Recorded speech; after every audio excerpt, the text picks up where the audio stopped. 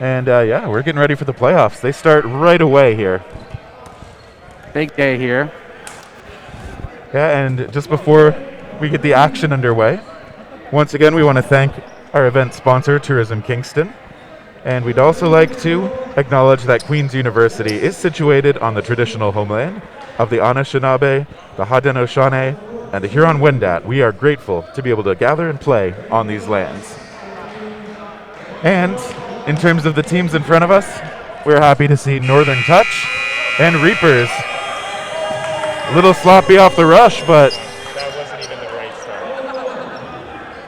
That was the timer for teams to get ready. Yeah. Not run. Well, they're starting as it is. Yeah.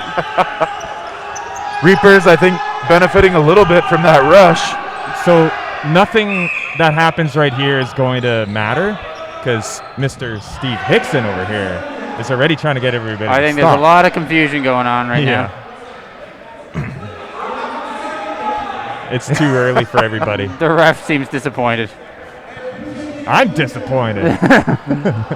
It's always a little weird, I think, when you're the athletes and you get right into that moment and then it gets yanked to a halt and then you're going to have to do it again. Like I said, a little bit of an edge, I think, there for Reapers, so maybe this restart favors Northern Touch a bit. Oh, a bit of a fast count. Here we go. And now we're off to a start. And it's bailed. It's bailed out. By Dongan. Right, so that time off the rush, Dongan able to recover that ricochet.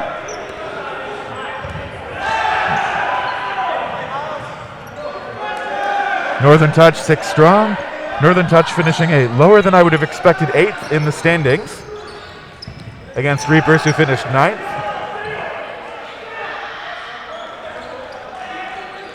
And we see a hit onto Atkinson. I believe that was Joel Jodowen's ball, but he is also hit out. Good protection from the teammates.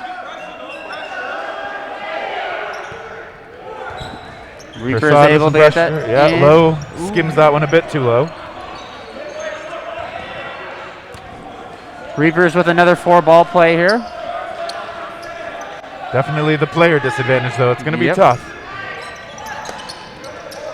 That shot from Bunsell came close, splitting a couple members, but Northern Touch making the call.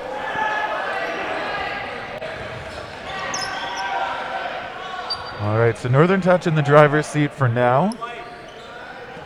They switch up there. Ooh. It's always risky to do those full crossovers at the corners, but Miles Dongan. He was able to block that. Yeah, he was ready. Yeah. I like the attempt from the Reapers there. Yes. Oh, Rabina hit out. And now Reaper's able to fight for that ball. It's going to be their initiative one more time. Prasad in the middle with the call. They seem to be trusting low to take those throws fairly often. Northern Touch coming up. And just, I thought that was a bounce, but it was a hit on Reapers, with leaving Reapers with only one player on court. Yeah, Tyler Dongan lost for Northern Touch, but it's just Bunsell left. All right, he gets under a shot from Benning.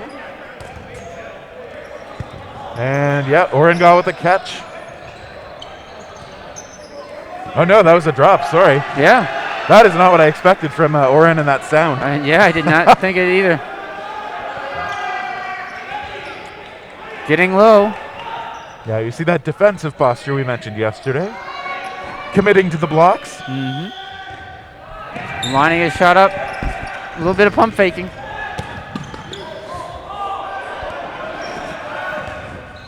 All right, playing it slow for now. Both teams, I'm sure, don't want to make mistakes. They want to get a good, clean start here. Still going to be on Reaper to throw. Nice block. Yeah, I like the restraint from Northern Touch here. Yes, it's wise. I think it does suit them to try to get that extra ball. Yeah, they're going to want to get that third ball. Oh, and that's a... Oh, they did clip him. They did graze him. Yeah. Bunsell there giving the point to the leg. Good strong point from Northern Touch. 1-0 lead for them.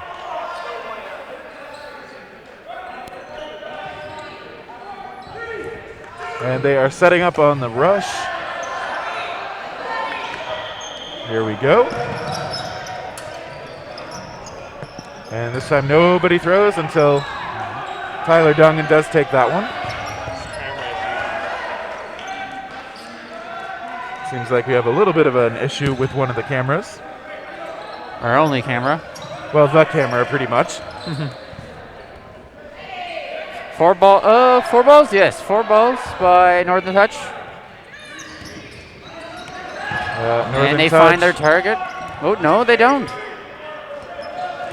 I think we just, I thought that might have bounced off something else there. yeah. We don't have too much in the way of outs yet. Northern No. Touch down to 5. As Rabina was hit out, but he's the only one.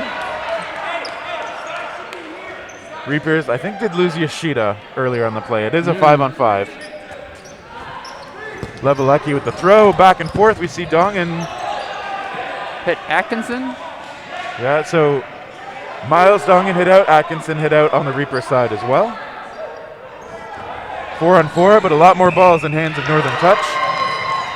Camera should be right back at you now.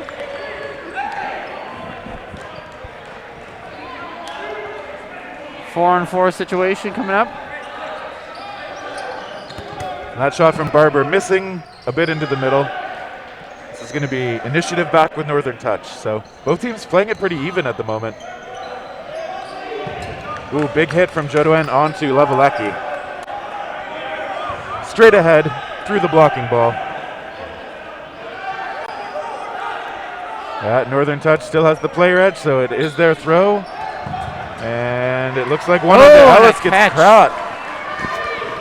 It's a nice positional catch. He just went down and inadvertently, maybe, made the bucket. Intending a block, but came out with a catch. Yeah, Yoshida with the call and is the one to let one of those go. Gall with the catch, or sorry, the signal for Northern Touch. Nice block by Barber. Yeah, they are setting up. They're taking their shot. Barber missing Jodoin.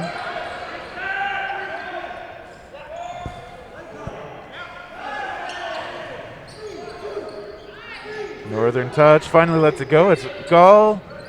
And just a fake from Barber and Ellis driving their opponent's back. They're going to want a counter here. And and Jordan did take that counter. That's a pretty slow pace right now. For the most part, it's like one shot and maybe one counter. Yep. Ooh, close call on Bunsell, but missing there. And a hit from Barber onto Jodoin. That is an edge for Reapers at the moment. Just Orengal and Ben Eng remaining for Northern Touch.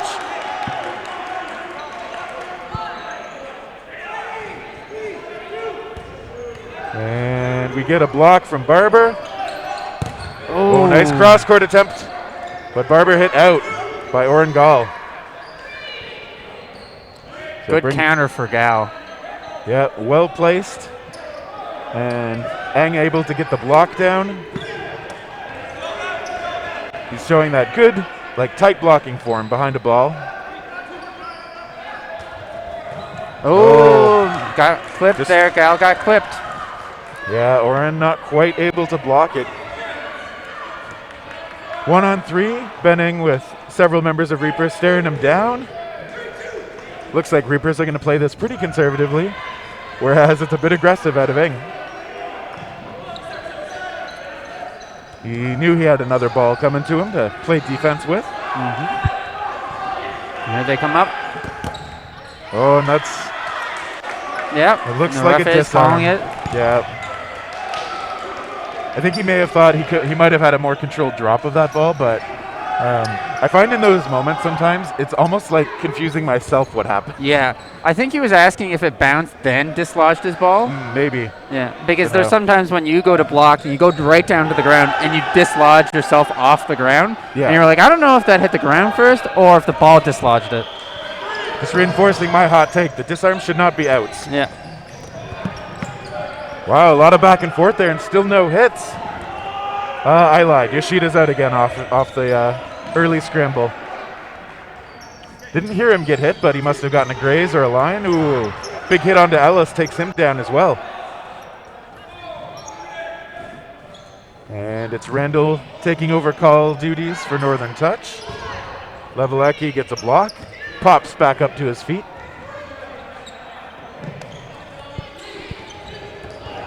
It's going to be a little harder for Reapers now with that player disadvantage. Oh, they were able to bait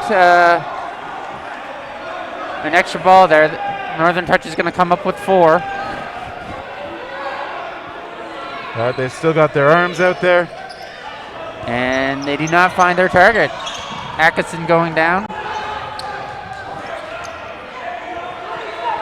Yeah, we've got just a bit of time in this first half. Barber does graze Joe Duen there. Ooh, and they respond. Though Dongan also gets hit. Northern Touch losing one of the Dongans. So we're looking at a 4-on-3. And they Good find hits. Atkinson. Yep. Barber with a block though on the other side.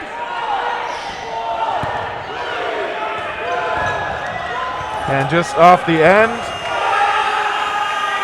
there's a bit of damage done. So it looks like it is a 3-on-2 now. I think Northern Touch did lose Rabina on the left side. So Bunsell and Barber in for the Reapers. Tyler Dongan, Ian Randall, and Benning for Northern Touch. First shot launched by Barber. Goes a little wide on Randall. Northern Touch is going to set up now. No blocking allowed. Bunsell takes an early shot. Barber hops over one as well. Still 3-on-2. Randall with the call one more time. A ball in hand for each member of the Reapers. They play it a little safer this time. Barber charging, and he's hit. Dongan returned upon Bunsell, who's been the last man standing a few times for the Reapers, is again facing down 2 Northern Touch players. No blocking now. It's a rush by Benning and a rush from Randall, and they get to graze. 2-1 edge, Northern Touch. Oh, yeah. All right, so some slow moments, but a charging finale there for the half at least. And that makes sense, honestly. It's the first game of playoffs. Everyone might be a little tense. Might want to take their time, be a little bit patient. There's no need to rush anything. Yeah, but so far pretty even. Yep. And just like yesterday, we're going to need to make sure that all the games can start at the same time. So on a far court, we have a match still going between Ruckus and Sasquatch? Exactly. Yep. It looks like there's still at least a couple players on each side too. Yeah. So this might take a minute or two. Especially with those teams. There's both experienced teams that know how to take their time and be very particular about what plays they're going to put out there. Yeah, so today we've got, just letting you know, I guess, what other matches are underway right now. It's Quake and Crosscut, it says over there. That might not quite be right. That definitely looks like Sasquatch to me. Oh, sorry. This court is Quake and Crosscut. Yeah. Oh my gosh. Yeah. It's early. Have you had your coffee yet? No. Get your coffee When here. is that Starbucks opening? 9. All right, so Quake and Crosscut are on the court beside us. Ruckus and Sasquatch on the other court, and then in the other gym, which we cannot see at all, it's Wikiballs and Free Agents. I mean, I could walk over there and see. If you want to give us the updates, I don't think we'd complain. I'll be back. We could always ask Steve. Northern Touch and Reapers, the 8-9 matchup. Quake and Crosscut, the 6-11 matchup. Ruckus and Sasquatch, 7 versus 10. Wookie Balls and Free Agent, 12 versus 13. And meanwhile, in the standings, we did have Mavericks finishing first overall, Z-Warriors second, Rampage third, Fury fourth, Phantoms fifth. And what are we talking about here? Oh, yellow pants. Oh yeah, that's Claire Curry.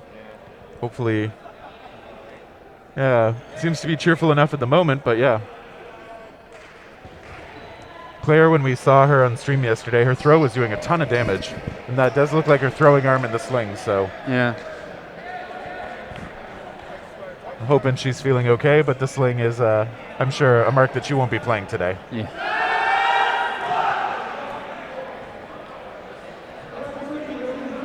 And we are getting the call that things are getting ready.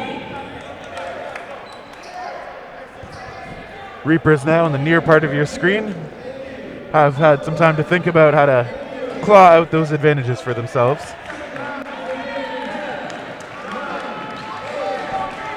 I think we're going to see Barber take a shot off the run if he's got time. I think so. I'm going to bet. Ooh, a little early. Northern Touch gets it first, though. Hit on Barber. Oh, yeah, hit on Barber. Damn. I lose more money for that. Yeah, if the other team gets that ball in hand first, you are forced to play defense. Close calls on Randall. Northern Touch hoping to extend that lead, give themselves a cushion here in the second half. Oh, nice block. Yep. Atkinson looking active in the corner there. One of those left-handed left corners. Going to be Northern Touch's throw again. And they find their target. Nice accurate shot again by Jodoin, finding the feet on Ellis.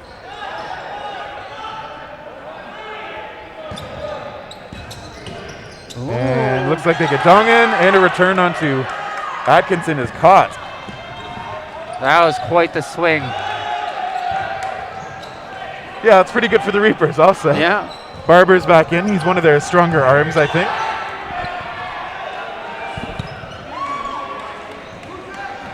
Yoshida forced to play out high because he's got the only ball. Backs right off. And they send a couple to Atkinson. Ooh, might have been able to. Might have been able to catch that. Just popped over again. Yeah. It was catchable, but you have to see it first. Yeah. And they send one over into the right corner. Catch Jordan. Yep. Bag Jordan. Number 8, Joel heading off. It's Rabina that time letting one go. A little high, missing low. If it wasn't for that net, it would have hit you. I can take it. Yeah. Oh, Randall with a block. nice block. I like how that one just kind of rolled gently over to his teammates. Barber doing a good job to get low under that one. Rabina does have a pretty hard throw. Yoshida also playing left-handed in the left Barber. corner. Yeah, His Barber hit out. glasses and his hat. You see Rabina with the apology. He was hit out as well. So Reapers making those one-for-ones work for him. Northern Touch going to try and get one for free this time. I mean, it costs a ball, but it's free in players, you know. And they go toward Randall. That was Prasad's ball. Randall's making the call. Oh, wow, the counter from low, finding the mark. Randall alone. Reapers looking to close this out, tie this up. 3 minutes gone in the second half. Randall missing and hit in the leg. Well-placed shot by Brendan Yoshida.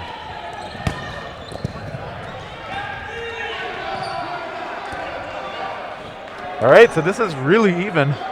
2-2. Nice way to start the day.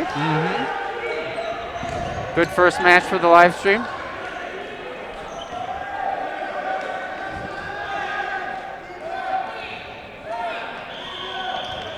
Off the rush. It is. Reaper's taking that shot, missing. Yeah, Reaper's actually got that ball first.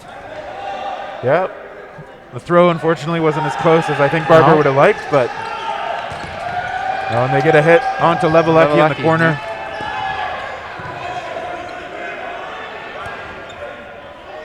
Northern Touch still on offense with those extra players. Well, the one extra player.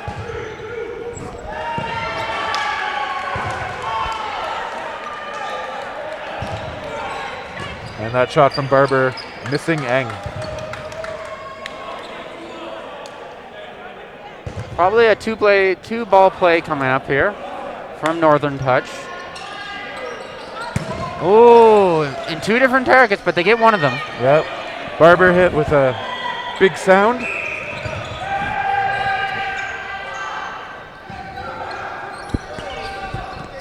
Oh, and there's another hit onto Ellis. I think Reapers are going to need to contest these throws from Northern Touch a bit more if they're going to want to survive those single shots a little better. Like that. I think that was a decent idea by Bunsell. I think they're likely going to keep one of the corners pinned and take another single shot at another target right here. Oh, no, they went 2 balls on one target that time. Mixing it up a bit. Good, yep. Good idea. Variety at a Northern Touch. Prasad had some great dodge, though. Had a great dodge. All right, it is on Northern Touch because that ball is on their side. Reapers played a little bit safe. Some fakes out of their team, but they don't let any go. And that's wise for Jordan to pull that ball back because I think there was likely going to be a ball thrown right into the middle to grab it. Reapers keeping the ball in hand for each player. Playing it a bit safe. Lowe gets over that one from Jodoin. Lowe with a couple of big fakes. I like his fake motion. It's pretty good. Pretty fluid. Not everybody's looks like a throw. No. Mine certainly doesn't. We've talked about before the idea that sometimes, there's a hit from Lowe. Beautiful onto Randall. Bunsell traded back by Jodoin. Very accurate throw by Lowe. Yeah, one of the ways if you want to get your fake looking like your throw, go through your throw motion and just don't let go at the end. I think Lowe does something like that. Nice cross court onto Prasad. Jodoin hitting those really well. Ben Eng with the block. He was ready. I think Jodoin's had a killer set here. That ball comes in from the corner. Eng missing high. I think if I'm Northern Touch, I'm looking to play this slow. You got a 3-on-1 advantage. Odds are good that you will take this point, and you might want the clock in your favor. It's currently 3-2 Wookiee balls. All right. Wookiee balls leading the free agents right now, 3-2. On another court. Meanwhile, on this side, it's going to be 3-2 soon. Nice Lowe with a nice Lowe. block. Jodoin gets under that one just fine. Tells his team to stay calm. I do like that kind of call from Northern Touch. They do try to settle everybody down sometimes. Nice outside curve. And Lowe is being very patient and not going up to the middle line to throw. He's taking it a little bit closer to the attack line. Yeah, but we did see kind of a four-seam fastball curve on that one. This time he goes low on Eng. That one bouncing. Yeah, Johnny Lowe in this tournament has had some pretty good moments.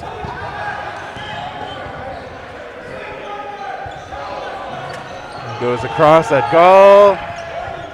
Nice clearance over those balls.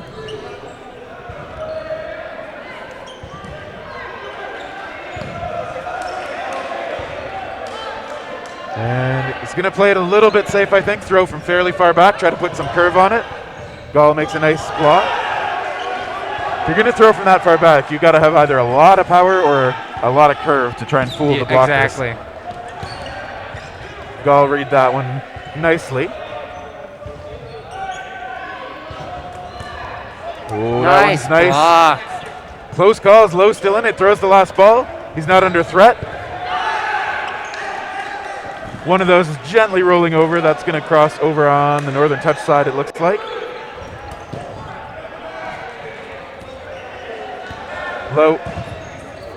Lowe doesn't have to throw. He's bailed out on the shot clock by that ball finally rolling to the other side. Oh, And and they that one find finally Low. getting through from Ben Eng. Lowe did a great job, though. Yeah. Bringing it real close, but with under a minute and a half, Northern Touch are up 3-2. Mark Cizravi advising the Reapers with the very nuanced advice of stay on the court. Very nuanced. That's why he'll be the coach of the men's foam squad. It's insights like that. I can't wait to hear him tell Mergler that at Worlds. Well, really, yeah, you do want Mergler to be on the court all the time. All right, Reapers, they don't need to rush. They will have sudden death to work with. And they find one on to Ben Eng. Yep. Who was the man who closed out the last point, so that might be a bit of a nice moral victory. Northern Touch looking for Levelecki, who hasn't had a chance to do too much in this match. 23 seconds remaining. Randall relays the call. They find one onto Yoshida. And we got 10 seconds left. Northern Touch has the line right now. Hit onto Dongan, hit onto Lowe. And Rabina, I think, hit as well. So just before the break,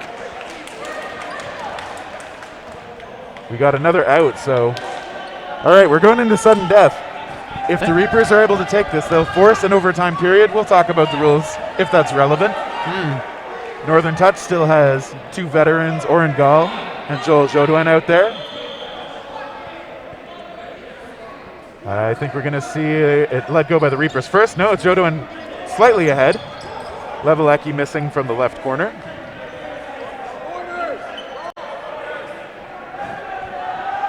Four balls in hand for Northern Touch. Put one right on Bunsell, who sidesteps it niftily. I'm sure Gall is going to look for a catch on a solo throw because Reapers have mostly been throwing solos. Ooh. Nice sidestep by Ellis. So they can just throw two balls on one target here. They have the bodies. I think they probably should. And they do. Oh, and it's a catch by Jodoin. And a hit as well, yes. I think the second ball did find him, but yes. Bunsell's ball was caught. Yeah. All right. It is on the Reapers to throw. Send one to board Ben Eng. Orengal lets one go. Levelecki does not look for the catch there. Nice backline power from Orengal. Ben's throw. Ooh, just missing Ellis. Good velocity on those throws from Ben Eng. Levelecki making the call. Oh, a nice dodge. Yeah, just staying alive out there.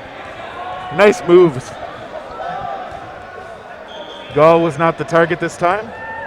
Oh, not too play. sure if that was the best decision there. You know, I do like taking those sometimes, though. Yep. Oh, and they finally get Ellis, yep. Levelecki alone now. Only one ball in hand for Northern Touch. Levelecki probably going to focus on the ball. Eng throws aggressively. Now he's undefended. Levelecki doesn't need to rush it now. Levelecki have all six. Yep. Yeah, looks like it. Tries the fake, draws out a move from Ben Eng and gets him. One-on-one. Orengal with the throw. Ooh, yes, he gets that the does clip. graze him. 4-2. Levelecki not quite ready, and he does end up out. So, Northern Touch advance. They're the 8th seed. They carry on. Reapers, their day is done, I believe.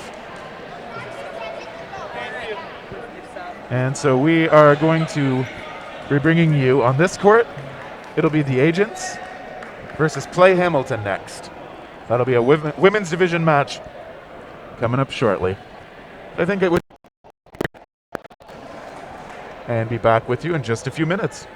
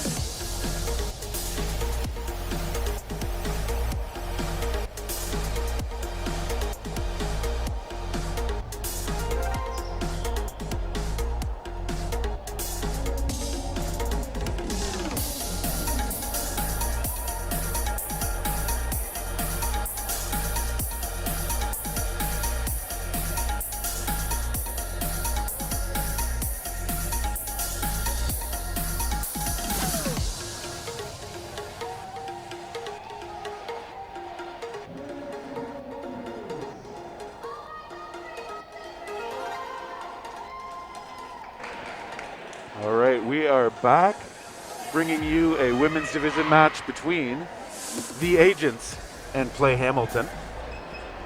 These are the teams that finished 8 and 9 respectively on the women's side.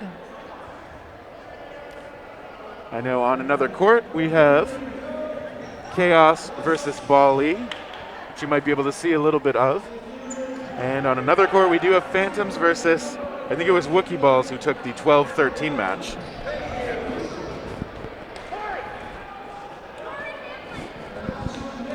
Do you want me to just give updates in between? Yeah, if we find them in gaps between the play, let's do that. All right. Cool. Ooh, that was a pretty false start. That'll happen sometimes. First match of the day.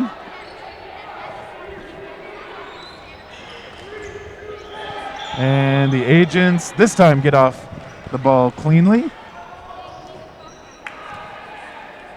And Play Hamilton has one of the balls, or sorry, has one set of the balls. It is a shot. Looks like Half Kenny made that shot. Taking out one of the Agents. All right, Play Hamilton settling back, coming forward now, and a nice block by Pozag. We're seeing the Agents come up. It's Mansa making the call. Shot toward the right side. Does miss. Some decisiveness throughout the huddle. That one does catch him as Pozag. So the Agents looking for those opportunities to catch folks unaware. Mansa again getting the call. And that one goes in toward the middle, landing a little bit harmlessly though. And there we see a hit onto Half Kenny. Play Hamilton losing one more member. And there's another hit. Ooh, a little bit of an exchange. We see, I think, 2 lost on the Play Hamilton side. The Agents still holding strong with 3.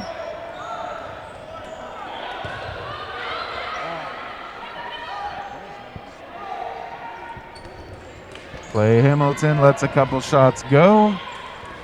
Lomax still in there for the Agents.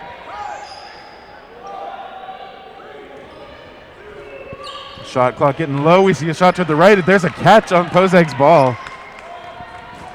All right, the Agents looking in control at the moment. Looking to go up by 1. And a counter, another attack does miss, skipping short. That shot does get some fingertips. Slightly more manageable 1-on-3 now. And that one, yeah, Lomax does get hit out. Oh, now it's a 1-on-3. I will learn to count one of these days. Nice block on that one from Quigley.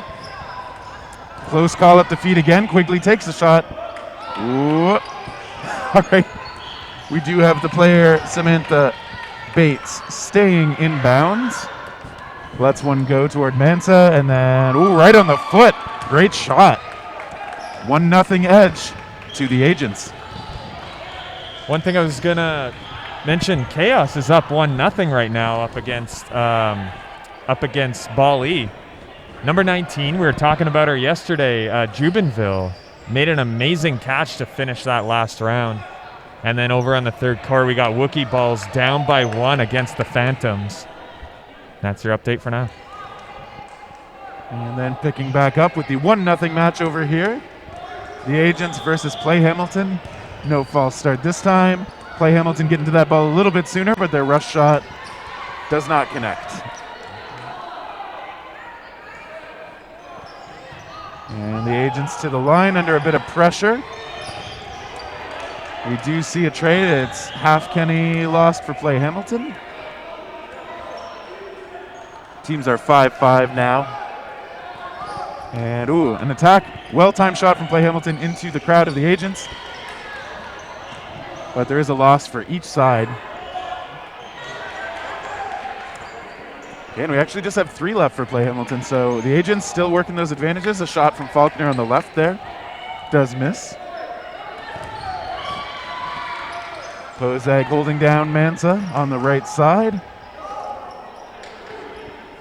That shot missing low. I like the placement of those balls, going right down toward the ankles. Faulkner in the left corner for the agents is not the target. Looks like that shot to the middle, connecting up high.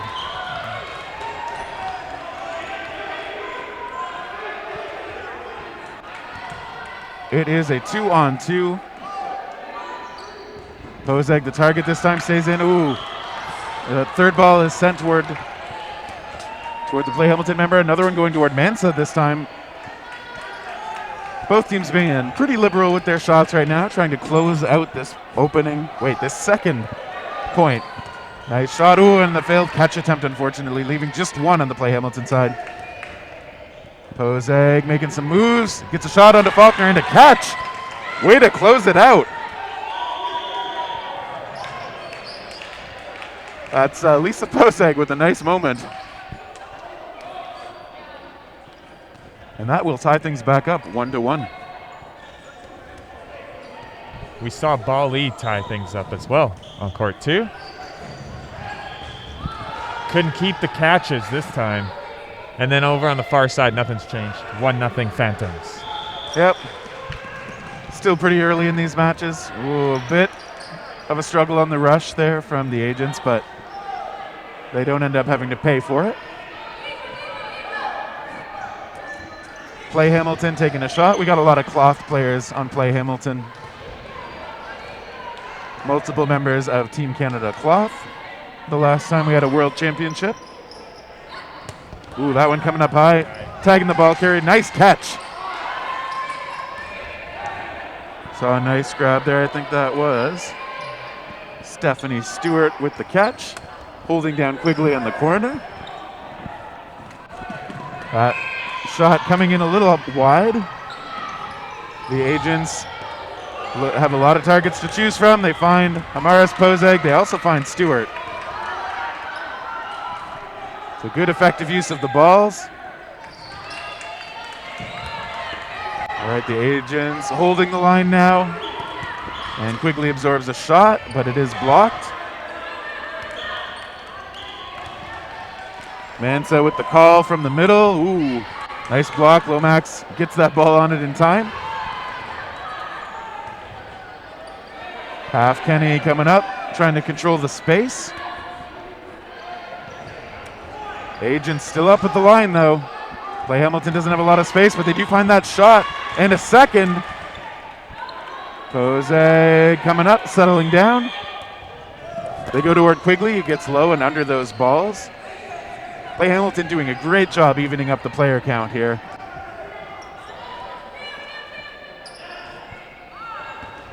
Play Hamilton comes up. They put one into the middle. Unfortunately, not super close.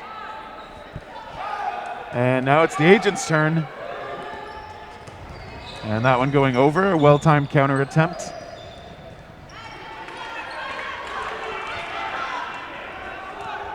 Play Hamilton is on the initiative. That shot going to the middle does miss. Quigley again with that pressure. And sends one to the corner, but does miss. Now it will be Play Hamilton's turn. Coming up a little tentatively. That one goes toward the middle. Ooh, the return shot is a hit. And a counter on the counter. 1 for 1. Bozak getting that shot in from the left side. The agents looking toward the right side. Ooh, it's hits all around. It's a 1-on-1. Lisa Bozak closed out the last one. We'll see if she can on this one. And it was a hit. I think it looked like it went down off the blocking ball and got the knee on the way down. So the agents taking themselves a 2-1 lead. Bali has given themselves a 2-1 lead as well against Chaos. After Chaos's commanding first round, they've lost 2 in a row right there. And over here, off another rush, we don't see any shots taken. Call being made by Faulkner. And her shot doesn't hit, but we do see a casualty on the right side for Play Hamilton. Maris Pozeg making the call. Decisive voice out there for her side.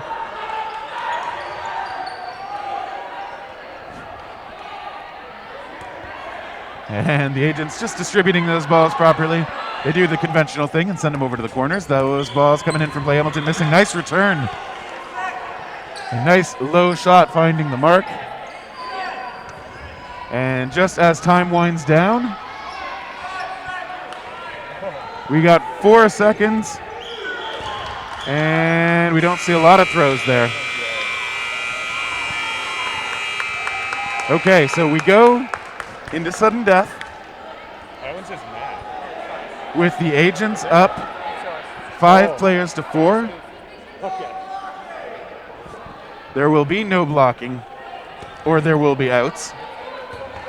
Over on Chaos versus Bali, they tied it up before sudden death. And a little bit aggressive from both sides early on. It's a 1-for-1. No, 2 lost on the side of the agents. Amaris Pozeg really reminding her team that there is no blocking.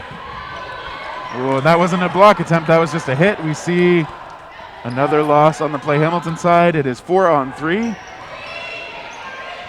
All right, they get balls on target. Nice catch by Pozeg. Commits to that catch. Oh, and a blocking attempt there by Faulkner does get her out. All right, Play Hamilton's in a good position. Pozeg saying that her opponent's safe. Yep. But the throw's coming in. Nash is not safe. All right, Play Hamilton tying it up. Amaris Pozeg coming over to talk things out with the opponent. They're good sports over there. And I'm back. Matt Locke doing the important job of getting coffee for us. Yes. Thanks for the coffee, Thank Matt. you, Matt. Yeah. No I worries. appreciate it. A coffeeless Terry is a grumpy Terry. Well, Don't I lie. I like to think I put on a decent face. Don't lie. Just kidding.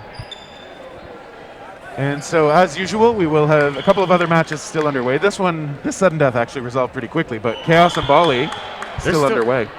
Yeah. But it looks like Wookie Balls is now up 2-1 after sudden death. So they came back 2 in a row, kind of like Play Hamilton did before sudden death.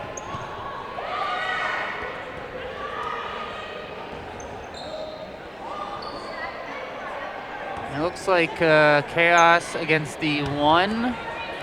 Bali. Bali. Free Oh, agents. Free agents.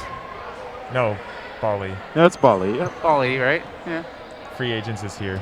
Yeah. And Chaos does take that one. They finished that first half strong. Yeah, most of the Chaos players didn't get hit during that sudden death too. That was pretty commanding. Yeah, it looked decisive. And so I think we'll get the announcement from Steve Hickson to get everybody lined up shortly. There's no name on the other card. No, I think it's just these 3 that we can see this time.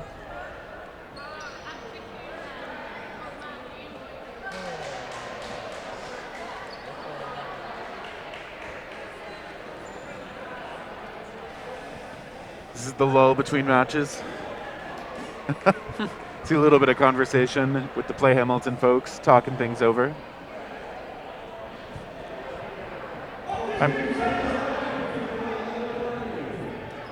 We do hear the lineup call. I think I may have mentioned this yesterday, but Play Hamilton is the name of a league that Amaris Pozeg runs. It is a cloth league in the Hamilton area. Had the pleasure of playing 1 season with them. That's my 1 season of cloth experience, so appreciate that Amaris makes that possible. Still a little tricky for me to get the hang of the cloth game. I feel like I wasn't terrible, but you can ask Becca Elsliger if you want. She was our captain that season. Cameron Booth, who you've also seen on Phantoms, was on that team, so good cloth representation here in Kingston for these foam provincial championships. And we're off for the second half here. Oh, and a catch to start it off. Yeah, that's a nice way to start things off for Dylan. Now doing the empty hand fake. Oh, Lomax getting the ball blocked cleanly. Half Kenny takes over on the corner. Pozeg getting one ball. Half Kenny and Pozeg attacking on the right side. Lomax able to get away from those shots. The agents talking things over. Ooh, close call. They return, they find one on Amaris Pozeg.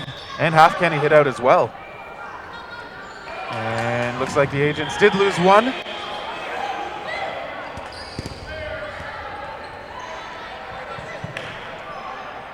I think there's some confusion there. Pozeg is staying on the court, asking if that throw was a valid throw. Yeah, so the ref's going to try and sort this out quickly. Yeah, Pozeg doing the right thing. If you're the captain and there is confusion, just check with the refs. That's one of the things you get to do as a captain. Make sure things are clear.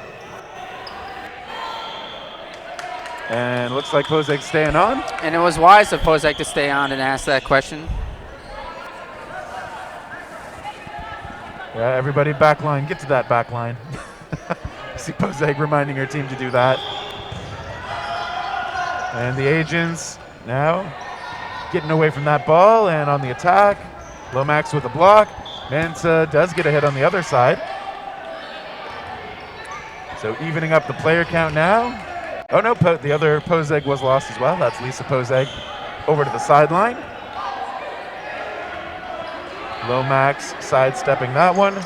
The agents coming up.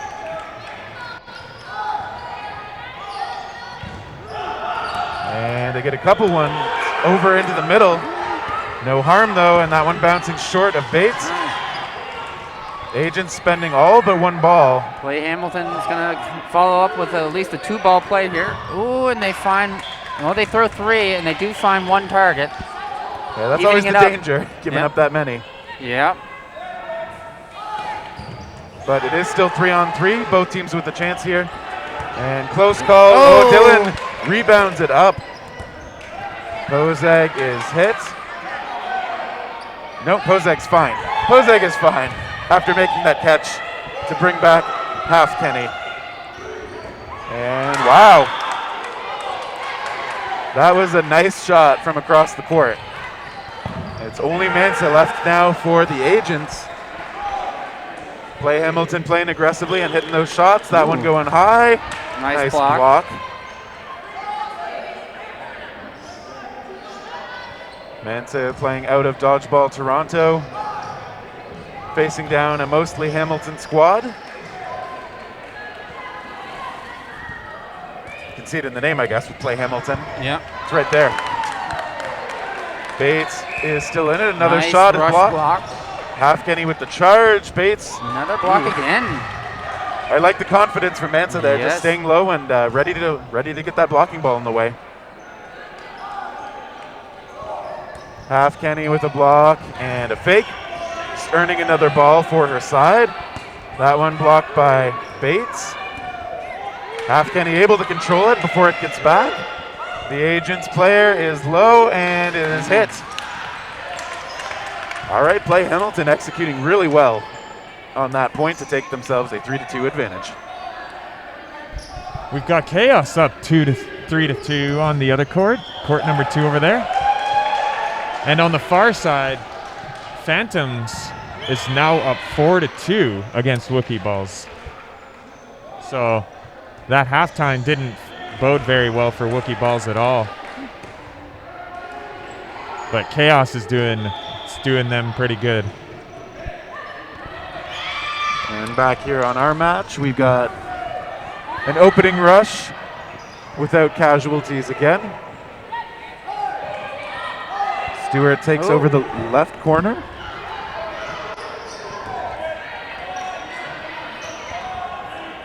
Play Hamilton getting to make this choice. That one coming Wrong in. one. Yeah, over to the left, just one ball. I think we are seeing the Agents play it a bit more conservatively and Play Hamilton being the more aggressive squad right now. It seems like it, but they're really going to have to pick it up if they really want to get that other point. Oh, a little bit of a staggered team throw there. Half Kenny on the right side this time. Pozeg with a nice return shot. Quickly trying to hold things down in the middle for the Agents, making the calls. And they get Stewart and Half Kenny as well. Opposite side attacks from the Agents.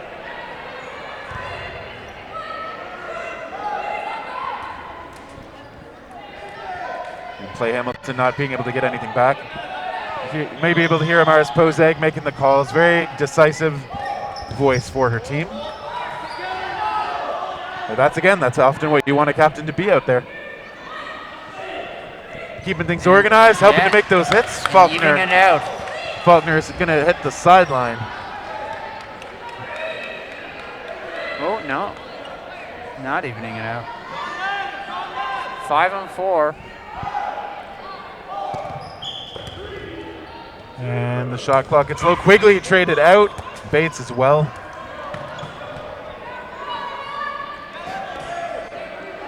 And so pretty even on this point so far.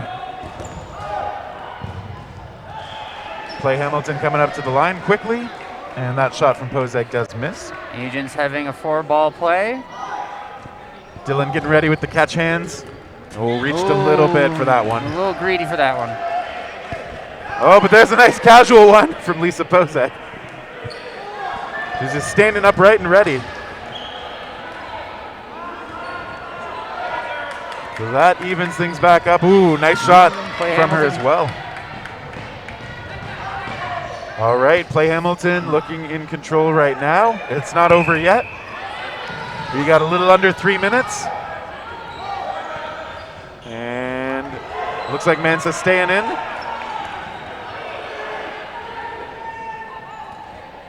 All right, the Agents are going to get a chance to come up to the line here. They go middle. Another catch by Pozeg. And they take the point. Yeah, they get the hit on the other side too. So both Pozegs coming up big. Power couple in dodgeball right now. So that is a 4-2 edge with 2:15 roughly on the clock still. So still doable for the Agents. But they're going to have to go quick. They're going to have to be accurate. And they're not going to be able to give up those catches again. They're going to really have to pick up the pace here to get this extra point before the time runs out. Oh, close call. Oh, that was super close. Half Kenny with a decent shot, and we saw the Agents player kind of reach a little bit and kind of miss, and that's probably good. I felt like the ball kind of just moved out of the way. All right, and Lisa Pozeg hit. And one ball being returned over to the other side. Looks like that is Vinny McCucci doing some ball retrieval duties. Play Hamilton gets a hit. And the Agents looking to claw something back here. Just 3 left for Play Hamilton. The shot from Half Kenny comes into the right. The return shot missing her as well.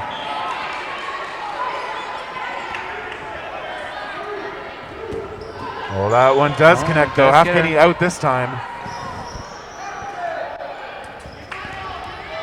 All right, just 2 left for Play Hamilton. The Agents looking to do what they needed to. Trying to close this out within the final minute to give themselves a chance to tie things up. Play Hamilton's really going to want to play conservative here to drag out the rest of the time here. That shot avoided by the Agents. Quigley's ball skimming short. Pozeg sidestepping that.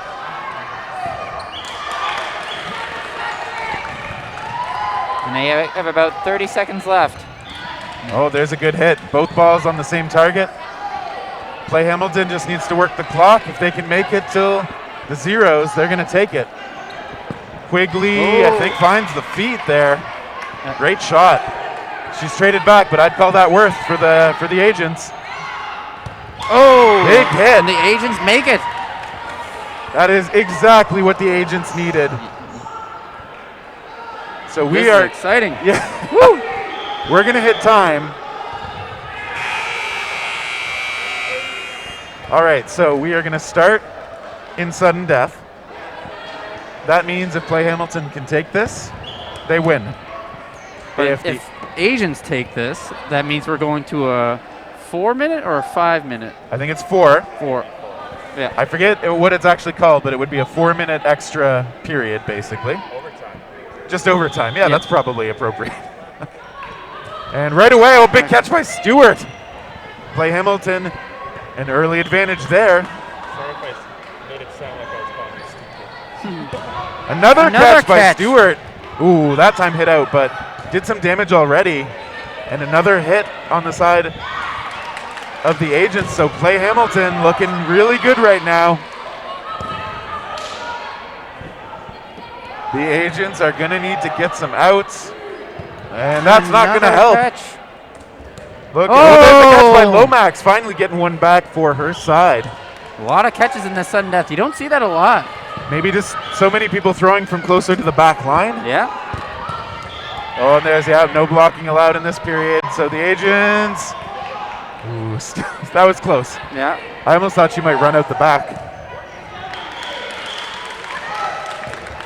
Oh, coming close. They're making almost it dodging close. into it. There's a hit. 3-on-1 situation. They're going to take their time. They're probably going to throw all 3. No ball in hand for Lomax. And no ball in hand after those throws either. So Play Hamilton closing that one out with a nice little volley.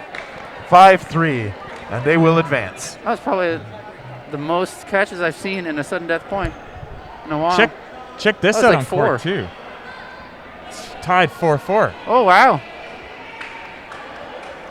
So that's going to be a 4-minute overtime game right there. I went and double checked with the rules. Yeah, they're doing 4 minutes for these. I know certain tournaments just like change it up a bit just for scheduling purposes. Well, and yeah, colloquially people call these things different things, and sometimes for the sake of keeping a tournament running on time, you might change the rules here and there as well. Yeah. But I think once we get to playoffs, we got the WDBF standard, so. I mean, it's too late. And so we will take another quick break, I think. And on this court, we are going to have, who is it? Fury versus Secret special guest. I don't think they've determined yet.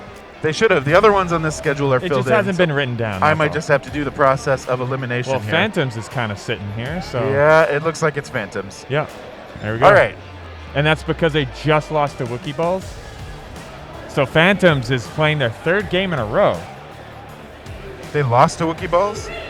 No, it looks like Phantoms won their earlier one. No, they won to Wookie Balls, Yeah, so it'll be Fury versus Phantoms. And that is what we will be back with you for in just a few minutes.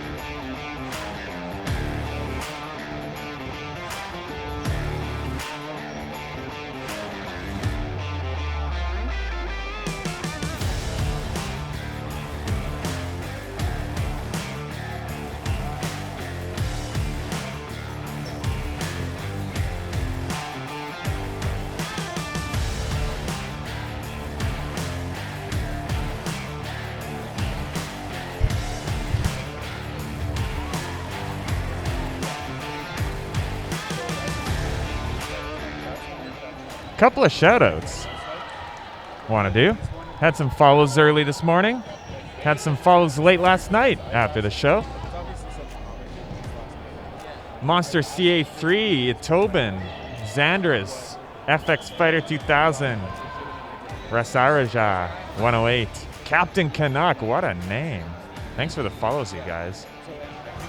It's really appreciated. The more follows we get, if you create an account and you follow us, that really helps with our numbers. Really helps with our exposure and our expansion and stuff like that. So there's nothing, even if you just simply follow and you leave, I mean, it benefits. Benefits Dodgeball in many ways. 118 of you. Early wake up. Finally had my coffee. Thanks to Matt for getting that coffee for us. But hey, let's do a prediction for this one. What do you guys think? What do you think in the chat? Phantoms? Fury? You only got the 2 options, so you're 50% chance you'll be wrong. Good times. You got 20 minutes. 20 minutes to get your predictions in the chat. Fury for the W, you think, Mr. Aarons. Mr. Aaron. Phantoms are about to do their nice chant that they like to do. And here's Terry back with, so you can get rid of me on the mic. You're back with something. Matt is back as well. I am indeed. Big match between Fury and Phantom coming up. Yeah, so these are the 4th and 5th place teams after the round robin. Oh, they're updating it now. 20-minute match. Or 20-minute halves. Yeah. Okay, we're into the 20-minute halves now. These matches are going to be a lot longer. A little less randomness, helping the results one way or another. Was it like that the previous? So we were doing the 10-minute halves in round robin, and in the first set of playoff rounds. Was 10 minutes? But now it's 20. Oh, wow. I can see the 20 up on the clock now. And it's because we're in top 8 now. Yeah. Yeah. Right? Men's, there's more teams in the playoffs, so.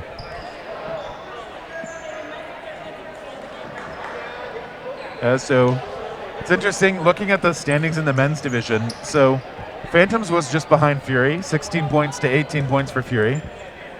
But you can kind of see the plus minus if you're looking at the standings, showing that those top 4 men's teams really put up the points against their opponents a lot more. So Fury plus 35 after the round robin, and the 3 teams ahead of them, Mavericks, Z Warriors, and Rampage, were plus 38, 39, and 38 respectively. So that seems to be, in terms of the tiers based at least on the standings, that's how the tiers shook out, is those top 4 well ahead of everybody else. But round robin's a little bit short. And not everybody plays everybody too, so can't read everything into it. No. I think you'd have to say Fury is the favorite in this match. They would have been one of the pre-tournament medal favorites, but Phantoms have had some great matches so far this weekend. As well as Fury being the last provincial championships. Yep. And Fury won against Phantoms in round robin by 6 points. So. Yeah, so a little bit of history. Maybe a revenge game for Phantoms if they can pull it out. That's true. But also, like, those who are kind of voting in the chat, gives you an idea on the odds, maybe, if that's how you bet. Is that how you bet, Matt? That's how I pick. I'm going to pick You Fury. would pick Fury because of history? Yes. Okay. They have the pedigree. Yeah. If this was cloth, I'd pick the other way because I think everybody on Phantoms has a lot of cloth experience, like at the national level, the world's level. So, but that's not what this particular event is. Both teams also switching their jerseys from the round robin. We have a white ensemble from Phantoms, it's white and green, as opposed to the black and purple yesterday, and Fury switching into their red jerseys instead of the previous blue. Go easy on me. Go easy on me. Tony Nguyen over there, who you heard earlier on the mic. Might hear him later today as well. Probably depends what kind of shape he's in. Yeah. If his team doesn't advance all the way, what kind of shape is he in? But he seemed pretty game so far, coming and joining us. Yep. Somebody hit 5,000 points on Fury. Nice. That's a fair number of points. We got a Joe Belico fan in the chat as well.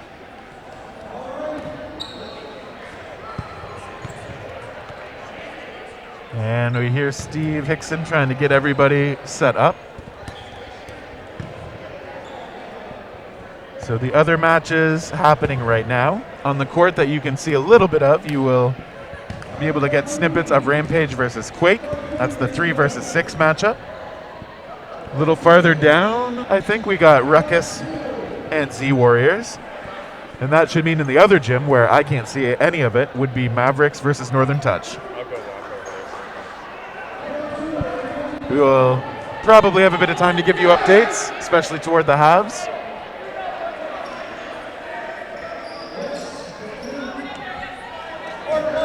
All right, Matt, who's going to get the rush throw off this time? I'm going to go with Fury. I think they're going to throw first off the rush, and they're going to hit their target. Yeah, they very often get it to Chris Wood, and Wood has a quick overhand delivery that's pretty accurate on those short-range throws. Somerville and Nguyen are going to have to get to the balls quickly for the Phantoms. They got some speed too, though. And I'm guessing from the posture, it'll be Beckley who will have the option of taking that lateral shot. Mm-hmm.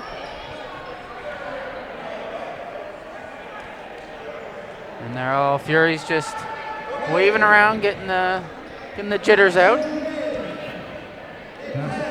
JP Nguyen's getting that core flexibility working. Yeah.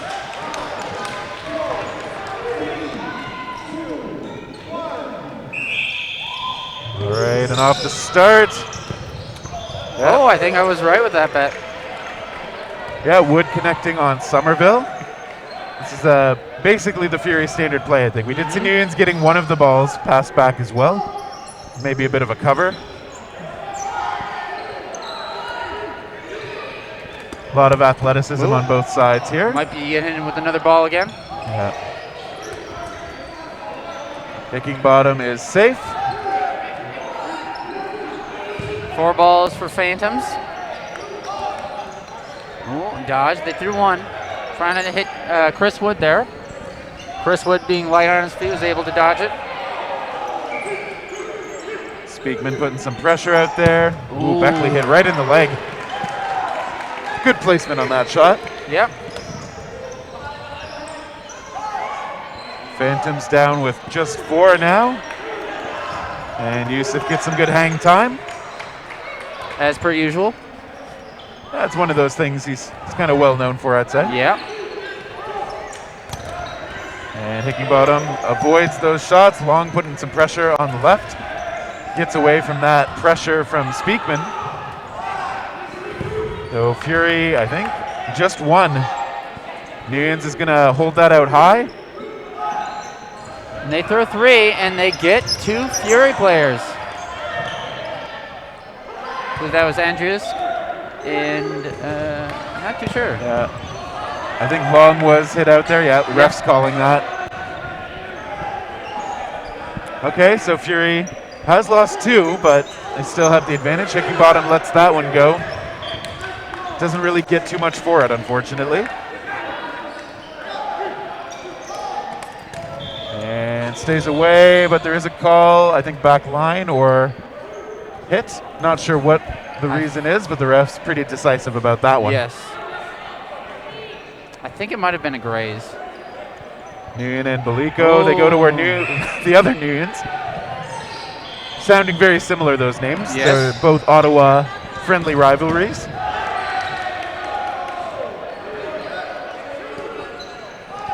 And that was a graze on to Tony Nguyen. And it's just Belico. Capable catcher's got that quick release we mentioned before. Finds Potvin with that release. Nice block. He's willing to play these aggressively. Gets a quick one to coming win. up. Yep. Yusuf ready for it though. He's well aware of how Joe plays. Oh, that was the right attempt, I think, from Beluco. That maybe was a catchable ball, but it came in pretty quick. Yeah. There's no shame in that. It was 2-on-1. First point of the match. Might as well. It was one ball too. Yeah, exactly. I think when you have a single ball coming in like that and you have enough confidence as a catcher, yep, it's very, very reasonable to go for it. As well as like enough time on the clock. Yeah, there's still 16 and a half minutes in just the first half here. Yeah. And it's Yusuf that time with the hit on low. Yeah, when Wood is not on the court, it's almost always Yusuf who takes that quick shot off the Fury side.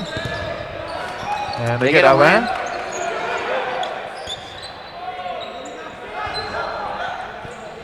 Speakman makes the call from the middle. It's Potvin who lets it go. And there's an attempt. Was able to bait that ball. The green ball on court. Play is stopping. Yeah, Holoatenko holding down that left side. Shot from Andrusic. Missing. Nguyen does trade, and we see a little bit of back and forth there. Ooh. Oh, there's another hit on a lot of chaos happening here. Kevin Wu taking over the left corner for Fury. Moody Yusuf, Bright Potvin, Will Andrusic still out there. See, it's Potvin and Wu who let those go. Andrusic holding down Somerville.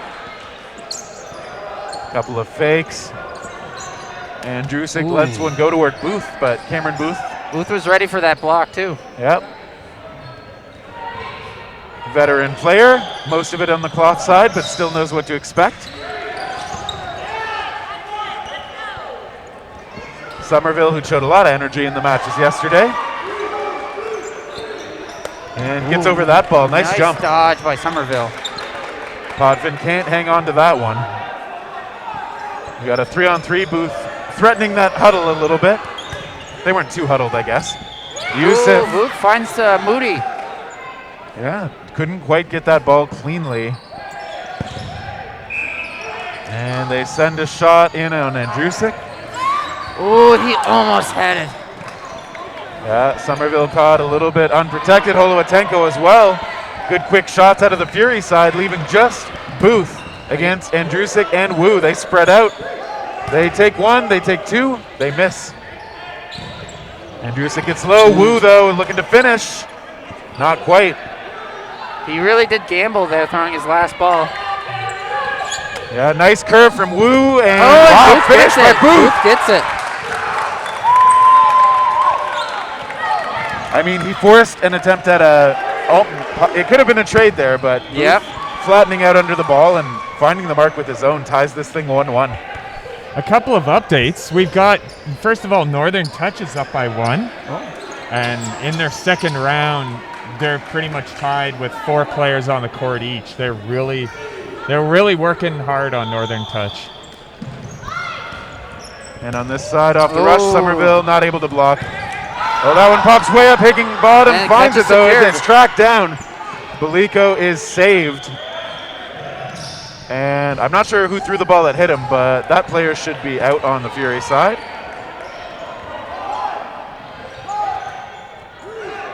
Higginbottom doing a good job with the awareness there. Nguyen's with the catch and then gets hit, but did get that ball first off Beluco.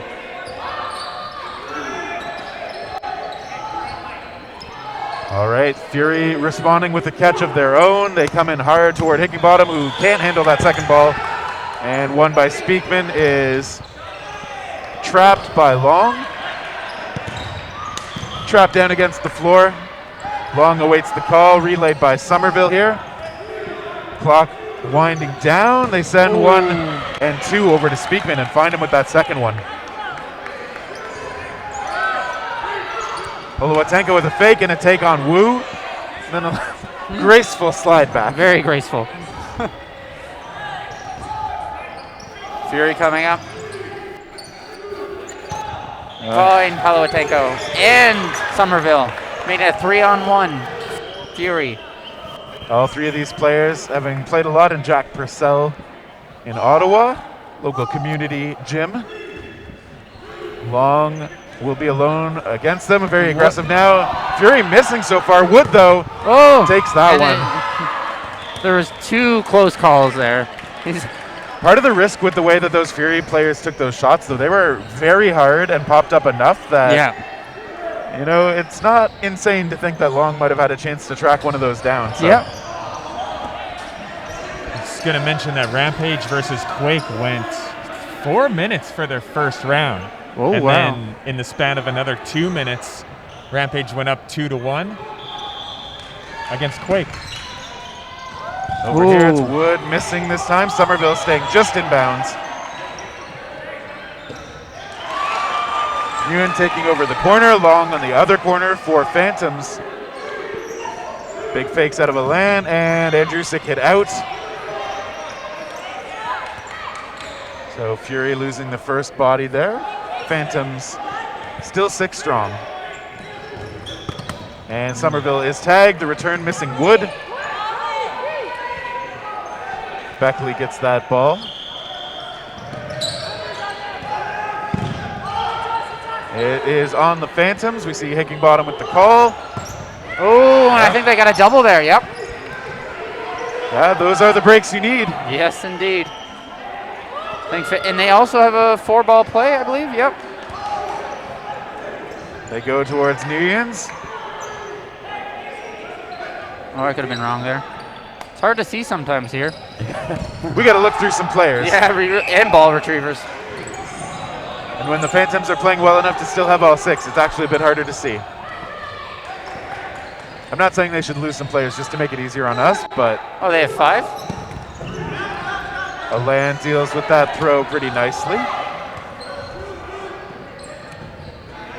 Fury talks things over. They got 4 balls. Alan, the most likely one of the throwers since he's got that extra one. He is indeed, and tags Long. All right. Phantoms, it's still on them. They've got those extra players. Nice and aggressive play. Baliko hit out and Alan as well. So that's a 1-for-1. Slightly favored for Phantoms. Wu and Nguyen's coming up for Fury. Oh, they miss on Higginbottom. Staggering the throws, they were close. Nguyen's throw blocked by Nguyen's. Nguyen missing on Wu. Higginbottom delivers another ball, and it's still going to be Phantom's throw. They've got the extra player still. Ooh. Yeah, a couple of quick tries back and forth, but everybody's still in it. Fury's throw, though. We'll see what Phantoms will respond with. And they find JP. JP Nguyen's is over on the sideline. Now it's just Kevin Wu. Green ball finds its way from the middle court, but dealt with aptly by the retriever. And Kevin Wu hit. Phantoms. Phantoms up 2-1. Yep. Some shockers going on today. We've got Rampage versus Quake are tied 2-2 right now, and on the other court on the far side, or on the other gym, Northern Touch is up 2-0 against Mavs. Wow. All right, well, these are the longer matches, so. Anything can happen. We're still in the first half with 8 minutes. Twice the amount of match means those bounces and breaks count for a bit less, but you still want them to go in your favor, obviously. Yep. And for the first time in a little while, we don't see shots taken off the rush. That one toward Potvin. Goes over his head. Phantoms backing up. Nursing a 2-1 lead. We got 8 minutes left in the first half. Speakman goes outside, misses Nguyen. Phantoms coming up together, 4 strong. And they find that ball retriever. Looks like they've been going for Andrusik early. Andrusik, a pretty complete player, throws and catches, so I guess one of the prime targets. They find Booth on the other side in return.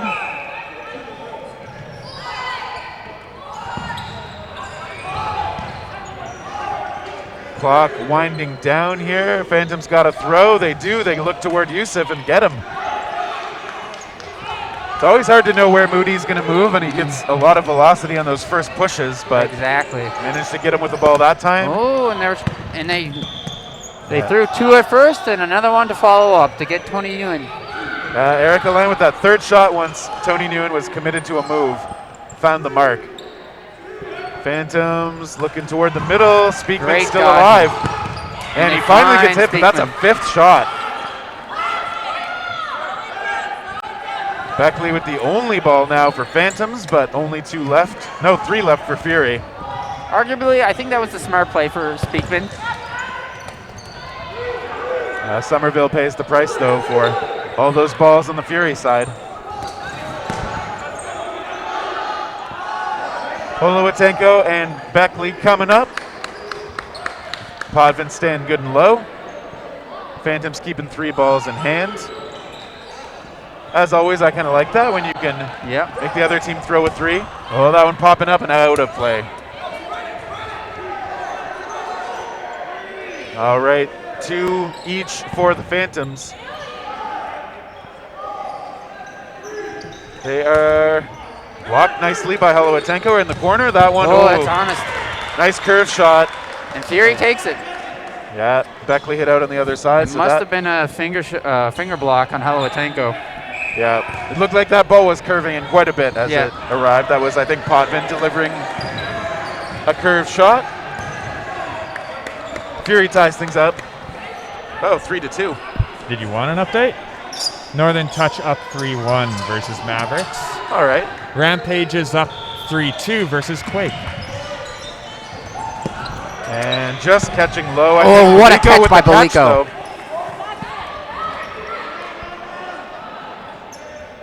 Low was the first hit out, and Balico with a catch right after that. Does get him back on the court. Wu with a nice block. Fury was surprised with that block. Sometimes it just works out. It just works out. So it is 3-2 Fury at the moment. They look to Hickingbottom.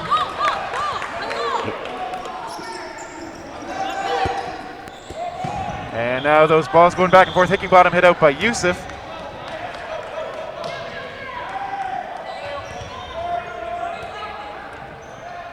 And after all that, we still have 4 Phantoms and 3 Fury members out there. Speakman and Yusuf with the throws. Holowatenko hit out.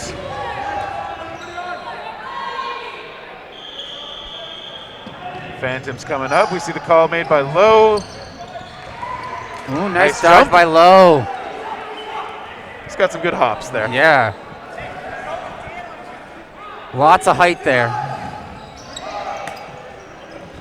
Balico trying to go across his body toward Yusuf.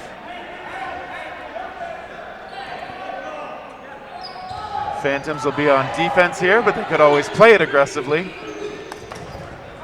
that shot from Andrusik missing. I believe he was going for Balico. Looked that way. Yeah. Ooh, Speakman. Nice little dodge there. This ball going back behind the team. Rolls back into Balico.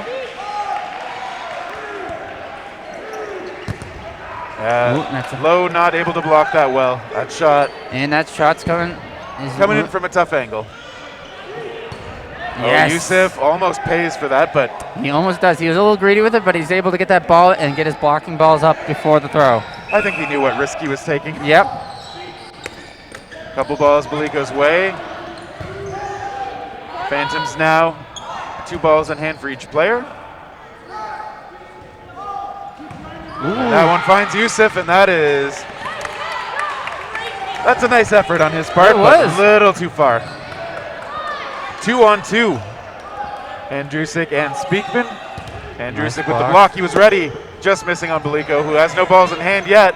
Andrusik getting ready, doesn't take that shot.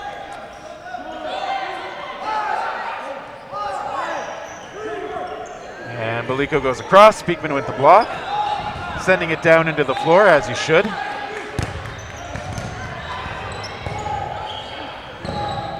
Fury to the line. They go to Balico with both, and they do get him. Oh, they do get him. I thought it was a clean block, but apparently not. Yeah, so it's just Daniel Long out there for Phantoms, facing down 2. And he uses up all the time on the clock there. We got just over 2 minutes remaining in the half. Andrusik threatening to come up aggressively. Speakman and Andrusik. Speakman looks like he's going to run forward. Long baits it out. And he does lose the 1-for-1 there. Well played by Long. His step up and fake did get Speakman running. And he was able to take a good shot on him, but I mean, Andrusik was ready as well. Fury now the 4-2 edge. We got about a minute and a half in this first half. And I have to say, Phantoms has been doing really great against the champs here. The points have been very close. Yeah. Always coming down to either a 2-on-1 or a 1-on-1. It looks attainable for Phantoms, certainly.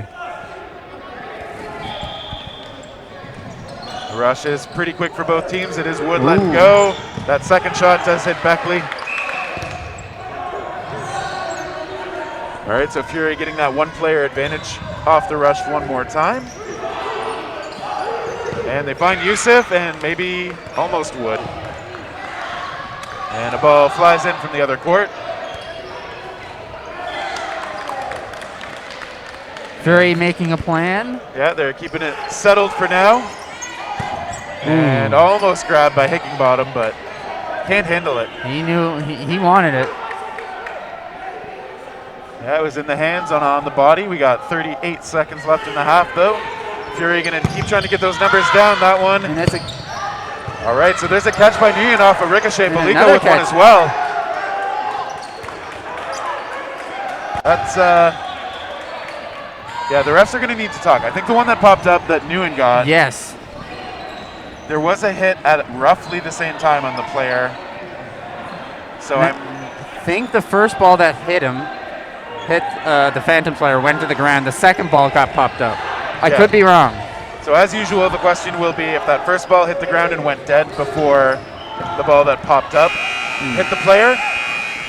Even if the player was cleanly out, of course, as long as they were live when that ball hit them and went up in the air, it's still a live ball, which would make the catch count if that's the case. Yep.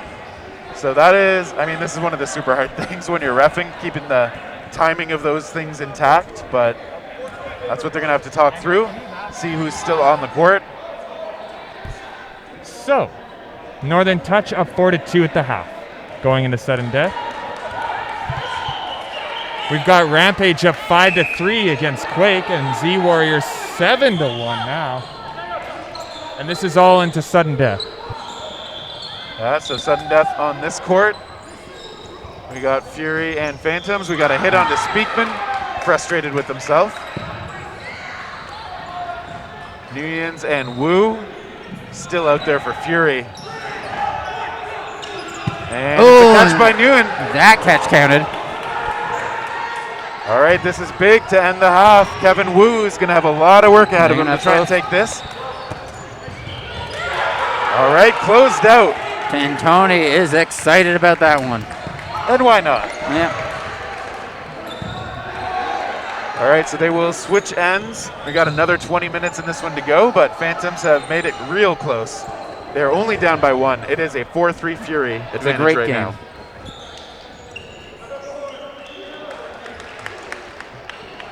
And we had some updates from other sides already. Looks like Ruckus is still playing over there against Z Warriors, so that one's still going, but it is 7-1 in favor of Z Warriors.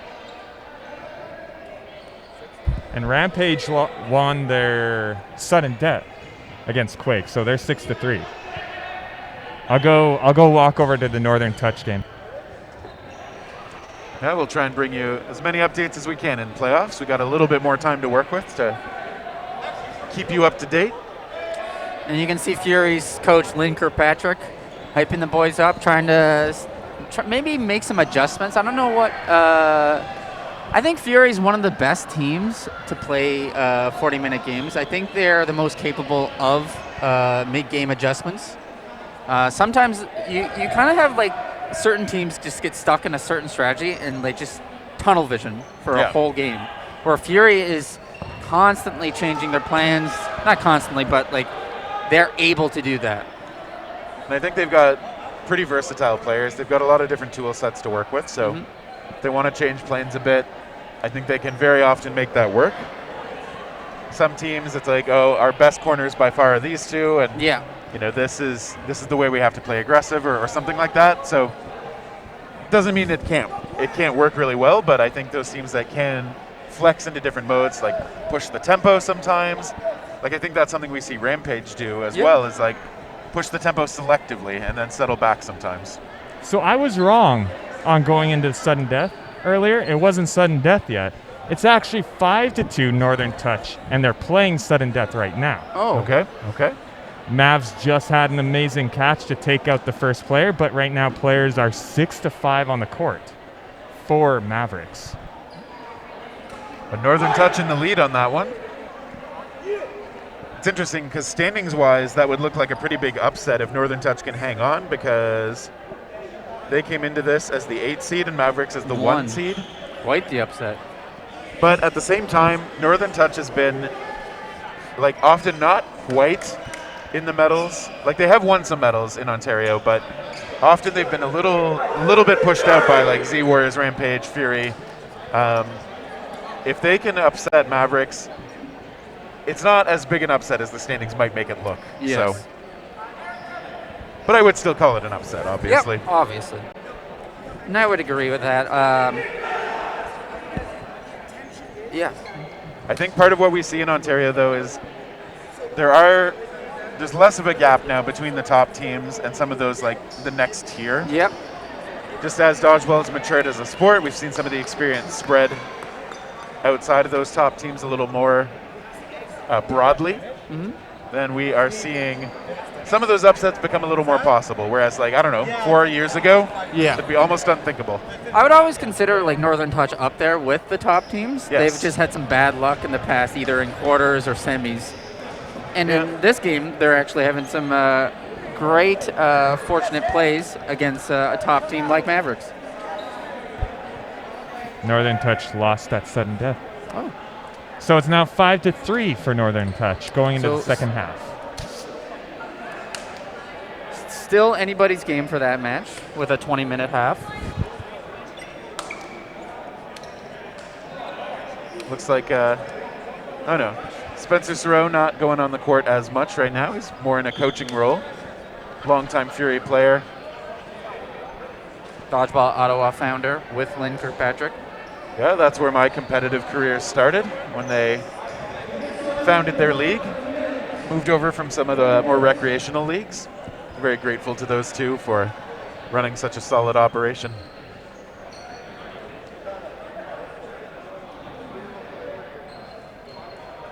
All right, so folks are getting themselves set up. We're going to get underway again shortly. Do you know the men's and women's team? It's changed so much. Hickson calling for them to line up. Get out there.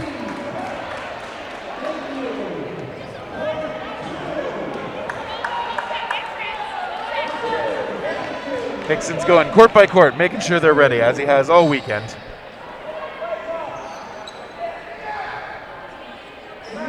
What an infuriating job. He's done great at it, though. Here we go.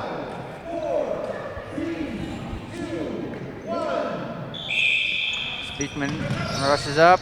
Wood takes the shot and finds his target. And we see Alain again getting that second ball. He's the cover or the optional second shot for Fury. Phantoms now looking toward sort of the glut of players on the left for Fury. Andrusik relays that call. You see Fury favors that. Oh, and that's favoring Fury for sure. They get a couple of hits on Booth and Somerville. A great start for Fury. Fury does mix it up between the huddle and the finger calls. Yep. And they find something toward Nuyens, but that's just a block. And honestly, every top competitive team should try to mix that up. You should be able to huddle, and you should be able to do quick either code name calls or finger calls. It's good to have the option. Yep. The verbal calls don't always work in loud environments. Exactly. Finger calls can be tough because you do have to look away sometimes. So There's definitely pros and cons to each and every variation of calls, but honestly, more tools in the tool set. fully agreed. And Fury in the driver's seat here again. They've got just 2 left. Ooh, finds Moody. 2 left on Phantoms, but one of those 2 just with a great shot onto Yusuf.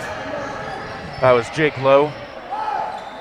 And we see a couple shots from Fury. No, just 1 shot from Chris Wood. Skips it close to Jake Lowe. And Lowe in return missing Andrusik. They're going to have to chip away at Fury now. And Alan's looking like, yes. All right, so still a couple of shots, just not quite hitting. Fury still with the initiative. Newen has missed. That one coming real close to Speakman. Nice attempt at a curved shot by Tony Newen. They might need to throw 2 here. They have the bodies to make it work, but do they want to give up the... Oh, and they do, and they find a target, and they find both of those. I mean, I don't think Fury needs to push that too much. They They've got such a player edge Yep. that if they only want to throw 1, they've got a couple of bodies to spare if it comes to that. Yep. And I'm just saying, they just previously, they had the body advantage. They had 3 balls. The last 2 throws were just singles, and they both missed. Very true. Update time. Most interesting game, Mavs versus Northern Touch. Mavericks are close to tying it up, 5-4. Nice. Sounds like they're coming on strong over there. Nothing off the rush this time.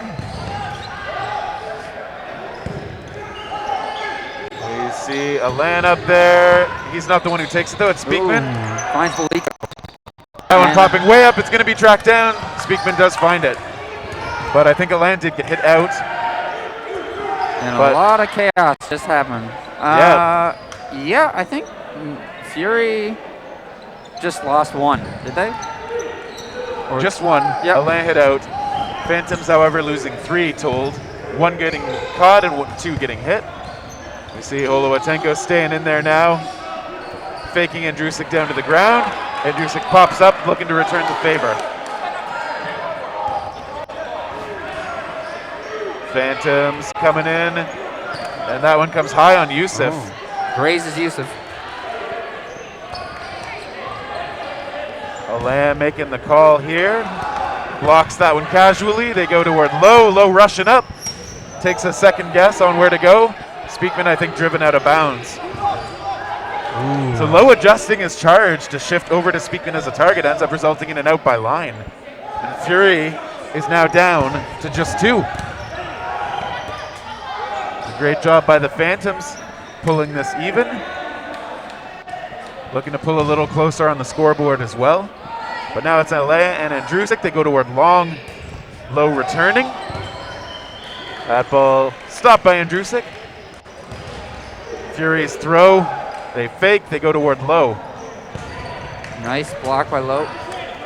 Land letting go from pretty much his knees. They had hit out long earlier, so it's just Jake Lowe. Andrusik goes aggressive. Low getting low. Good work by the young player out of Hamilton. But still a tall order in front of him. He's got 4 balls to work with. He goes outside to Alain. Alain returning, and Andrusik as well. That is a hit. Oh. Ref signaling that it was a hair graze, and refs are actually talking about it. All right. And he is out. Okay. Fury does lock that one down. 6-3 for them. But another very close point. Phantoms very much within striking distance. And they still have 14 and a half minutes to try and get themselves tied up.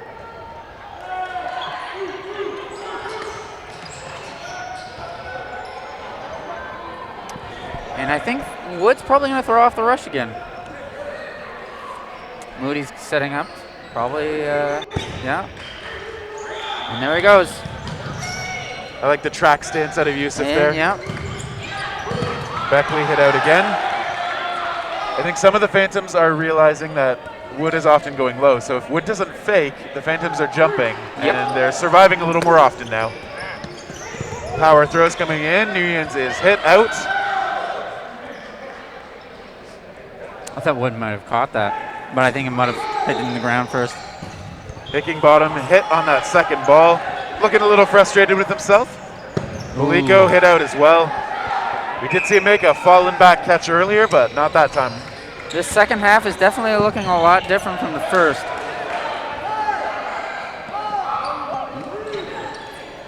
Fury goes to the middle and finds Somerville as well. They are really connecting right now. Yep.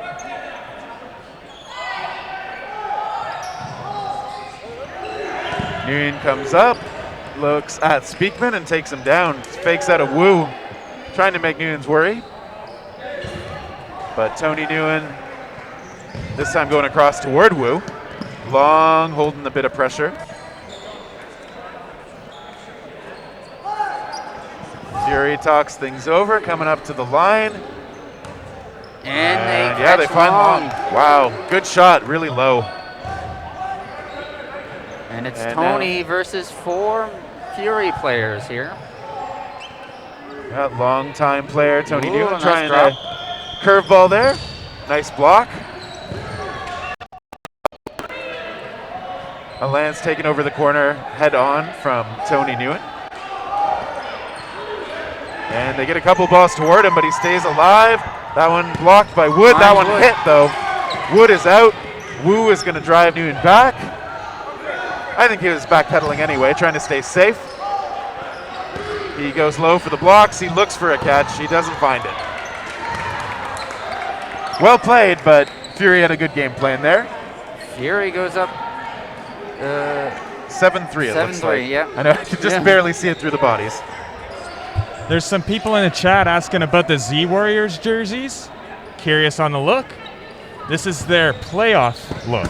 Yesterday it was all orange, like the classic Z Warriors look in, the reference to the anime.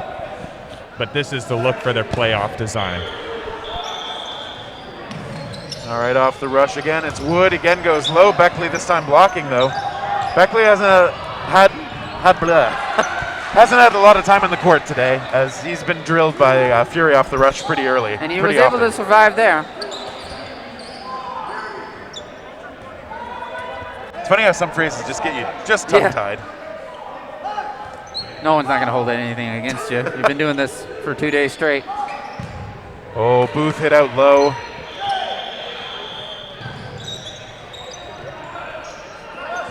And Fury talking it out again. Nguyen's getting the call out from the middle. He's the one who throws. He finds the mark onto low.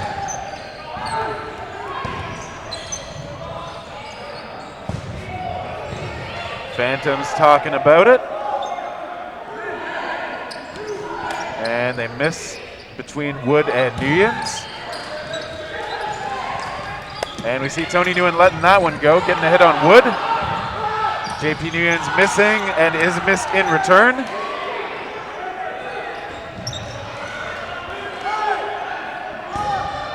Fury coming up to the line and several balls flying. Holowatenko, I think, hit out.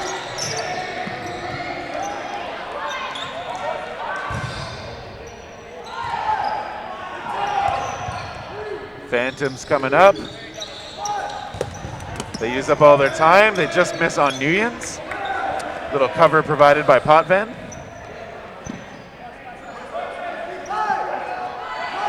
Potvin now the one making the call. Speakman is the one who lets it go. All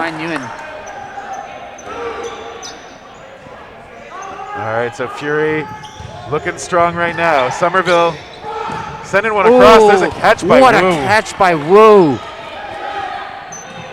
I mean, if you're Beckley, what are you going to do? You placed that shot really well. You can't be mad at that. All right, so aided by that great catch by Kevin Wu, Fury takes another point. They're starting to pull away.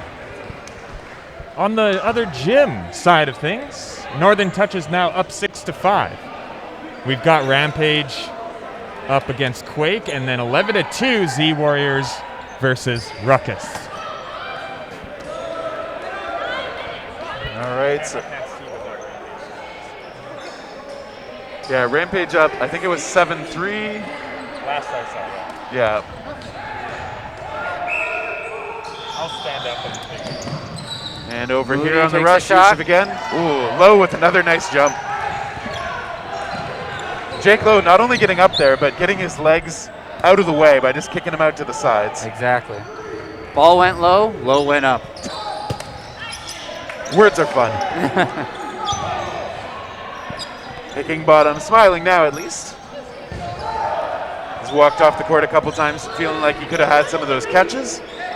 Oh, that one just comes up high. Andrusik, bit of an apology. Booth hit out as well. Nguyen's keeping some pressure up at the line along with Potvin. Bryce Potvin out of Sarnia, I believe, playing with Fury. Holowatenko taken out.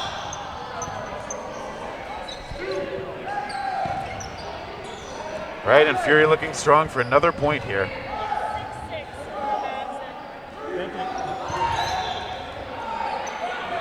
Okay, they are coming up. Are the Phantoms? That shot does take Yusuf. Oh gosh, I flinched on that one. Yeah. Potvin though with a nice block, blocking it right toward me, and my brain again forgetting that there is a net in the way. Everything is fine. Yep. And Potvin staying away from that shot.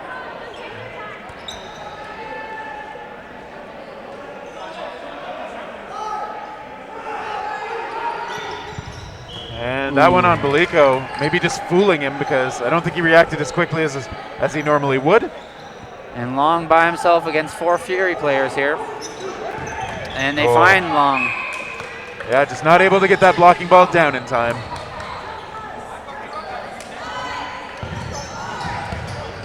Guess who tied it up again? Mavericks. Northern Touch 6-6. Ooh, exciting. All right, so it sounds like it is quite close on that court, even though we don't really get to see it. Over here with 6.5 minutes remaining. Fury has a big lead. That one pops up though. Nguyen gets it. That is the drawback to the way that those high throws delivered down low sometimes will go. Very accurate, but sometimes they just pop up and turn into those moments. And we see a hit onto Andrusik. Fury starting off down a couple of players here. Phantoms with a strong start. All right, and Potvin hit out as well, so great shots coming out of Phantoms. They do lose Holowatenko in the trade, but that's fine at the moment. Wu with a nice block. Nguyen is hit. So Fury getting a couple of back. Beliko comes up, looking to get control of the balls. He's not actually going to quite be able to get that one. I like the plan, but Wu doing a great job of holding his space. Yeah, and this is the first time in a bit that Phantoms had more players on court than Fury. See if they can take advantage of it. Speakman getting over that ball from Booth.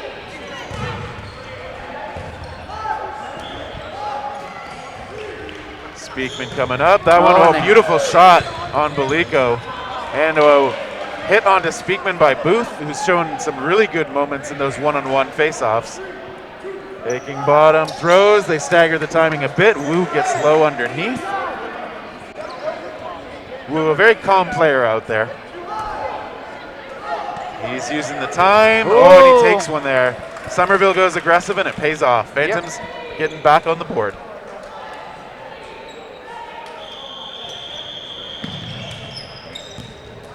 Fury does have some room to work with though.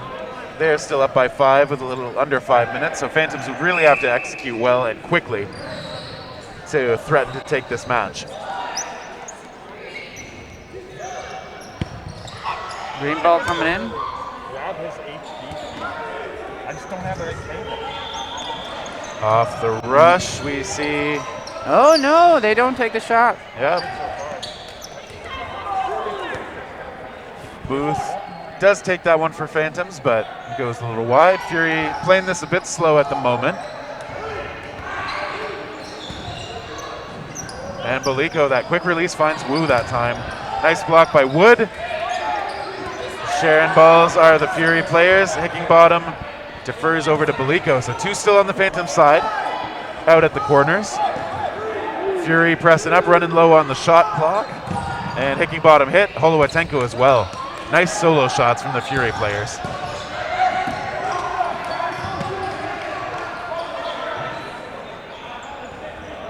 Phantoms talking things over. And they end up going toward Yusuf, who goes real low this time.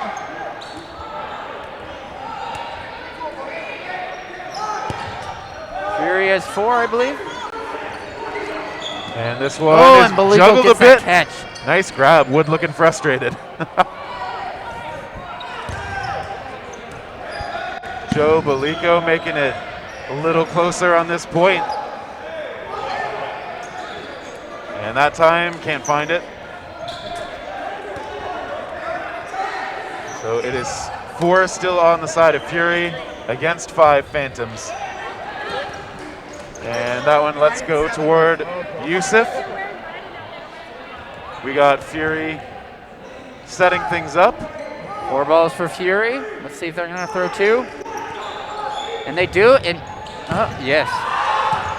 Oh, wow. That ball popped up, and maybe Nguyen would have had a play on it, but they immediately possibly took a shot they on immediately him. took him out there. Good awareness by Fury there. Yep.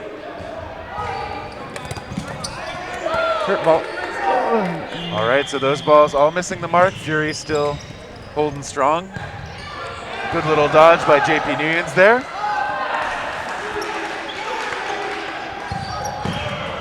Oh, Holowatenko hit out. Sags to the ground in frustration. But Phantom's not out of it yet. Somerville a great shot. A nice one by Baliko, reading the situation. Speakman hit out as well. Good quick strikes out of the Phantoms players to bring this down to a much more manageable 2 from Fury. Something's going on here. Oh, they're just switching out balls. Okay. Nguyen and Yusuf, they go over toward Baliko, who's still alive. Baliko defers the ball. Baliko looking for that catch. Yeah, he's willing to find those. But those Fury shots weren't quite on the middle. And across, Nguyen makes a bit of a rush, evades, and Yusuf gets the charge counter in return. Somerville alone. He's going to have his aggressive moments. Yes, he has in the past. He has thrown into that, and he finds Moody. Yeah, beautiful throw. Nguyen tries to bait out the move and then take the shot. And that shot from Somerville a little wild. Still has 2 balls ready. JP Nguyen, a little pump fake, another bigger pump fake, missing. And Somerville's shot is blocked. Nguyen's, I think he just got clipped there. Good attempt at Nguyen, though. He was just about clearing it, but grazes his knee. Yeah, we've seen Somerville do this kind of move several times, just taking that shot when he feels like he's got a moment and an opening. You guys ready for the update? Sure. Tied at 7. Wow. All right. Yeah. Close match between NT and Mavs. Over here we got a little over 30 seconds left. Ooh, that one not super clean. Yusuf gets out of the way of the shot by Nguyen. And Beckley hit out. And Holowatenko missing Potvin as Potvin goes low. Fury content to wind this clock down. They've got no reason to rush. Phantoms are going to look to at least get something heading in to the end of this match. They don't find it though. 4 seconds left. Hickingbottom stays nice in. dodge by Lets one go. Hickingbottom. No. 2 great dodges by Hickingbottom. Yeah. Had to bend real low under some of those. Yeah, he really did. The same dodge both times. And I don't think they're going to play this because there is no reason to do that in the playoffs.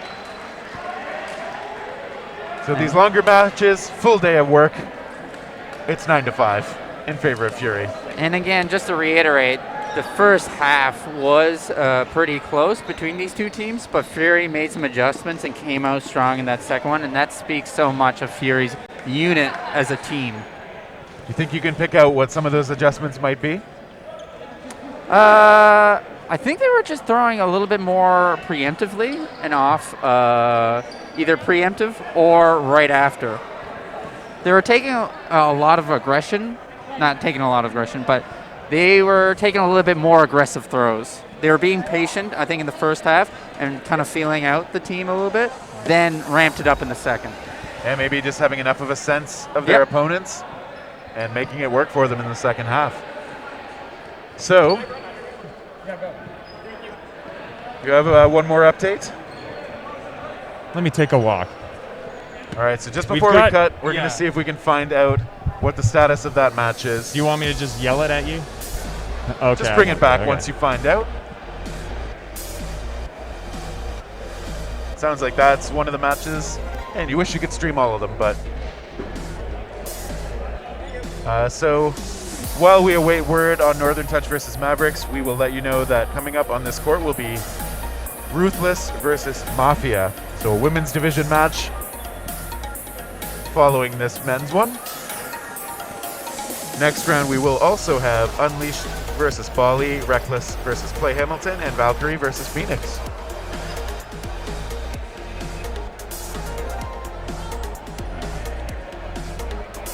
Like we see some players recently competing against each other, talking things over with smiles. Yep. Always nice to see. Do we know the score of Quake and Rampage?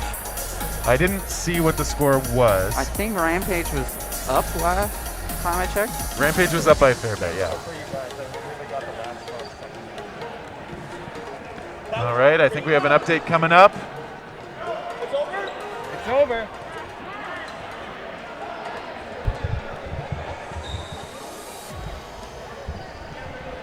I just wanted to show the video.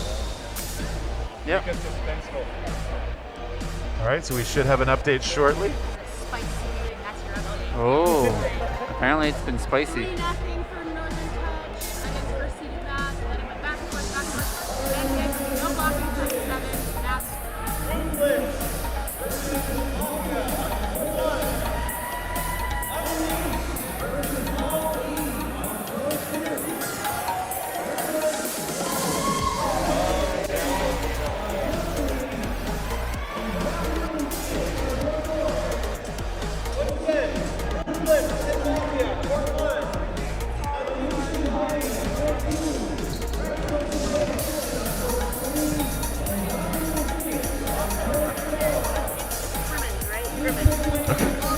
Sorry about that suspense. That made things interesting, but you ready to watch this, you guys? Yep. Here we go.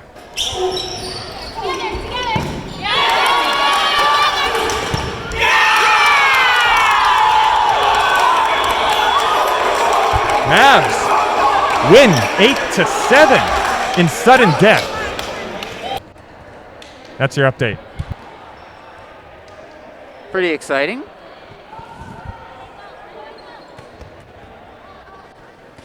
And I'm just going to take a break here and get some more coffee into me. Sounds good.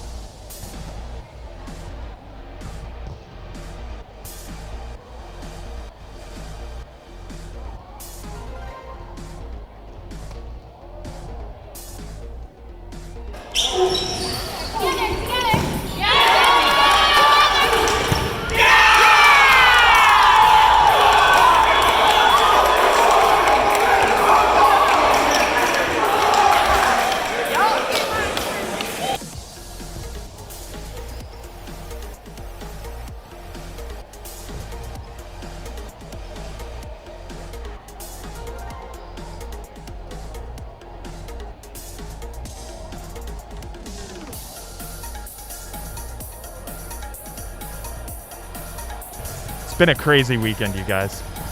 I'm glad you could all be here. All 150 of you. We had 200 yesterday, but I'm not salty. I understand it's early in the morning. We've got quite a lot that happened during that game we couldn't get to, of course. So I'm going to run through a lot of these less relevant to dodgeball related updates. Hogus 1991, Duck Punks, Jay Beckley 84. Woodness Gracious, you followed 49 minutes ago. Thanks. Dodgeball Bill, I saw your subscription from Prime 50 minutes ago and I didn't get to it. Obviously, there's a lot of dodgeball we need to get to. That's a little more important than your Prime subscription. My bad.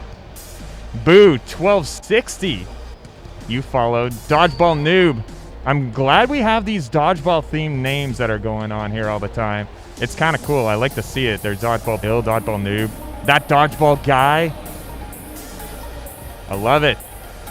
Thrilla, 23 minutes ago, you followed. Sports Queen 2425. Thanks for the follow. Your 2 bits? Twafuya? Twafuwa? 2 bits. Thanks so much. Isaac 242.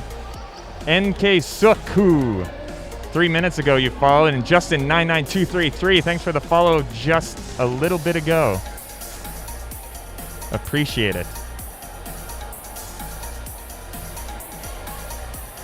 Yes, the Fever to Tell music stream group. They're a wonderful bunch. We've been following them since just in December sometime. We've been making friends with a lot of those streamers. Check them out. Type in command FTT in the chat.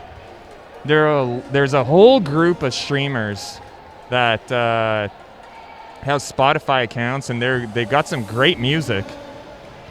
They stream on a weekly basis. If you're into music streaming and that sort of thing, a good chat. Sashi Boom, one of the most recent ones. Dodgeball Canada sent a dodgeball to her. She doesn't know it yet. She's going to receive it in her mail this week. If you're interested in that sort of thing. Yes, the Mandevilles. That's right. That's where you're from. I forgot about that. The Mandevilles is one of my favorite streams because it's the most racy one. Swearing is allowed there. It gets pretty entertaining. They're a Southern Ontario group, a band, an indie band, and they're pretty entertaining. But now, we're back to Terry and Matt. Hello How you guys there. holding up? Now you got coffee in I you. got a little bit more coffee into me. I feel energized, feel ready to go. I've almost finished this caramel macchiato. The caffeine and the sugar definitely helped, so thank you again, Matt, for picking that up. Hell yeah, brother. All right, we have Ruthless on the near side, Mafia on the far side. Let's get ready. I thought you said coffee on the first side. I mean, there might be some over there. You two just have coffee on the mind Yeah, now. you really do. And okay, we see, nice shot from Bing, but returned on and found just down on the foot there. These were the 4 and 5 teams in the women's standings when all was said and done. And we see a hit onto Mancy Trevetti.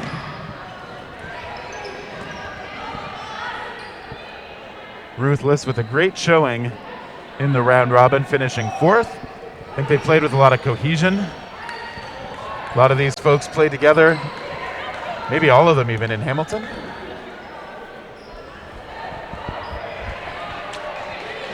Mafia coming up. They miss. Oh, Ooh.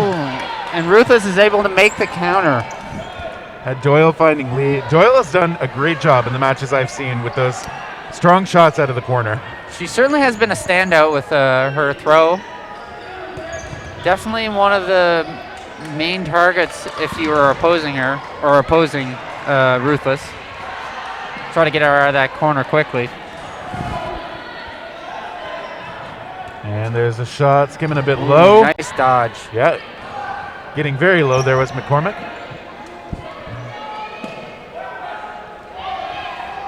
Close.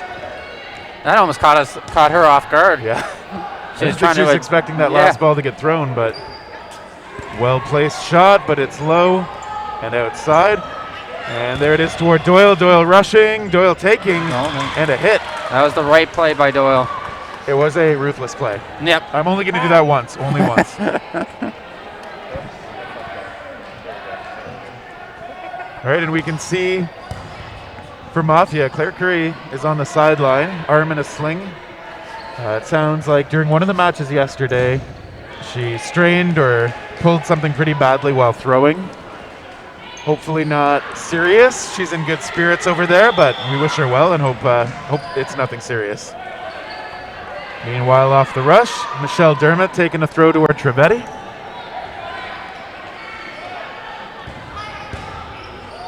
Four balls for Mafia. Yep. Yeah, that's a couple of throws just missing the mark. One high, one low. Booth still in this for Ruthless. Trivedi with the knee destroyer dodge. Not for her, but just for me, I mean, it would be a destroyer. Can you do that one, Matt? I can actually do that. It doesn't feel, it's fine for me. Nice. I think it's all in the back, really. Booth did get hit there, and I think an exchange on the Mafia side, that looks like Flanagan heading out.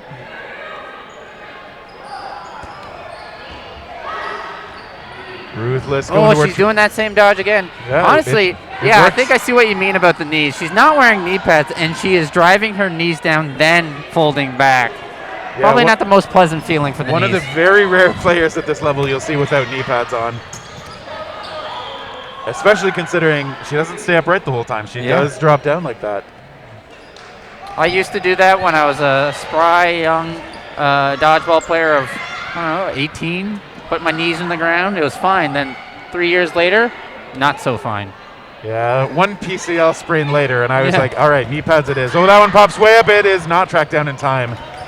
Foley hit out. All right, so evening things up. We would expect these teams to be nice and close to each other. And there's the shots. They find Great Lee. dodge. Or not dodge. Trivedi and McCormick still out there.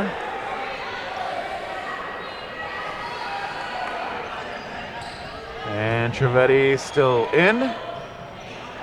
Looking around for that extra ball, making sure she's got a plan with Lexi McCormick. McCormick, yeah.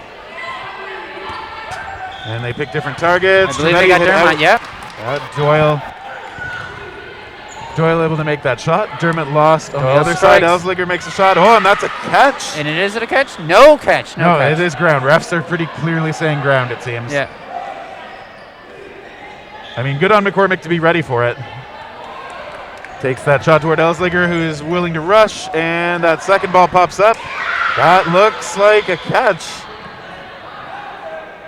All right, so the question, I guess, there might be whether the ground helped her secure it. Yeah. I think they're counting it. Oh, there wasn't a hit on her in the first place. So that pop-up, Okay. it's irrelevant because the pop-up was not off of her body. Okay. McCormick out of Sarnia, another one of those Sarnia talents showing up here at Provincials. And a couple of throws very close from Doyle and Elsliger. Great block. They've been aggressive, but it's been working for them. Yes.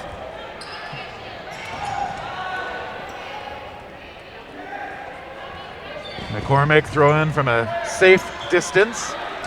She's kind of choosing to throw from the middle, though. She's not lining up against one, but some would say that's kind of setting yourself up as well.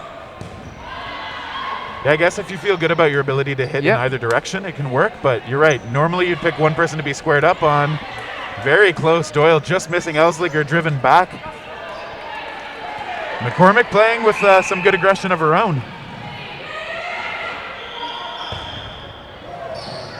But it's going to need to find some hits if she's going to get a point here. She wants that catch.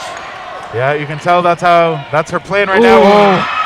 Doyle wanted that catch. A little bit greedy there. Elsliger steps into that one. Big follow through and everything, but just off the mark. Becca Elsliger facing off against Lexi McCormick. McCormick the first one to throw. Elsliger returning, missing. Not throwing that second ball. That is the Terry Thrasher approved strategy. Hang on to that second ball. Protect yourself. McCormick is the one to throw, sending it low. Elsliger misses. Elsliger does throw the second one. It's close. Elsliger gets under that return shot, though.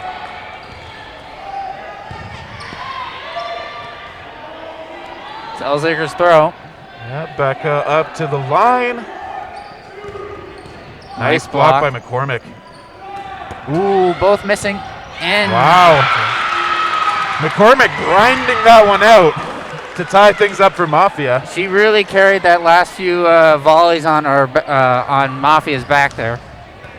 I was surprised a little bit when her first few throws were skimming into the ground a bit. And I wasn't sure if she was just going to always go for feet, but some of the shots she finally connected on were up a bit higher. She was able to adjust and find those openings and tie things up. Quick update on the other court. 3-0 Unleashed versus Bali. That finds Morrison off the rush. Yeah, Katie Morrison heading off to the sideline. We could see her caught in, of course. Yep. And that shot finding the floor before it hit a player.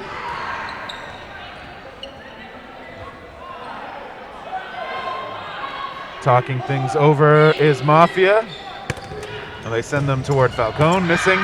Ooh. And we see, yep, Flanagan tracking that one down in the air. Great catch.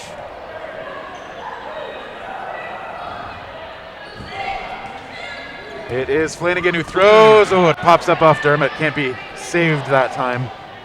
It's like Booth might have had a play, but she was doing the normal thing of being up and pressuring a bit. Exactly. So that popped up a bit behind her. That finds Trevetti. Yeah, Mancy Trevetti off on the sideline now. Lauren. Mafia has 4 balls against 3 Ruthless players. Lauren Foley is the one who takes the shot.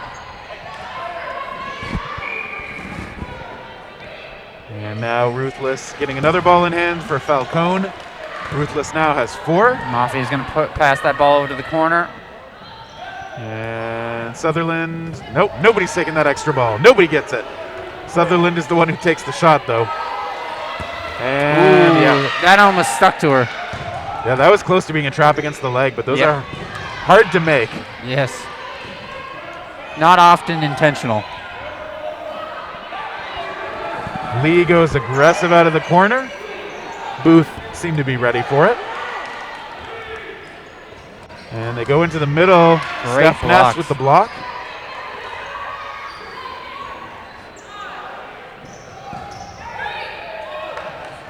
Foley reading that shot from Falcone well. Falcone trying to push to get that ball back. Foley doesn't want to let him have it. That one bouncing into Bing Lee's pocket. Everybody's still safe for the moment. And it is Lee with the shot. Blocked well by Booth. Ness and Lee with the pressure for Mafia. Oh, and that's close. Bing Lee, though, ready with the block and the jump. Mafia is going to have a 4-ball play. Probably going to focus on one target here. Probably, no, they don't do anything with it. It looks like they only invest 1 ball this time. Yep. They're keeping balls in each corner. Let's see how it works for them. So far, so good.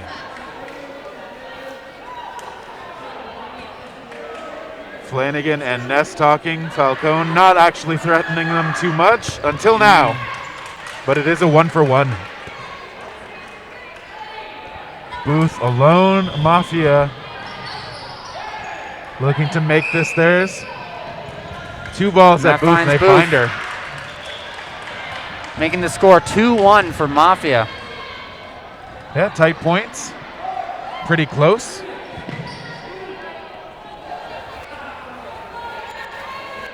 Claire Curry is holding a clipboard over there. I wonder if she's explicitly in like more of a coach role now. Or maybe it's just a clipboard with, I don't know, other things on it. I have no idea. Can't tell. Oh, they hit Morrison off the rush again. Oh, maybe not. So maybe that ball wasn't cleared behind the line. That's good news. Morrison's been targeted early, so gets to stay on the court, stay warm, make a bit more of a contribution, hopefully. And And she's targeted anyway. yes. I mean, Katie Morrison, so experienced and formidable. I understand why she would often be the first target for Mafia. And they go toward Bing Lee and find that shot as they head off to the side. I would argue that Mafia might have a case to take out Doyle early, or possibly bury Doyle, hitting one player first, then Doyle. And Morrison's back on. Yeah, nice catch there by Sutherland. And I think you're right, Doyle's been a power contributor for Ruthless when we've seen them playing.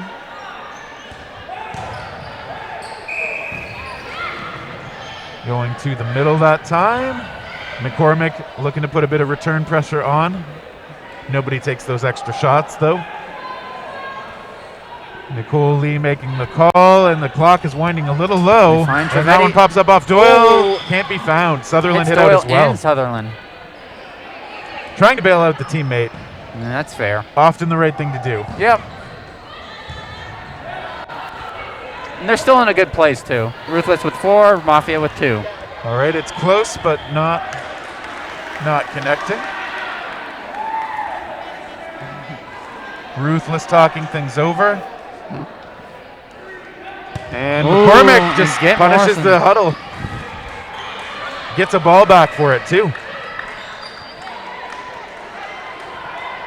With some well-calculated aggression. Nicole Lee, though, hit out, and now it's down to McCormick again. And that one coming into the ground as she steps into that throw. This time Elslinger is going to be heads up with her. Ryan and Dermott still out as well for, And oh wow. McCormick. Elslinger is like, I don't want to stretch this out too long again. Well-placed shot right at the ankle. Tying at 2-2. 6 minutes left in this half. Well, I mean, a good even match is kind of what you'd expect from the 4 or 5 seeds. Yep.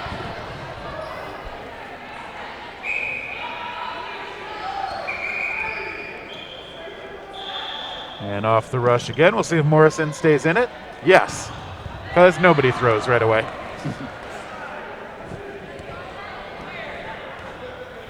Ruthless is ready. It is Morrison who throws and is tagged out immediately by Trevetti. I do feel like we've noticed a part of Mafia's strategy. Yes. Is Katie Morrison on? Yeah. Oh, okay. Falcone the target this time.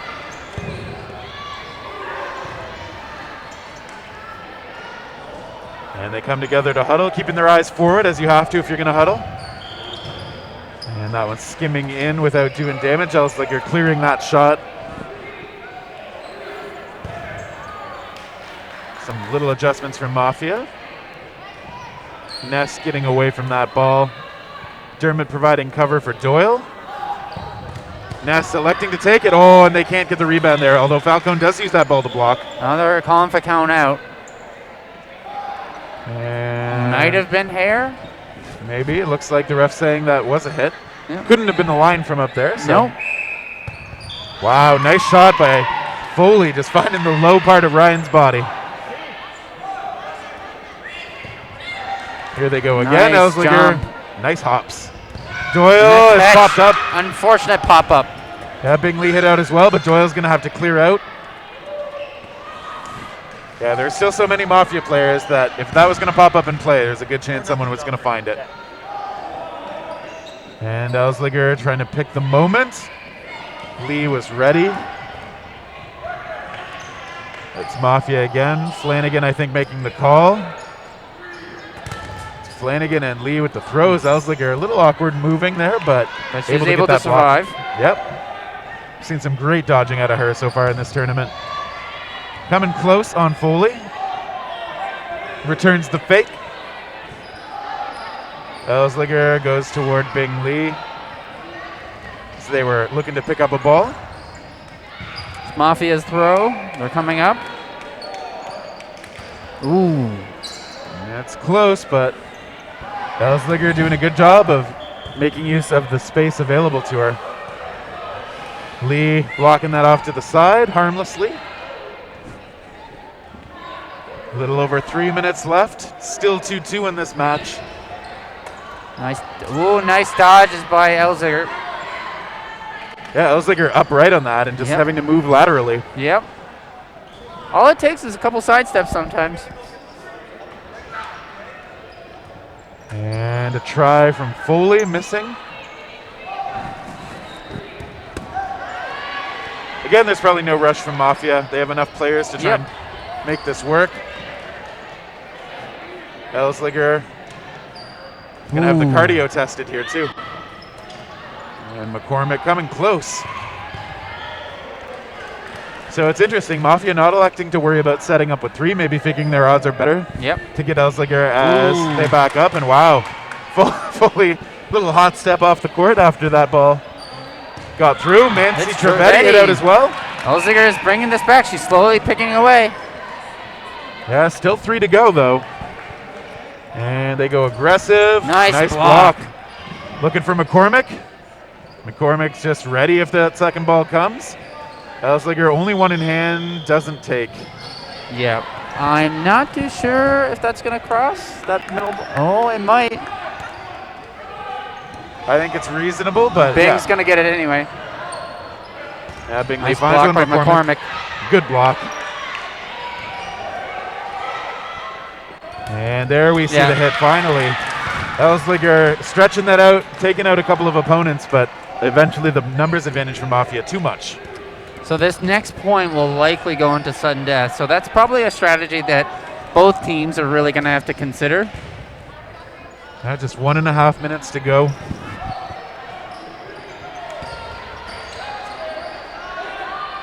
And on the other court that I can see, I think it is 6-0 for Unleashed over Bali.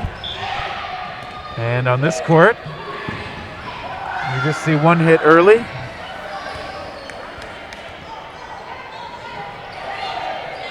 The ruthless folks absorb that impact. Doyle hit out. Ooh, that one can't be tracked down by a teammate.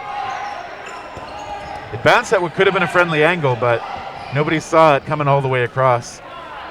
The Mafia players still with 5, playing defense at the moment. Ooh, Bing with the catch. Yeah, great grab. Ness hit out, Falcone trading. And now it is Ruthless down to just 2. Morrison is one of them, so gets those moments. And with 25 seconds left, accidental whistle squeeze, I think, by the referee there. Dermott and Morrison got to make their play quickly. And that one skimming a little short. Bingley forcing Morrison down with the pressure. This is likely going to be a favorable situation for Mafia going into sudden death. Yeah, Dermott did get one on. And that is a valid throw. That did go. I thought that one was late. Ref thinks that it was valid. Yep. All right, so Flanagan is heading off. Okay, so Ruthless still have 2 with Dermott and Morrison out there. That late throw, or that last throw, made this sudden death situation a little bit more manageable. Yeah, Ruthless. 3 on 2 obviously is a lot better than 4 on 2. Yes. Few are the 2. No blocking allowed. Morrison goes aggressive. Those balls hit in the air. Catch from Trivedi. All right, so Dermott hit out. Morrison ready for the catch if that's what presents itself. Goes aggressive, hits Trivedi.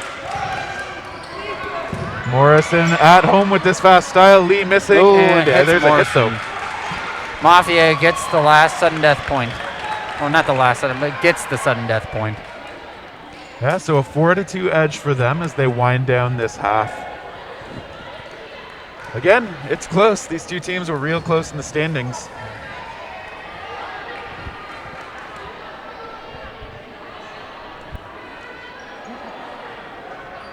As we see them switch sides. And it looks like Reckless and Clay Hamilton are still in sudden death. Reckless takes that last match.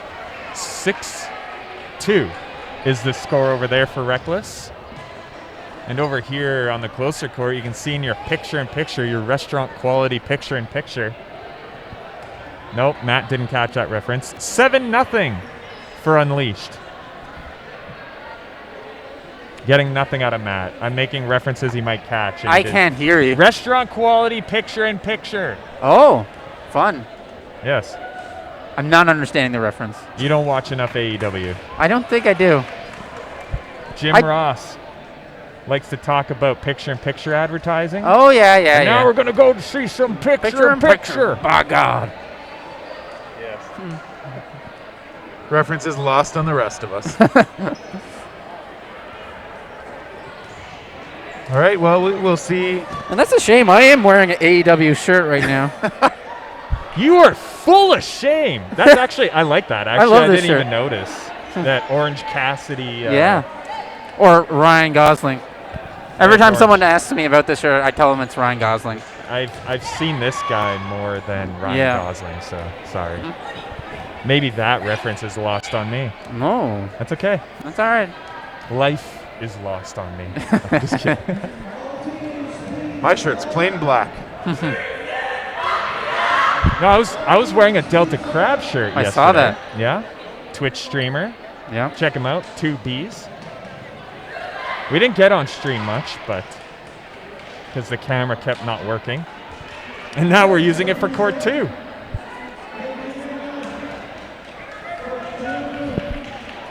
All right, so Ruthless and Mafia setting up. Curry does look like she's doing the coach thing on the sideline there.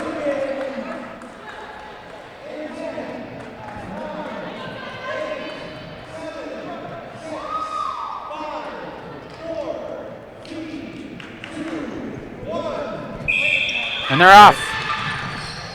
Off the rush. No Not throws too off much. the rush. It is Mafia coming up, going for Falcone, missing. I like that bright pink headband on Falcone. I don't know, it's very attention grabbing. Very loud. Love the colors. Ooh. Bingley hit out on a nice shot from Ruthless.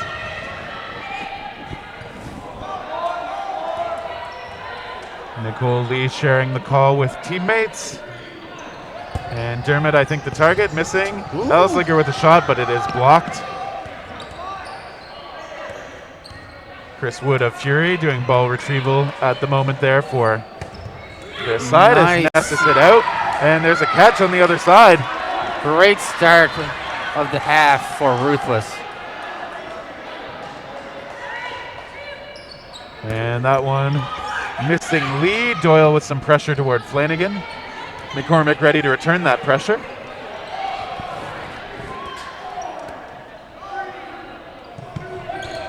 And those shots, nobody out. Flanagan again with a bit of faking, a bit of pressure. 4 balls again for Mafia. Elslinger doing the pressure job on the other side. Doyle lets that one go at McCormick, missing. Oh, Flanagan hit cleanly up high. Great counter by Elsinger. I believe that was Elsinger. Ruthless leaving that ball on the Mafia side, which I think is a good idea. Lee hit there just below the blocker ball. Ooh. All right, so Ruthless taking that one quickly.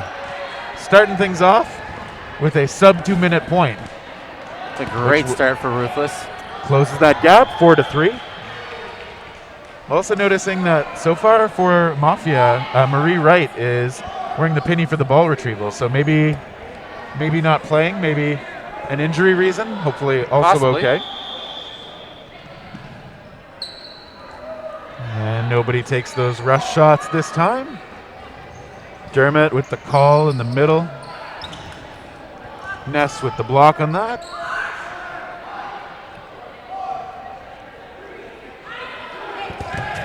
Talking things over is the Mafia side. They're running low on time though. They throw 2.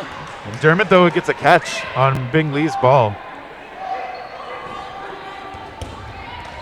So collapsing nicely on that one, and now Ruthless will make the call. That shot from Trivedi Trivedi throwing missing. preemptively.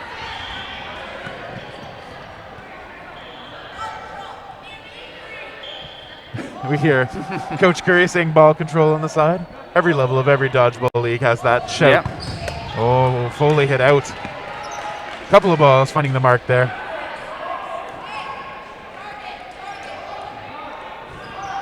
Ruthless now. It's going to be on defense. Claire Curry calling the target.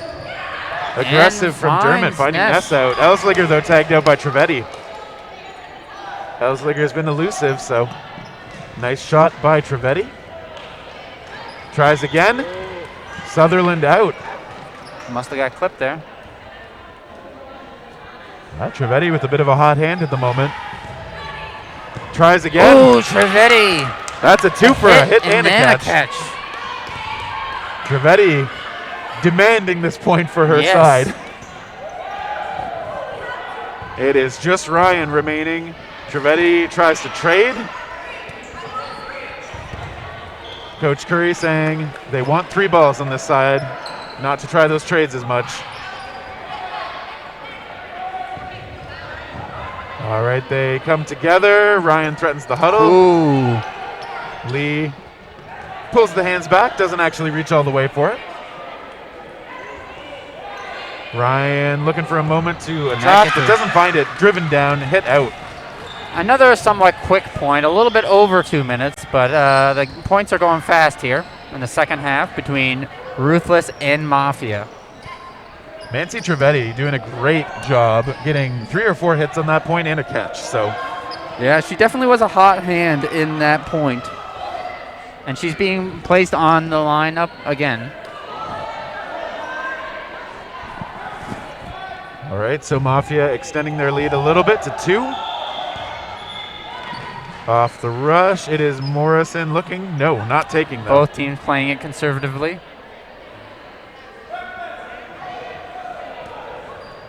Lee takes the shot, hopped over by Morrison.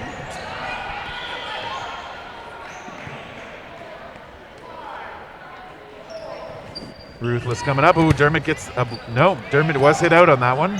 Thought she might have got the blocker all the way on it. Mafia talking things out. Elsliger with a big fake. Trivedi takes toward. Oh, Lee does snare that one. And ref saying it is a solid catch. Yeah, just like a nice one-hander to tip it back to herself. Yep. Cover shot a little bit too late to stop it from happening. Foley is the one making the call here. She does fake with the windmill. I don't know how often she ends up actually throwing it. I haven't seen her let one of those go in this match. Ooh, Trivedi with that shot right toward the huddle. Coach Curry threatening to kick her. Probably in jest, probably. Huh. Ruthless coming up now. A couple balls toward Trivedi, who's got to be the target.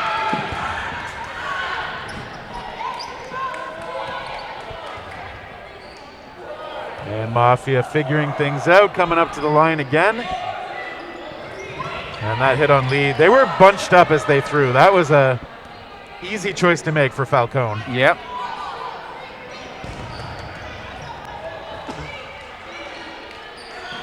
And those ones toward Trivedi missing.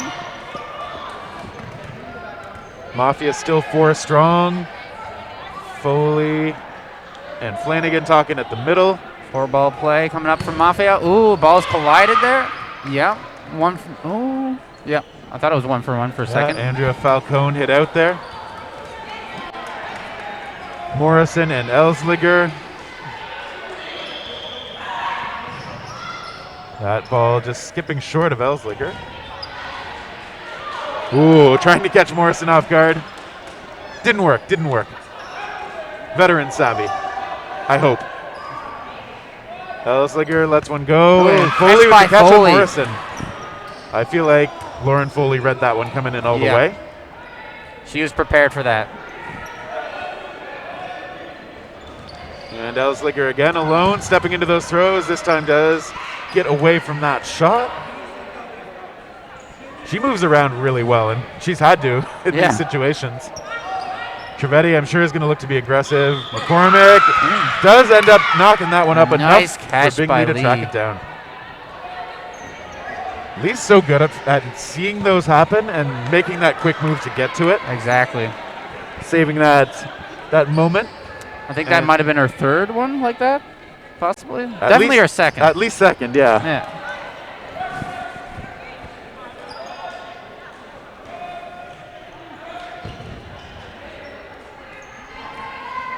And as we get ready for this, we'll see if Mafia can extend it even further. They've started to pull away a little bit, even though the points have been pretty close. About 11 minutes and 30 seconds left in this half. It's interesting. I think the difference has kind of been that Mafia's been able to get those team catches bouncing off someone, and Ruthless hasn't been able to find them, although this time Ruthless does find Trivedi. Trivedi was able to dodge the first one and tried to shift out of the way for the second, but unfortunately she got tagged. And Ruthless has had to try and figure out an answer for Trivedi. Morrison, I think, tagged out, though. So they keep gunning for Morrison on the Ruthless side.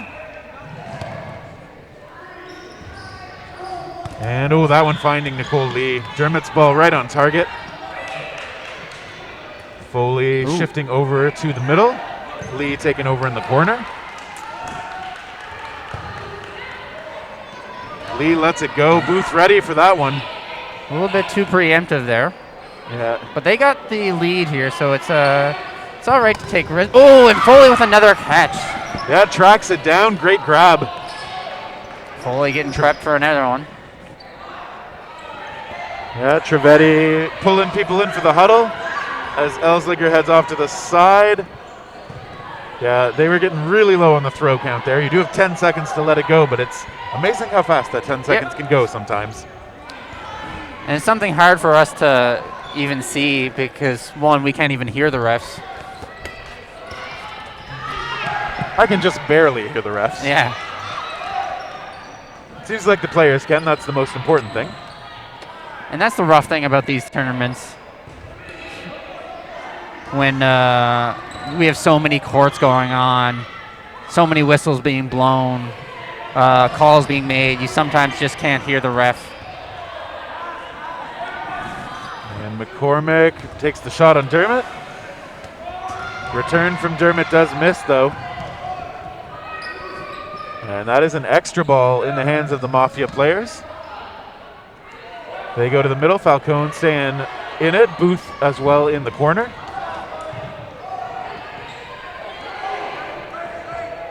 That one going to the middle. Falcone blocks. Pops up a little too far for Booth to have a play on it. Ooh. A big shot by Ness onto Dermot. Not paying attention there. Ness recognizing a moment. Falcone Nice looking block toward by Foley, Foley. missing. Well, I should say it was blocked. It was a good shot. Yep. Trivedi, very aggressive play to get that ball and eludes two throws. And back line was that? I think that was the call. Yep. Trivedi out again. Twice on this point. Maybe they'll catch her back. Booth hit out. Everything coming her way. Falcone alone missing on McCormick.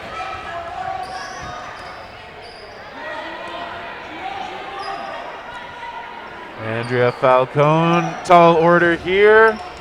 Still in this though. Good blocks, good low position. And a block onto McCormick. That is, McCormick did get blocked into. Again, how would McCormick know? That Yes. was off the blocking ball. Yep. Tactical by Falcone, I'm sure. She definitely intended that. Nice move by Falcone. Nice safe lateral and low dodge. Comes up, looks toward Foley, fakes her to the ground. Let's go that second ball as well.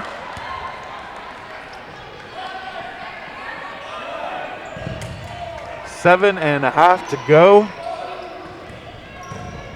And that one coming low to the ground. I don't think it hit her before going dead, so it was between the two blocking balls. Lee ready for that one and ready for that one as well, but not ready enough, I guess. Unfortunately, that becomes a hit. Falcone bringing this nice and close.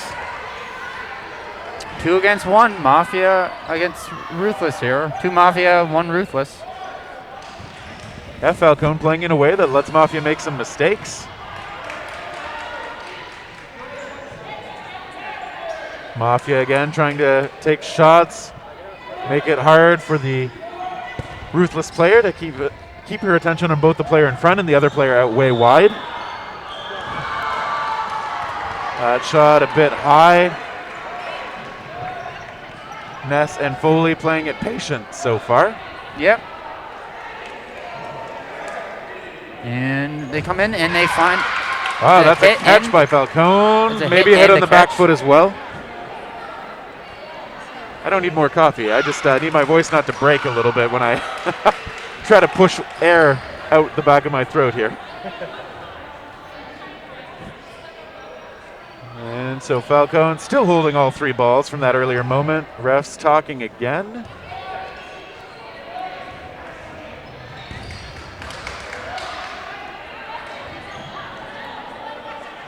And they're just talking about which player's ball was caught.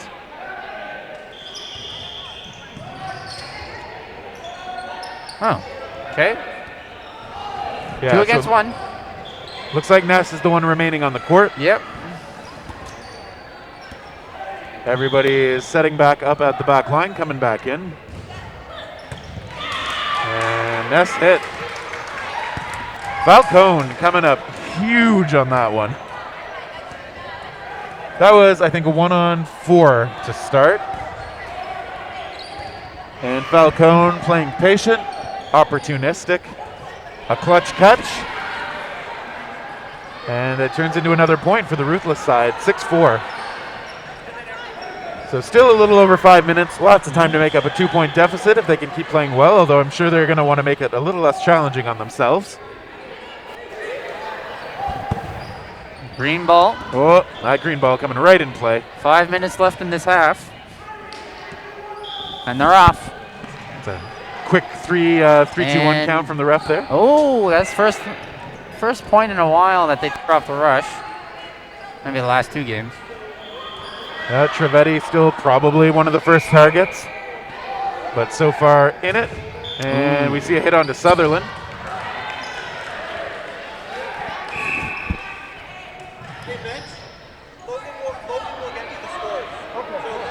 Coming up to the line, we see Bing Lee let go, evades. No. Trivedi and Lee. So Trivedi hit out on the right side, Lee in the middle. That's 2 of the big arms for this Mafia team. And nice block Foley by with Foley. a great block. Doyle hit out, Ness hit out as well. Only 1 ball remaining on the Ruthless side. Morrison looking where she wants to play. Holding that ball, does get hit. And It's a back It's line. a double. Oh, is it back line or a double? Yeah, Booth out as well.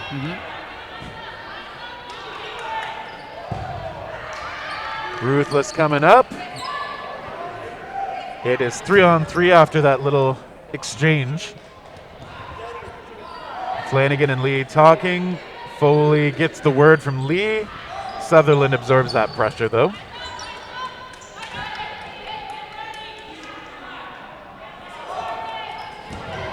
Up to the line. There's balls go to Foley. Foley Juggles catches 1. it.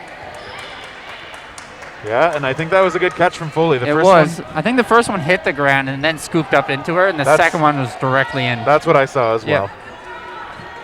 The good heads-up awareness and reaction from Foley. Going toward Dermott and get a couple of hits on her, making sure Ruthless is going to have to win this one from 1 player on 4 again.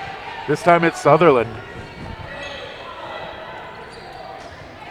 Good low block. Sutherland trying to draw a ball in, but eventually has to let it go. Finds a hit on Lee. Just a graze, but it still counts. Yep. 3 against 1 here. Ooh, nice blocks by Sutherland. Foley jumping. Oh, left herself pretty open, but Flanagan missing that shoulder. Bit of a gamble. I think she might have wanted to take that shot, those 2 shots on Foley. Maybe she considers Foley the bigger threat here. And she puts it into her foot. Yeah, couldn't get low enough, and Mafia converts. So making sure that there isn't too much momentum on the Ruthless side, and now it's going to be tough for Ruthless to bring this back. 2 minutes left to make up 3 points. Well, make up 2 points, really, so that they can maybe force the tie in sudden death.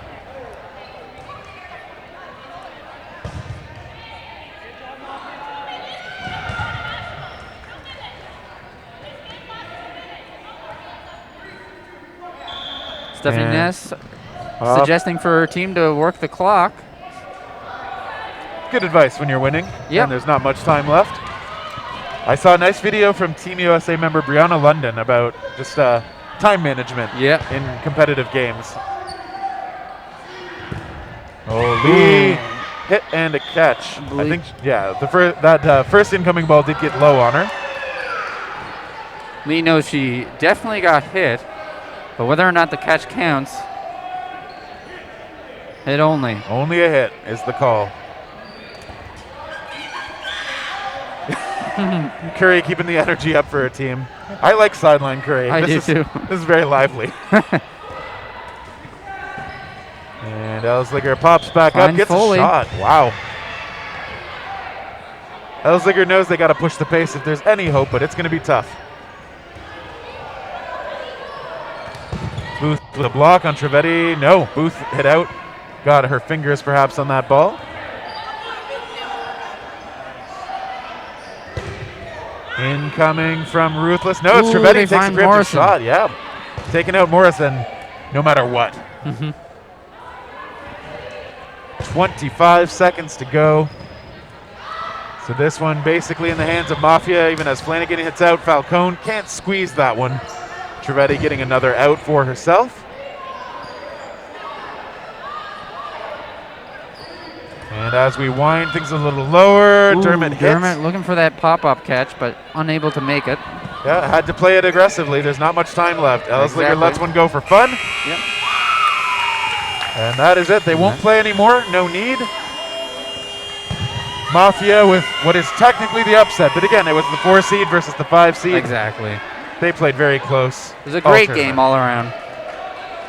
Both teams showing respect Clapping to each other. at each other. Following COVID protocols. That's right. We're not free of this virus. So over on the other court, I see 10 for Unleashed. And for Bali. 1 for Bali. Okay. 11-3 for Reckless. All right. 11-3 for Reckless over Play Hamilton. 11-0 Valkyrie. And Valkyrie dominating 11-0 over Phoenix. So it looks like on this court, in just a few minutes, we're going to have Mavericks versus Fury. The 1 seed versus the 4 seed, although Fury the defending Ontario provincial champions. I'm expecting that's going to be a great match. Yeah. It's going to be a high-paced, high-intensity match. With that said, I'm going to take a quick break and get some more coffee into me. And so we will be back in just a couple of minutes for that. We'll take a short break until then. See you soon.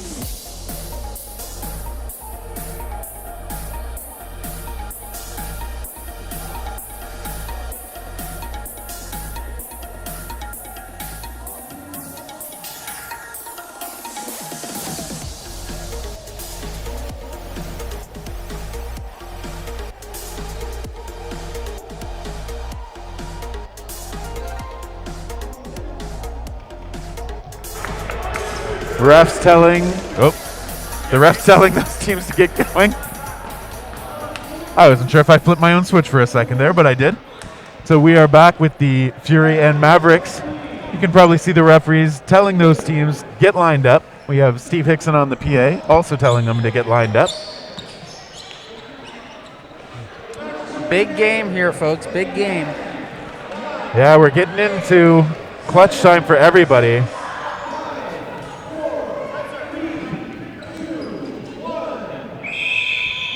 And there we go. Garcia Silveira dumping it off to Ferguson. Big hit right away. Big hit by Ferguson.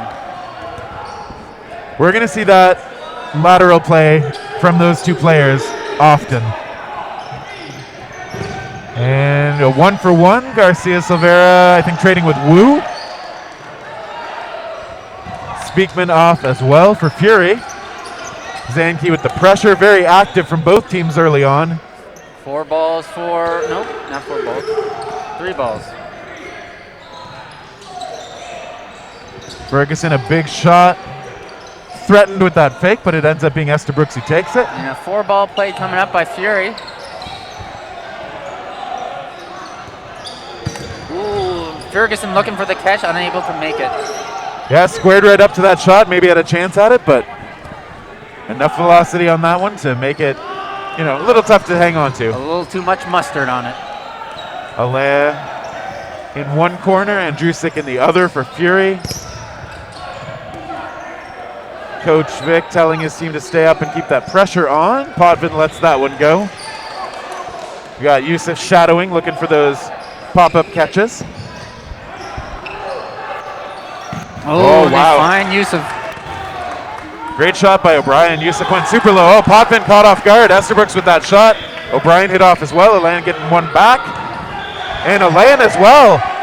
It's one shot at a time, but it's also one out at a time. A lot of quick hits here. And Drusik is tagged. Mavericks up 1-0.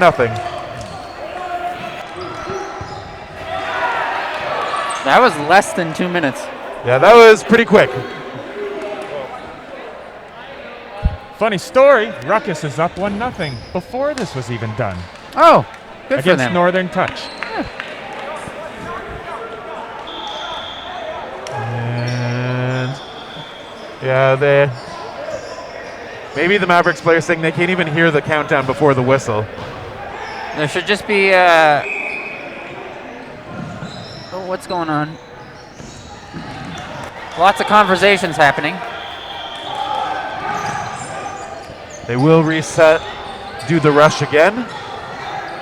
All right, who's faster here? Garcia Silveira or Yusuf? I'm going to go with Silveira. We won't find out. Yusuf is not one of the runners here. He's one of the shooters. Technically, Silveira is still faster. Is he still faster if it wasn't a head-to-head race there? That wasn't the question. And Potvin, that second shot coming in. Garcia Silveira hit, and Estabrooks as well. Leibel trying to return that shot, but Fury still standing strong. They get one shot out. Wood is hit.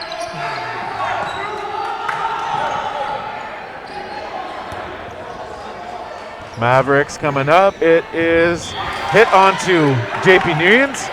O'Brien eludes that one. Zanke providing pressure from the right. And there's only one ball in the Fury hands now. It's Yusuf who's got it. He backpedals. And they find Andrusik and Speakman. Huge out of Mavericks. Unfortunate double. Potvin and Yusuf hanging in there. Gonna have to deal with 4 Mavs.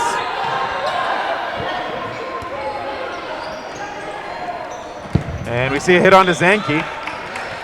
Oh, and Leibel lost as well. They even it up 2-on-2. O'Brien and Yassin now. Potvin stays over that shot long enough. Yassin's got a quick release, just as Yusuf does across from him. Yassin lets it go. Potvin ready. That one was pretty high anyway. It was. See what Fury can do here. And they find Yassin. Yeah, tagged through that blocker. O'Brien heads up with Potvin, gets it blocked. Potvin fakes him down. Matt O'Brien pops back up, lets one. No, he doesn't. Yusuf's shot bouncing, O'Brien letting one go. Potvin with the hop again.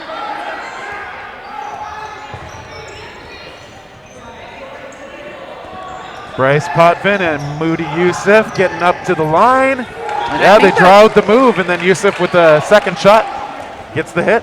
I was wondering about that little towel that O'Brien. I think O'Brien has the towel on the back. Oh of yeah, him. just on his Yeah. in his back, sort of.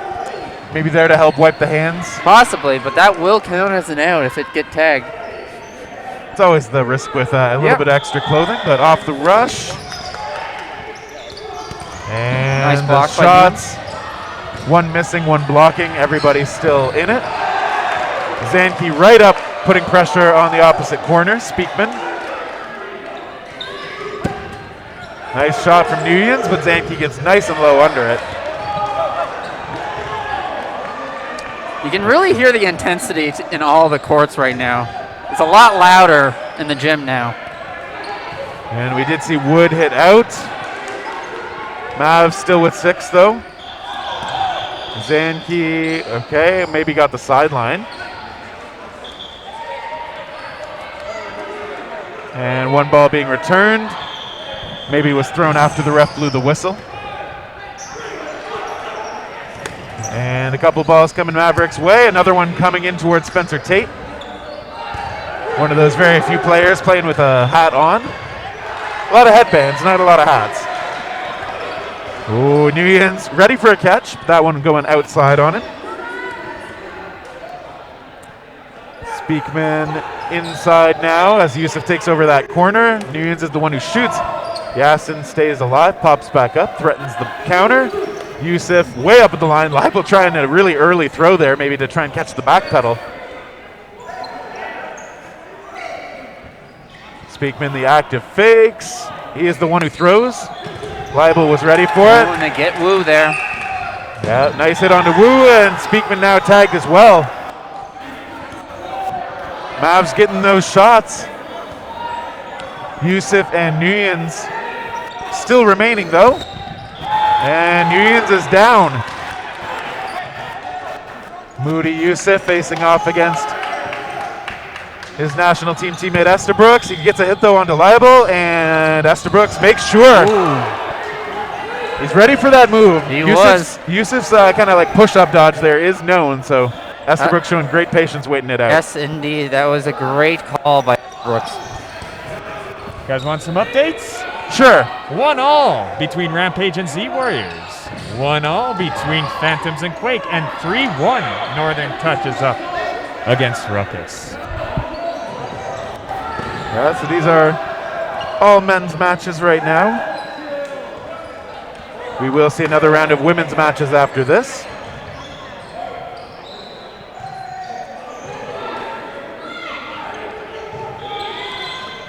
And off the rush, Ferguson again letting one go, getting out of the way of another shot from Fury.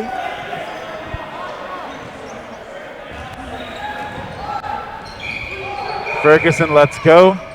Ferguson's 6'5", so he gets a lot of leverage on those balls.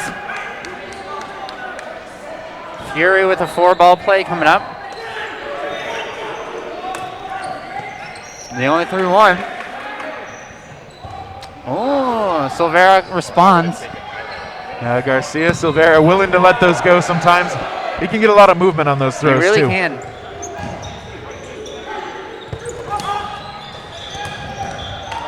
And we got Estabrooks tagged out on the Mavs side, Garcia Silvera as well. So the Team Canada presence that started off here for Mavs on this point, on the sidelines for now. Coming close on Eric Alain, but he gets under those balls. Wu providing a bit of cover for his teammates while they figure out the plan. Nguyen's keeping things honest. Up in the middle for Fury. Leibel throwing a pump fake around his teammate. Eric Alain getting low again under those balls and sort of shrugging away from the incoming shot. Fury up to the line. Liable not able to block that one. Oh, and on the return shots, we see another Yasin casualty here. O'Brien and Ferguson staring down all 6 from Fury. Good block by Ferguson. Nice hop by Nguyen's. Potvin with a good fake. Next to these players, you do one thing at a time so that I can say what they are. Yeah, 4-ball play coming up by Fury. And they throw 2 at Ferguson. Getting Ferguson, leaving O'Brien against 6 members of Fury. Yeah, that's going to have to work for this one, but Fury's not going to give him the space. Oh, but he found the line. Yeah. Potvin made sure. Nice accuracy, but, you know, unless you actually know the player's out, you take that shot. Yep. It was close. He landed right on his tippy toes there, and I think he might have touched it. Arguably, it would be hard to tell. But he did on the first, he did on the first, and then he definitely kind of fell over trying to regain his balance. But yeah, Potvin making sure with that last shot. And off the rush, we see these shots. Oh, Wood hesitates. Wow, less throw than I thought. Yeah. Yes, and up in the middle for Mavs. Speakman getting some room back. Gets a hit on Garcia Silveira. Ooh, that popped up right over Yasin. That could have almost got him. 4-ball play coming up from Mavs. Yeah, Speakman out on the Fury side. 5-on-5. 2-2 as well. One from Andrusik missing O'Brien. Potvin gets under that ball from Estabrooks.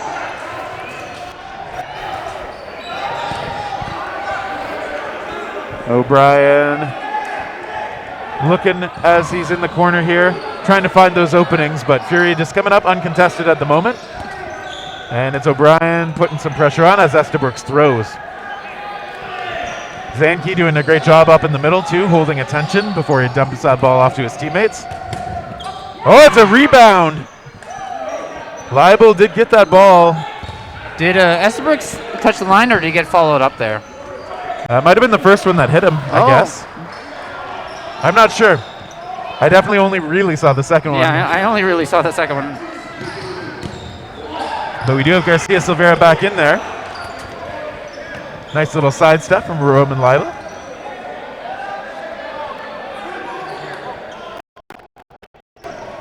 To the line, they look for Wood. They miss that one. Does hit Leibel, and Yasin was can't thinking find about it. Yep. We are seeing quite a flurry back and forth here.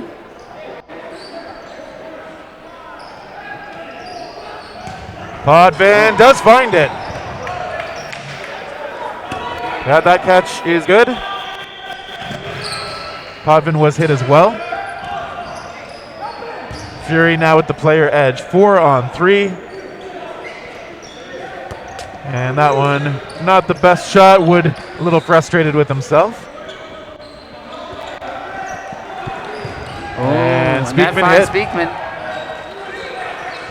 Evening things out, 3-on-3. Speakman's had a little trouble staying on against the Mavs here. He looks a little frustrated coming off. Nice jump by Zanke. Return shot onto Andrusik missing. Ooh, close call between Wood and Andrusik. Garcia Silveira willing to take that all the way. It was honestly the best call. They were clumped up there. Yep, good choice. And O'Brien with a nice jump. And you see most of these players, when they fake, they're really going all the way through on those fakes. And Nguyen's, I think, got hit. Just says he kind of ended up wide-legged there. Mavs going toward the right side. Andrusik, though, he's safe. Mavs just one ball. Zanke once again is going to be up high. Nice block. It pops up a bit. That one finds him, though. Andrusik does manage to get that hit. O'Brien still up there in the corner. 2-on-2. That ball right up in the middle. Garcia Silveira letting one rip toward Andrusik. National team teammates in Cancun. Silvera choosing not to take another ball. Oh, and we see those shots. And Fury takes coming the in point. clean.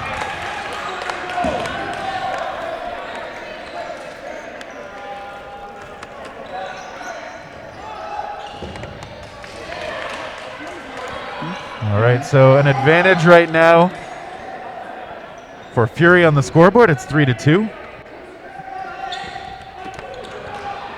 And the updates I have available to me, it looks like Northern Touch up 5-1 on Ruckus, Quake 2-1 on Phantoms, and Rampage 3-1 on Z Warriors. Meanwhile, on this court off the rush, we see one hit on to Ferguson.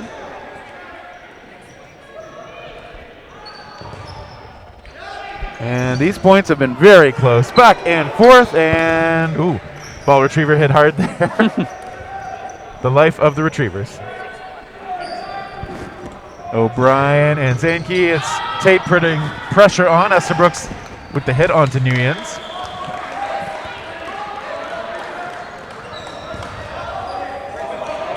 It is on Fury. Maverick's not going to let them have the line for free, though. Botvin's shot missing. 4-ball play coming up by Mavs. Yep, Spencer Tate, one of the And ones they up the throw, line. He's the one who and they shoots. find Wood. Oh, wow. Good effort try. by O'Brien. We can't find that ball. Garcia Silvera hit out as well. A lot of chaos happening here. And I Estabrooks think hit as well. And this is under Fury's control at the moment. worked out better for Fury here. And I think that catches Tate. Yep. Yeah, And they Zanke attack hit Zanke out. before he can get a ball in hand and get set up. And that's typically what you kind of want to try to do in these high-intensity games. Do not give another player the opportunity to pick up that ball or make them hesitate. You got that momentum. You want to just keep pushing it. Exactly. We did see Gravilli just try and get his team settled down a little bit. Maybe a couple of tactical points, as Fury did claim the last two. About 3 minutes and 15 seconds left in this half. Off the rush. Yusuf, I nice flinched shot, at but that was right at my head. you didn't even flinch this time, though. No, I definitely flinched. Okay, well, I didn't see it. I was giving you the credit. And that one's skipping low from Yasin.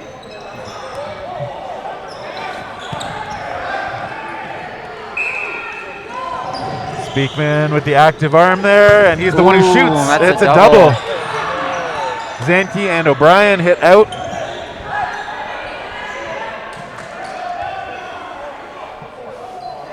Yusuf up high with that lone ball for Fury. Alain does get hit on that third one. Garcia Silvera tracking him down. But Fury still 5 strong. Talking things out, coming up to the line with 4. Garcia Silvera vulnerable Ooh. perhaps, but he's still in it. And meanwhile, He is Andrusik still lured in out it. of bounds. That was a risky play, and he was able to survive. Good coverage by his teammates. Leibel's shot missing. No balls in hand for Mavericks except Yasin. Now Garcia Silvera collects one. Leibel as well from the ball retriever. Fury lets one go. It's blocked. Roman Leibel. He's had a strong tournament. Speakman tagged out low. Some nicely placed shots on the Mavericks side. Evening it up, 3-on-3 now. Fury's throw. Ooh, catch by Yasin. Yeah, he was looking for it, and it was low, but he made it happen, and that one gets onto the fingertips of Must Wu. have been. Mavs turning this one around. It's only Potvin out there for Fury. Garcia Silvera like a puma, ready to strike. They're forming that pressure triangle, Leibel and Garcia Silvera. Potvin in a tough spot, but playing it well so far. And Potvin still... And they got him. He did get hit there. All right, so Mavericks reclaiming maybe a bit of momentum for themselves with just under a minute remaining in the first half. A few extra notes coming in from Coach Gravilli. Got about 30 seconds between the points usually, so a little bit of time to talk. And And there's a bit of a delay before we get started, but they're just swapping out a ball. So we're going to have a little under 30 seconds by the time we get running. They are going to just start sudden death. They just move it straight to sudden death. Yeah, if you can't actually start the point before that final 30 seconds. They had plenty of time to start it, though. I don't know what the hesitation was. They might wait until the buzzer goes to actually start it. No, I mean that, but like, I think they were all lined up before it was even like 40 seconds. Yeah, but I think you actually have to have the rush start before the 30-second mark. Yeah. And because they weren't able to do that once they had to do the ball swap. Yeah, and I understand it. Right. It was just odd that like they were still waiting to. I don't know if there was just some miscommunication of when to start or if they were humming and hawing. And it's a 6-on-6. Woo hit. It's a block. Yeah, this is the only situation, one of the only situations I've ever hit a triple on. Oh yeah. Is just trying like a heavy slider across a team in sudden death. Triples are pretty rare in dodgeball. And there's a single on Nuyens. Garcia Silveira currently in the left corner was the one to let that one go. Multi-year veteran of Team Canada.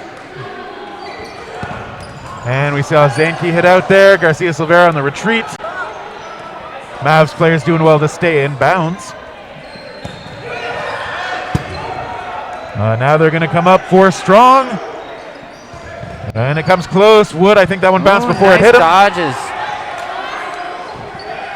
Mavs with the last ball. Fury has 5.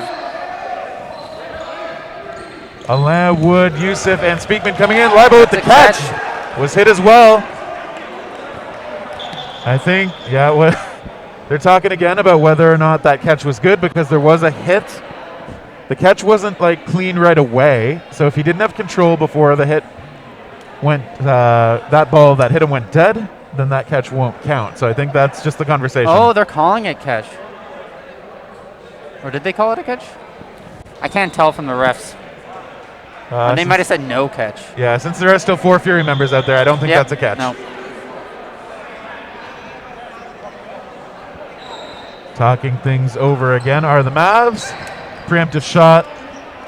One from the Fury side. O'Brien letting go as well. Oh, Alain can't handle that one. Estabrooks feeling safe enough to really step into that throw. Wood staying alive, though. Yusuf and Speakman making the plan. Speakman looking for that catch as just well. missing. All right, Garcia Silveira hits. Estabrook slides over to the corner. They look for him. He makes a catch, though. That's a catch. He is hit as well, but he got Wood's ball. Zanke back on the court for the Mavs. Speakman and Yusuf for Fury. They go to Speakman. At least for the Mavs, they've had an easier time getting Speakman out, so I think they might just try and take that first so that they can properly focus their attention on Yusuf. That seems to be what they were looking to do. Speakman is down. 3-on-1. Yusuf, no ball in hand either. Goes low, baited down, baited up. I think that ball that hit him went dead first. That was a great grab from Yusuf. That was an amazing grab. Midair, kind of sideways, hung on to it. I couldn't believe he got it. Whew. Yeah, that was. I mean, that would have been a momentum killer if that catch had counted. But Mavericks, with a hit a little early on, with the 4-4 tie, heading into the second half, all evened up.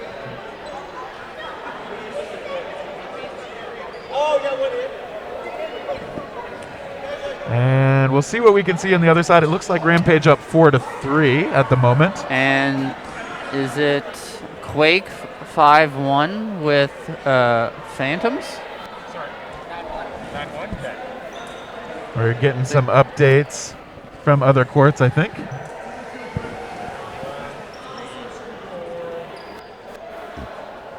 Excuse me.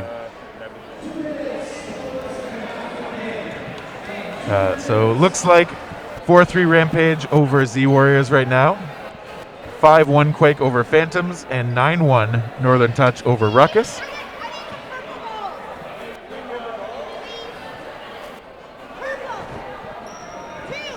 Rampage is also switched from their round-robin jersey which is a lighter white base, to the darker black base. So most of the teams look like they've just switched from a round robin color to an alternate playoff color. As per usual, as per tradition. You know what? I've never done that with my teams. Maybe because we're not always assured of making playoffs. But it gets expensive after a while too. But I think it could be worth it in these settings for these teams that are used to going deep in the tournaments.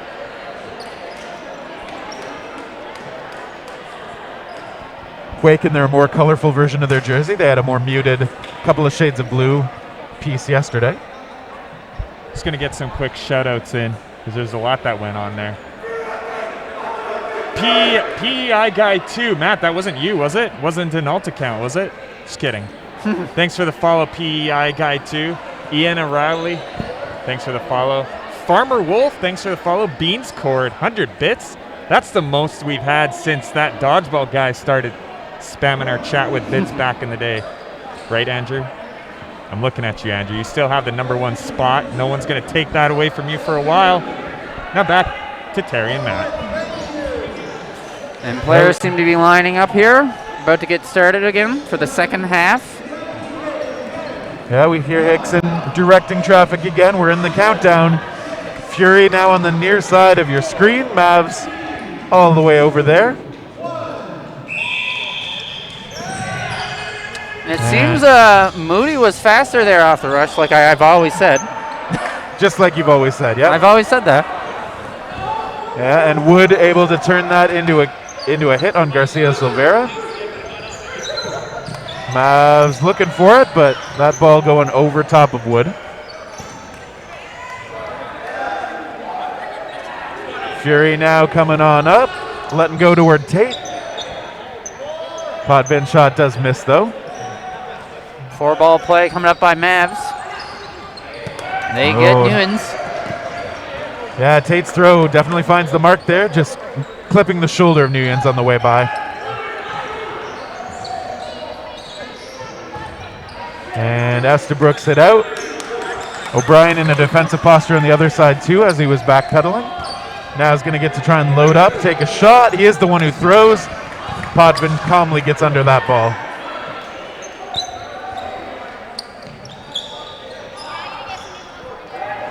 Eric Alain making the call, selling the fakes. That shot missing though on the left side of the court. Alain's taking. Oh no. Switchback, quick switch. Zanke going high on that one, maybe reading a jump.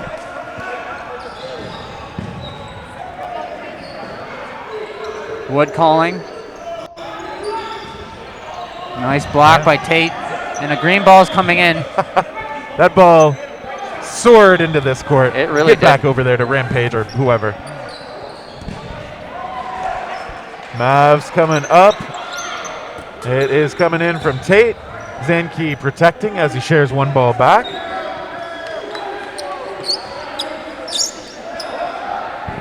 Alain again, the one calling it. Oh, that one now going over to the other court.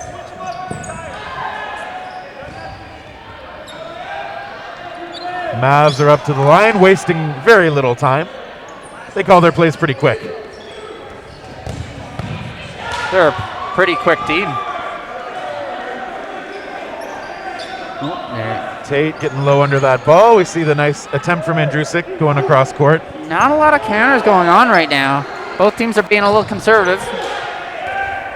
And that one finds Andrusik. Yeah, if you think you can hit those solo shots, it can be right to just minimize the chaos a little bit. As we did see Andrusik hit out on the side. Talking a little bit with and there goes Tate. The counters. Here's the back counters. And forth. That one coming up Fury favored. Tate hit out and nobody from Fury. 3 minutes gone in the second half. O'Brien almost jumping into that one. Zanke and O'Brien looking to whittle down Fury a bit here. O'Brien does miss, and a return shot hits the ground before it reaches O'Brien. Yusuf confirming that was a bounce. Zanke, this one is the one to throw. O'Brien doing a good job of drawing it out, making it look like he might let go as well. Mavs hanging on to 3. Zanke is tough to hit. Got that national team experience to draw on as well. Ooh, and that catches Potvin. Yep, good show. Zanke with a good straight ahead shot that Potvin just couldn't quite get the blocker on. But still 3 for Fury. Oh, Zanke gets nice and low. Fury still has the onus on them with the extra player. They send 2 this time. Alain's the only one. Oh! Zanke gets away from 1. Alain gets away from the return though. Might have wanted it to be a little patient there. We got a few aggressive moments on this point. Yusuf has the ball. He is the target. He is hit. Those shots coming in from the wide angles. They find him. It's 2-on-2. Mavs doing a great job to draw this close. Shot comes in toward O'Brien's feet. Another jump from him. Gets over that one.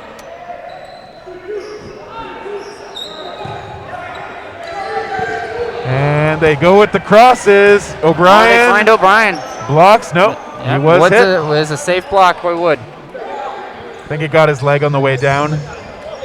Yep. Zanke alone, looking comfortable still. Backing up now. Goes down into that little cross-legged squat. Tries a bit of a drop shot. Oh, tries for a catch. He goes for that catch. All right, so that was starting to look dicey.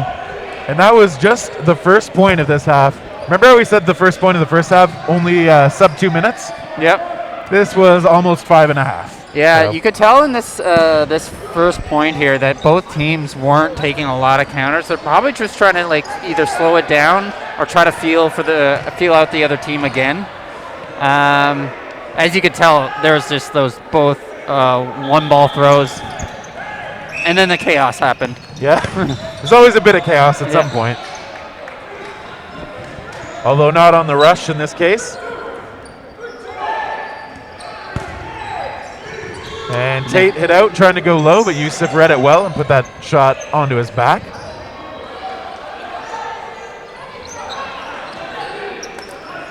Nice try towards Speakman. Ferguson in the corner for Mavericks on the far side now, along with Estabrooks. Speakman staying active, sliding over to the right corner. We've got a couple of Mavs facing him down. And, Speakman hit on the shot by Leibel.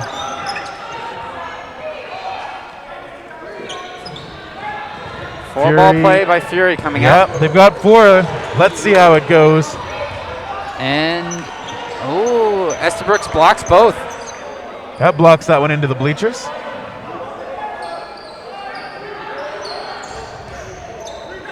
Mavs coming up. They let them go toward the left side. They find Andrusik.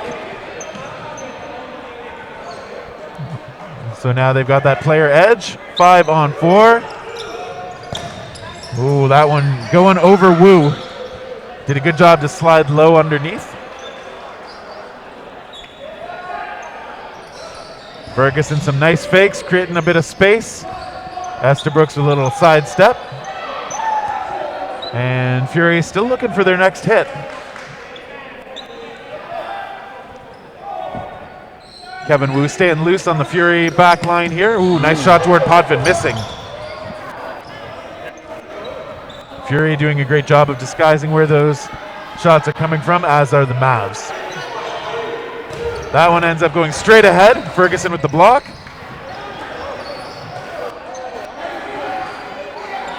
Mavs coming up with 4. And they threw 2 and they catch Nuyens. Yeah, it took 2 balls, but they do manage to find JP Nuyens. Which is the smart play. That'll even it. Nope. They'll have the player lead now. Garcia Silvera was lost for the Mavs, though, so they are down to 4. They find Wu. Wow. Yeah. Just barely. Yusuf and Potvin are going to need to try and draw this one back. But Estabrooks with a big sidearm delivery. I think 3 of the hardest throws in dodgeball today are like Ferguson, Estabrooks. Ooh. Oh, wow, and a hit there. Wow, and the scramble again. Potvin staying low on the ground. Potvin, and I was going to say Garcia Silveira. Yeah. 2 against 3 here. Mavs coming up. Potvin. And they get Potvin. Potvin did what he could there, just Yep. trying to stay low behind that ball, but Ferguson daring the catch. Yasin gets that ball over. Yusuf still looking confident out there. Wow, and a big hit by Estabrooks. Tying it up, 5-5. We do see this is what a lot of the top teams, the players are willing to do these just aggressive moves, just daring those potential 1-for-1s. Yep. And they definitely had the players to do it. Well, and if you're in that situation, you can't flinch, and you also can't let yourself just be driven back into the back pedal because you're vulnerable there too. You got to be ready at least some of the time to take that shot. And Estabrooks made the right decision, pushed up, stayed up, and took a shot. And that ties it up, although Garcia Silveira hit out right away on the rush by Wood. Alain hit as well.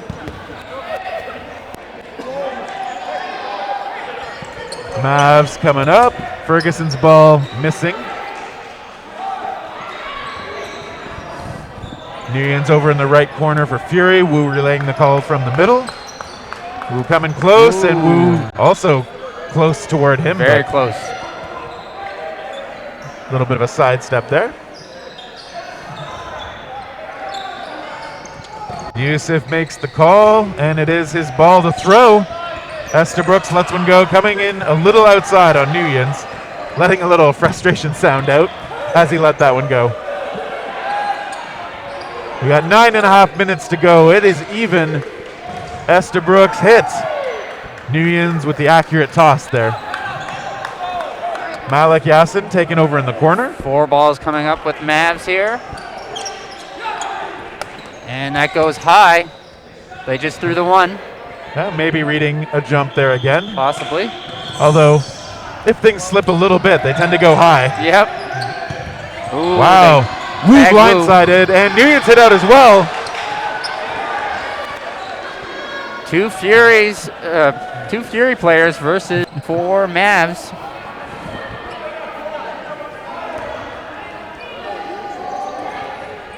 Ooh, that was close on Yasin. Yeah, If shots it was going, a little bit lower. shots going just a bit high. Mavs looking toward Wood.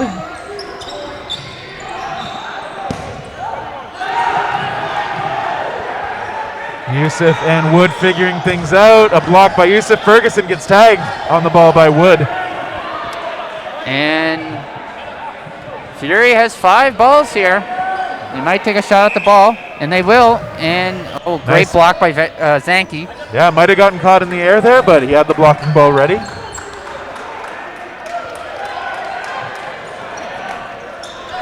Wood getting low, staying in front of the back line there. He was getting close.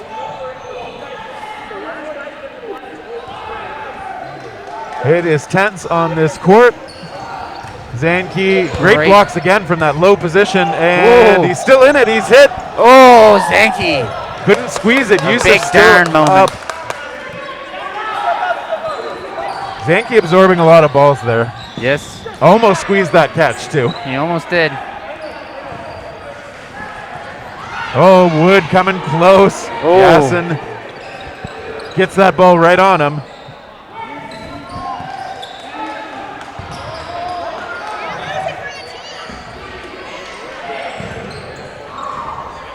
Yusuf coming close, but not quite. Yasin's still in it. Mavs coming up with a throw here now. Go across. Wood doesn't take the shot there. Comes up like he might.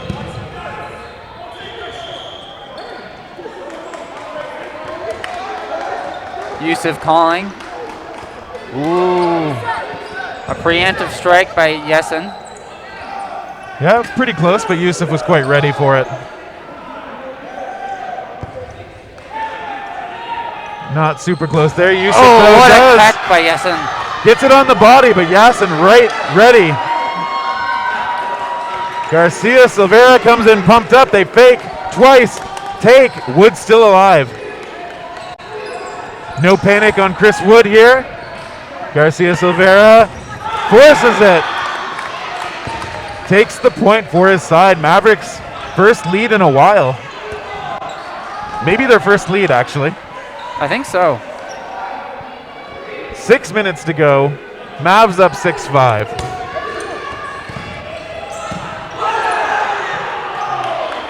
And just on the other court beside us, just Michael Laziak make a catch to finish a point. Look pumped up as well. Can't quite see what the score is there. Okay. 7-4 Rampage over Z Warriors right now.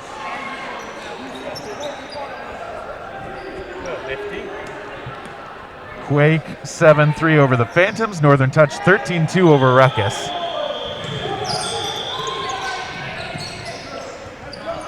And off the rush, What a Andrewson catch get out by on a wide Lido. shot. Garcia Silveira feeling himself at the moment. I think that was in the legs, eh? Yep. Yep. I couldn't see for sure.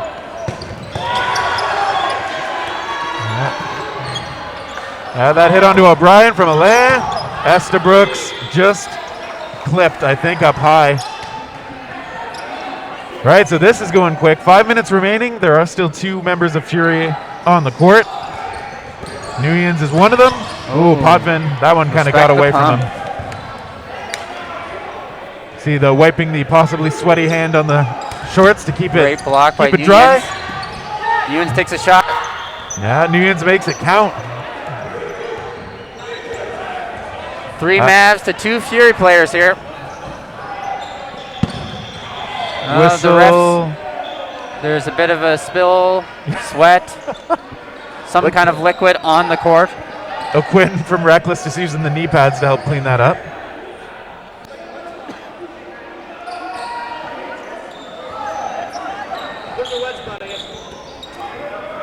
Wet spot confirmed.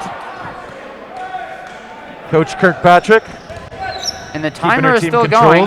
Hey, another wet spot over here too.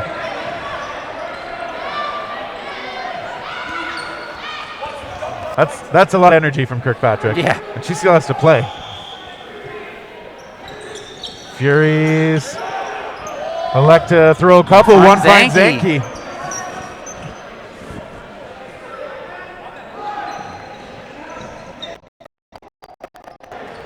And that shot just from Yasin going over Potvin. 2-2, so Fury's been able to make this close. Needing to tie this back up. All right, we see Garcia Silveira grazed out, so Yasin the only one left. He's probably going to look for either the quick release or the catch. That's his game. He goes with the quick release first. Potvin blocks it. Nuyens blocks as well. Potvin just barely staying on the good side of the line. Yasin. Oh, almost. What a flex by JP Nuyens. Yeah, Big those noodle flex. arms flex too. Yep. So as you might expect, it's been tied back up in this one. 6-6. Quite the game here.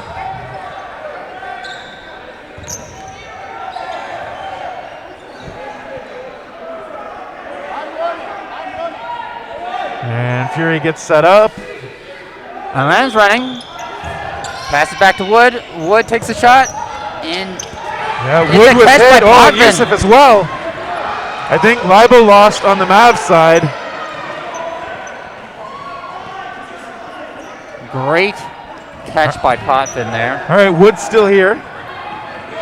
Wu calling it from the middle. It goes over on the left side, though, toward O'Brien. That shot tagging the ball, retriever. That's Alex Svetlovsky wearing the Team Australia Hyatt jersey. O'Brien hit out in a good shot. Alain as well.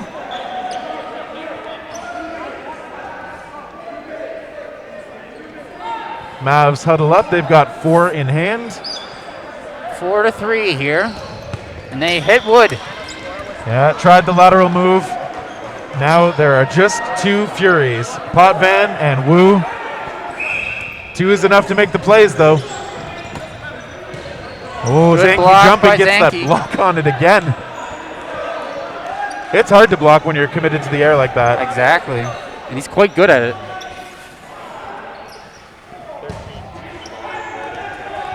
And Wu gets over that ball.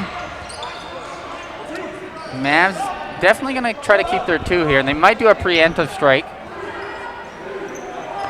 Oh, Garcia Silveira, awkward movement, hits the ground hard, seems to be fine, but he does get tagged. Trying to play it a little too aggressively. A bit too aggressive. Estabrooks with a nice sidearm again. That seems to be his favorite throw when he has time to load up.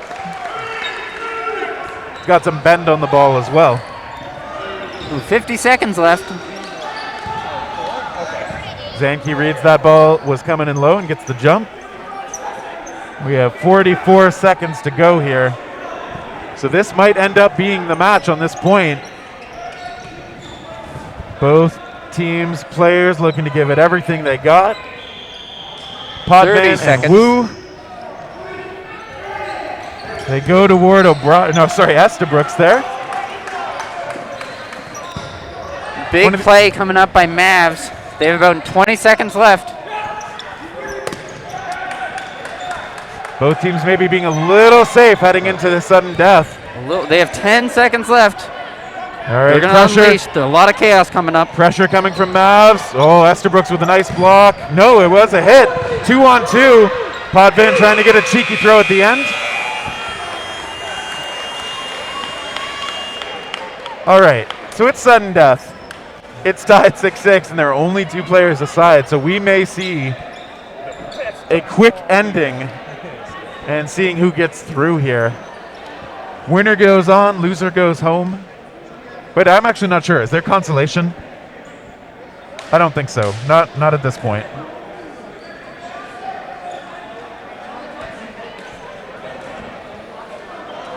There will be. Oh no! It looks like we will have a men's bronze match after the lunchtime break, before a men's finals, and then the women's finals after that.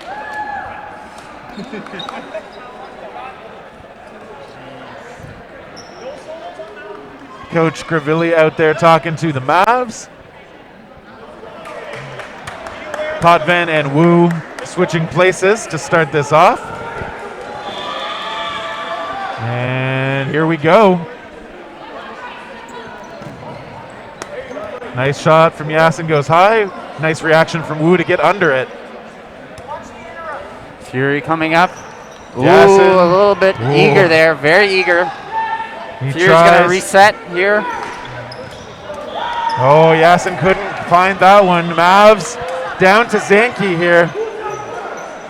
Nathaniel Zanke, 2 in hand. Looks catch. No, sidesteps that shot from Wu. Potvin. No catch. That hits. Yeah, that hits.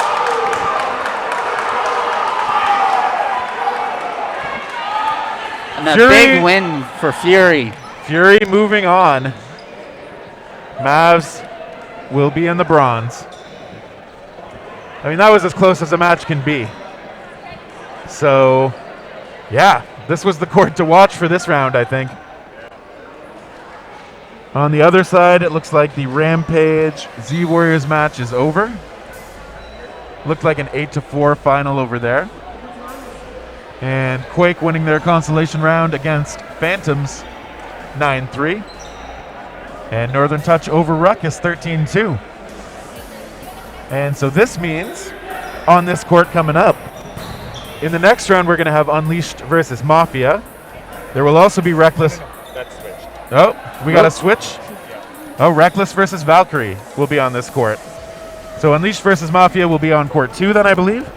Ruthless and Bali facing off as well. And then Phoenix and Clay Hamilton on the 4th court.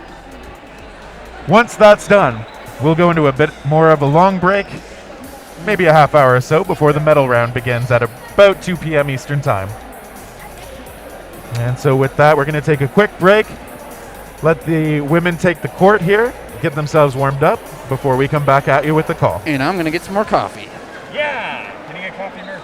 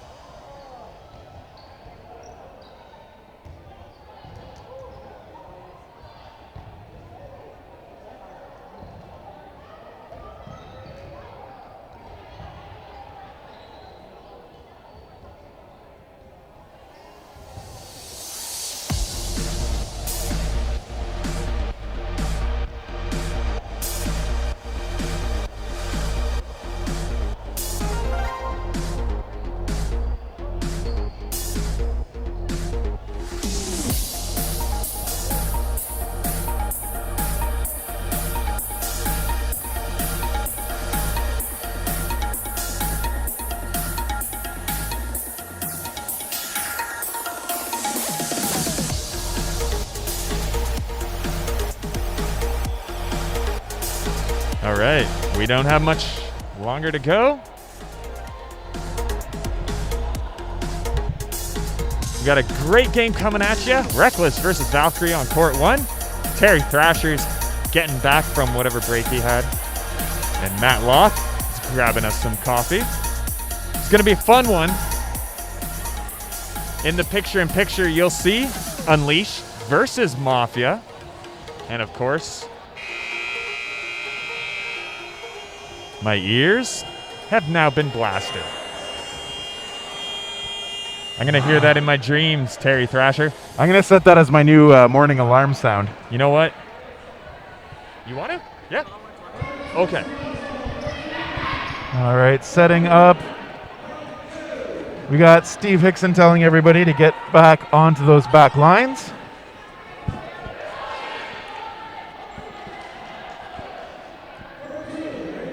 Valkyrie and Reckless. This is always one of those situations where it's too bad the teams have to meet in the semis. These are, of course, two of the pre-tournament favorites for gold medal. One of them is not going to make it through to the gold medal match. And so Valkyrie going to see if they can follow in the footsteps of the other Ottawa team, Fury.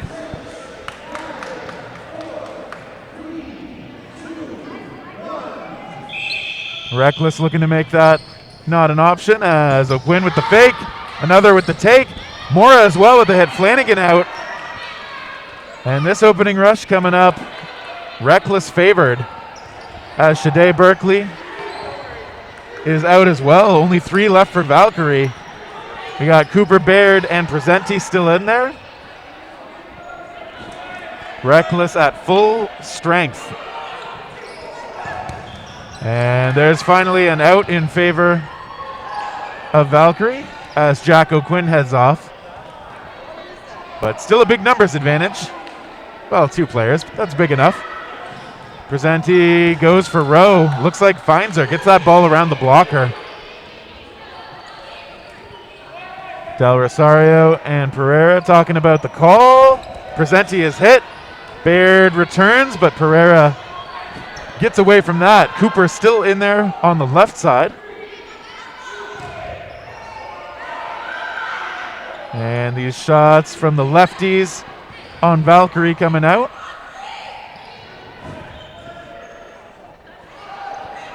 Reckless talking things over. We see a windmill and an overhand coming Baird's way. Stays inbounds. Del Rosario has a block on the Reckless side.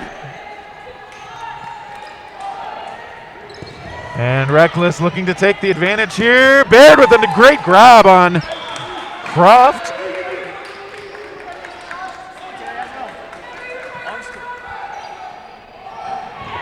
Wow, look who just found us. It is I. JP here to help us with the microphone. I saw you sitting here by yourself. I figured I'd help out. I'm going to try and be as objective as I can, but obviously Ottawa ladies in this match. Great throws by V. Yeah, Mora taking out there. Pereira as well. Very opportunistic throw by Lynn. Or maybe she stepped out. I didn't quite see because she wasn't looking. Either way, though, Reckless was up 6 players to 3 early on. Really? And Valkyrie able to pull it back. What's the score? I can't even see. That's just 1-0. That was the first game? Nice, Yep. nice. I might have to duck out before the end of this game. I don't know schedule because we're playing next, I assume. Looks like your side will be a little bit later. Nice. Nice. Meanwhile, in this match, Oh, Veronica almost makes that catch. She's such a good catcher. It's a shame to see her drop that. Well, she made a really good one in the first point, so Yeah. you make some, you lose some. We didn't see too much of Croft yesterday, but Kenley Croft, couple of years on the national team and now out on the court here at Provincials. Crazy underhanded fake. That's got to be so wrecking on your arm. They double up on Lisa on the left side. Connor comes to fake, and Kenley fakes with no ball. It works sometimes. The Rec League special. it happened in our Mavericks game. Someone faked at me with no ball, and I didn't flinch, and I was just like, what are you doing? I know how to count. Now Cooper and Berkeley. I feel like Valkyrie must have the most left-handed players of any team at this tournament. know. They're so weird. I say it all the time. It was like Jenna's sister throws right-handed, so I'm like, oh, so normal. Wow. So this is going to mess me up a little. It looks like Aquin is wearing Croft's jersey. And Croft is out there with the same jersey. It's always fun when that happens. Ooh, Berkeley hit out on the right side. Connor takes out Croft. They threw 2 balls at her. She got small, got out of the way. Shade went for a catch, didn't make it. Oh, nice hit. Reckless responding authoritatively. Yeah, you don't want to give a team 2 points in a row. It's hard to once they get the momentum. So this is probably going to be a back and forth game. I would imagine so. I was saying earlier, it's a shame these teams have to meet in the semis because both of them would have been pre-tournament gold medal favorites. Oh, true. But it happens to someone. Who's on the other side of the bracket? Unleashed and, I assume? On the other side, it looks like it's Unleashed and Mafia. Nice. That's just happening on court 2, just off to our side here. They throw 1 ball up high on O'Quinn, and they throw 2 on Camilla. Yeah, so Gray was able to get a hit, and it looks like Croft is out as well. But they do lose Camilla Presenti in the exchange here. Yeah, but they got a lot of balls. And they only throw 1? Or they threw... I'm kind of blocked here by... It says Thoreau, but I know it's Svetlovsky. He's looking pretty ragged right now. Been shagging all weekend for us. Takes a lot of energy to do the retrieval duties. Shauna Rowe going cross court.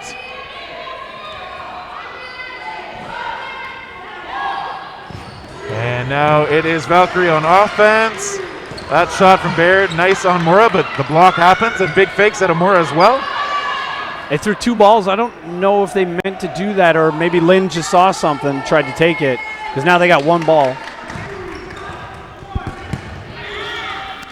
All right. Oh, hi. Coming in. Gray is hit.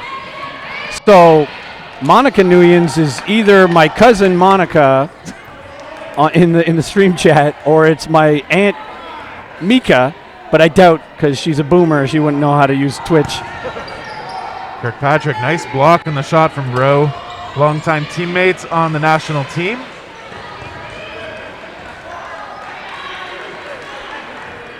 Keith, a fairly new player on this team, but she showed a lot of promise. That's why they elected to bring her onto this team. Looks like she got hit. I think she might have actually just lost her balance and headed out of bounds a bit. So Kirkpatrick by herself now. Drop shot on Shauna. Didn't work. Got to figure Shauna knows a lot of what to expect out of True, them. they all do. They played together.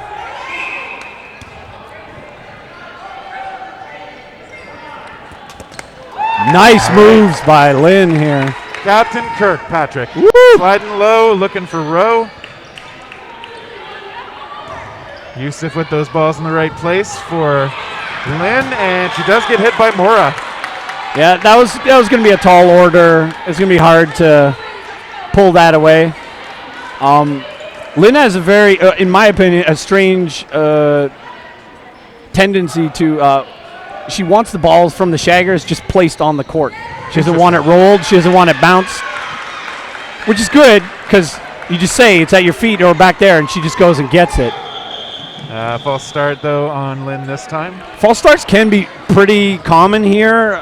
They're not called a lot, but you can't really hear the ref's whistles. Yeah. Also, this particular ref is on the other side. Yes. So it's harder to hear it when you're on Valkyrie's side. We had that come up in the previous match, as you may recall. I think it was when the Mavs were on this side. Ooh, Kirkpatrick hit out on a nice windmill from Jess. And I said that to our team, too. It's like when we're lining up, the ref's on the other side. Like, we can't. I think in the case in the Mavericks game, they weren't ready. So I think that was the discussion happening. Because we weren't ready either, but I jumped and I ran for the rush, but they were like, hey, we're not ready. Yeah.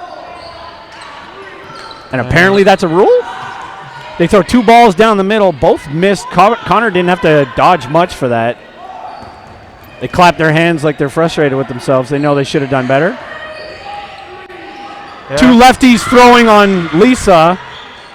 Looks like Rowe did find Cooper on the exchange there. Jess tried to take her out for it, just missed. Reckless up to the line. They find Flanagan. Oh, Keith Akawi going to take over that corner. Only one lefty left on Valkyrie. Shade throws, and she, just missed. Threw out the other lefty. Yeah. Shauna Rowe out there. She's also? Oh, yeah. Yeah, lefty in the left corner pretty often. That's a thing I just don't notice, I think. It's a blind spot for me. It's just sometimes, especially playing against Flanagan, she'll throw, and then I'll be like, that was a weird angle. And then someone's like, yeah, because she's lefty. I'm like, oh. They did get Gray out. Rowe playing it Great aggressive. fakes by Ooh. Shade and takes out Shauna being too aggressive at the line. That was a really quick release there. Yeah, the fake from Shade almost let Shauna come closer and make True. it a potentially easier hit. Oh, but Reckless But closes it that one does out. not matter. All right, so they get that dangerous 2-point lead. It's 3-1 Reckless right now. Let's see if Valkyrie switches anything up here. Yeah, we did say during an earlier match, we feel like Valkyrie adjusts really well a lot of times. Yes. That's Spencer on the sideline. I don't think you could see him. Maybe he's taking notes. That's what's on those clipboards, eh? Yeah. I mean, these teams are also very familiar with each Yeah. other. Ooh, Presenti hit, and it looks like Jess O'Quinn as well. I never know which O'Quinn it is. Well, Jack O'Quinn is wearing her own number, That's 18 over there, so. Top right side of your screen right now. Yep.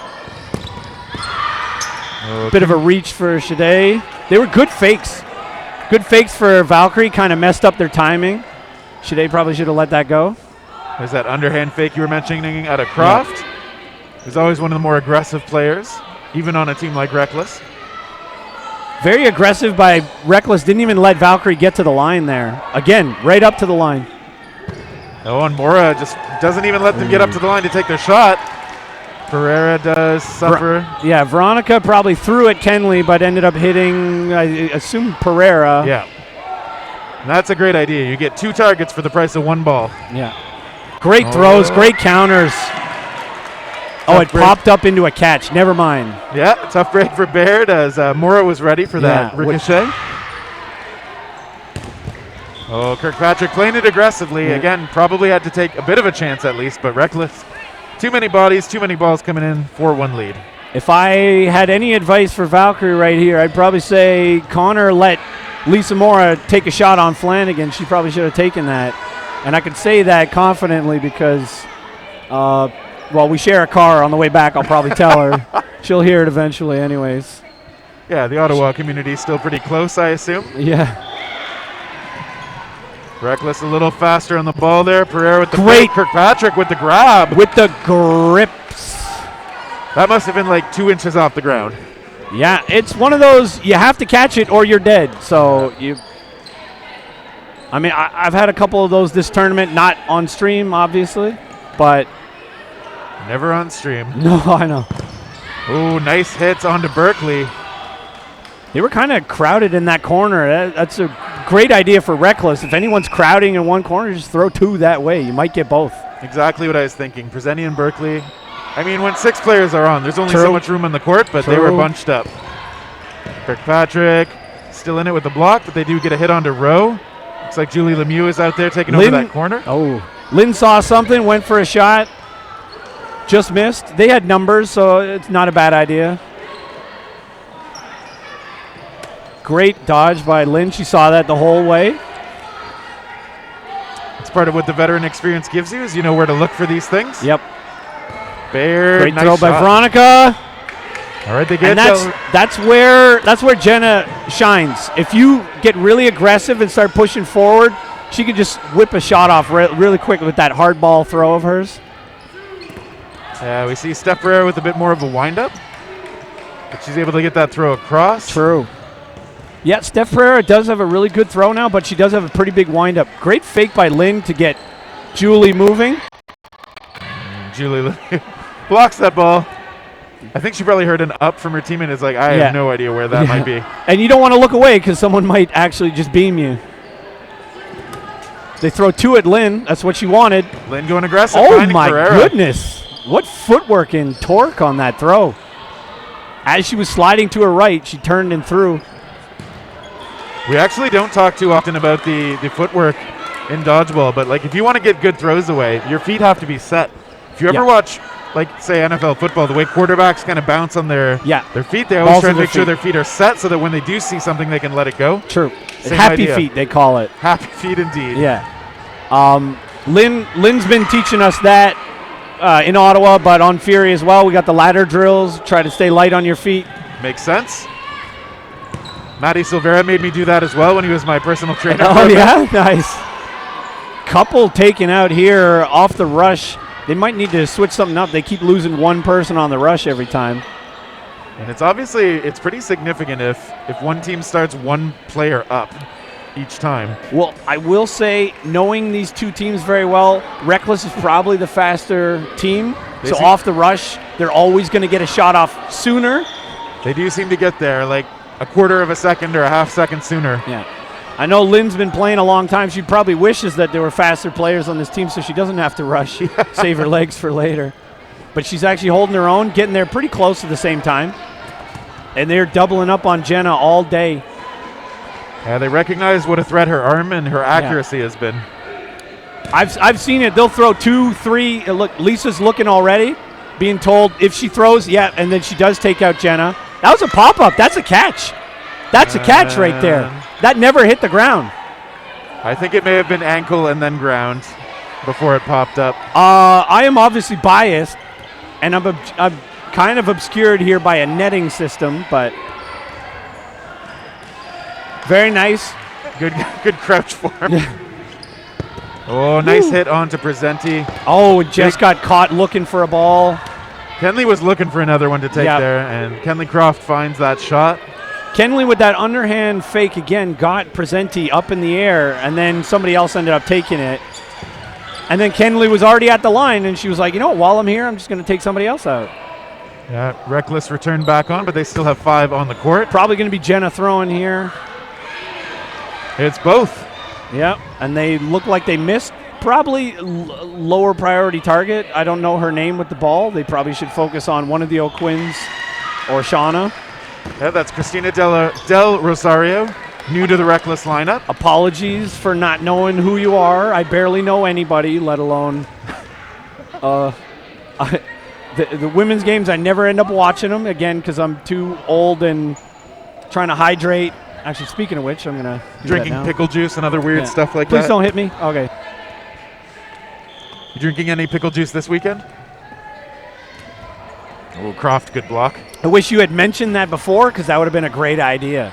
I brought it to the last tournament. It's been a while. I have an empty jar of pickles at home. I should have. All right, Jess O'Quinn closing that one out on Kirkpatrick. So again, Lynn's being left last on, and that's not because they're not throwing at her. She's just surviving long enough to be last on every time. I feel like this is a core part of Lynn Kirkpatrick's skill set, is knowing what's happening, making herself a small target, also good at those catches when she is down low. So she's a survivor out there. Del Rosario actually about the same time there as Lynn. Saw a catch, I think, from Flanagan, and then a hit, though. Yeah, Del Rosario, I think, must be on Reckless in part because of just the foot speed off the rush. She's been a very quick runner all tournament. Mora hit out, I think. Sounded like a hit, but I was obscured by a couple people. Mora's doing the right thing, checking with the refs. I mean, sometimes it's pretty hard to tell. One thing I will say, Jenna makes so many catches, but it's unfortunate that she got hit after that. I can't see what she did, but some people have a tendency to make a catch and then just assume that you're done being thrown at. Yeah. This game is very unforgiving that way. Some players, I don't think this is what she did, but some players will be so busy holding up Yes. to show the ball they Yes. caught that, oh, now I've been tagged too. And sometimes in Canada and Ottawa specifically, we're too nice. And like we'll hit someone and then be like, sorry, I hit you. And I keep telling my team, like, get back. Yeah, Stop apologizing. Apologize when you get to the back line, maybe. Apologize between the points, not in the middle of them. Yes. And Valkyrie with that player edge right now, coming close on Del Rosario. They do get the hit on chin. They had a cross up there. They threw one inside, and then Lynn took the outside when she pressed in. Lisa Mora probably going to throw here. Does. And throw 2 on Lynn. Sounded like a bounce. Yeah, Lynn inviting that pressure by being out up high with the ball. That's exactly what she wants. Please throw at me. And then these girls come up.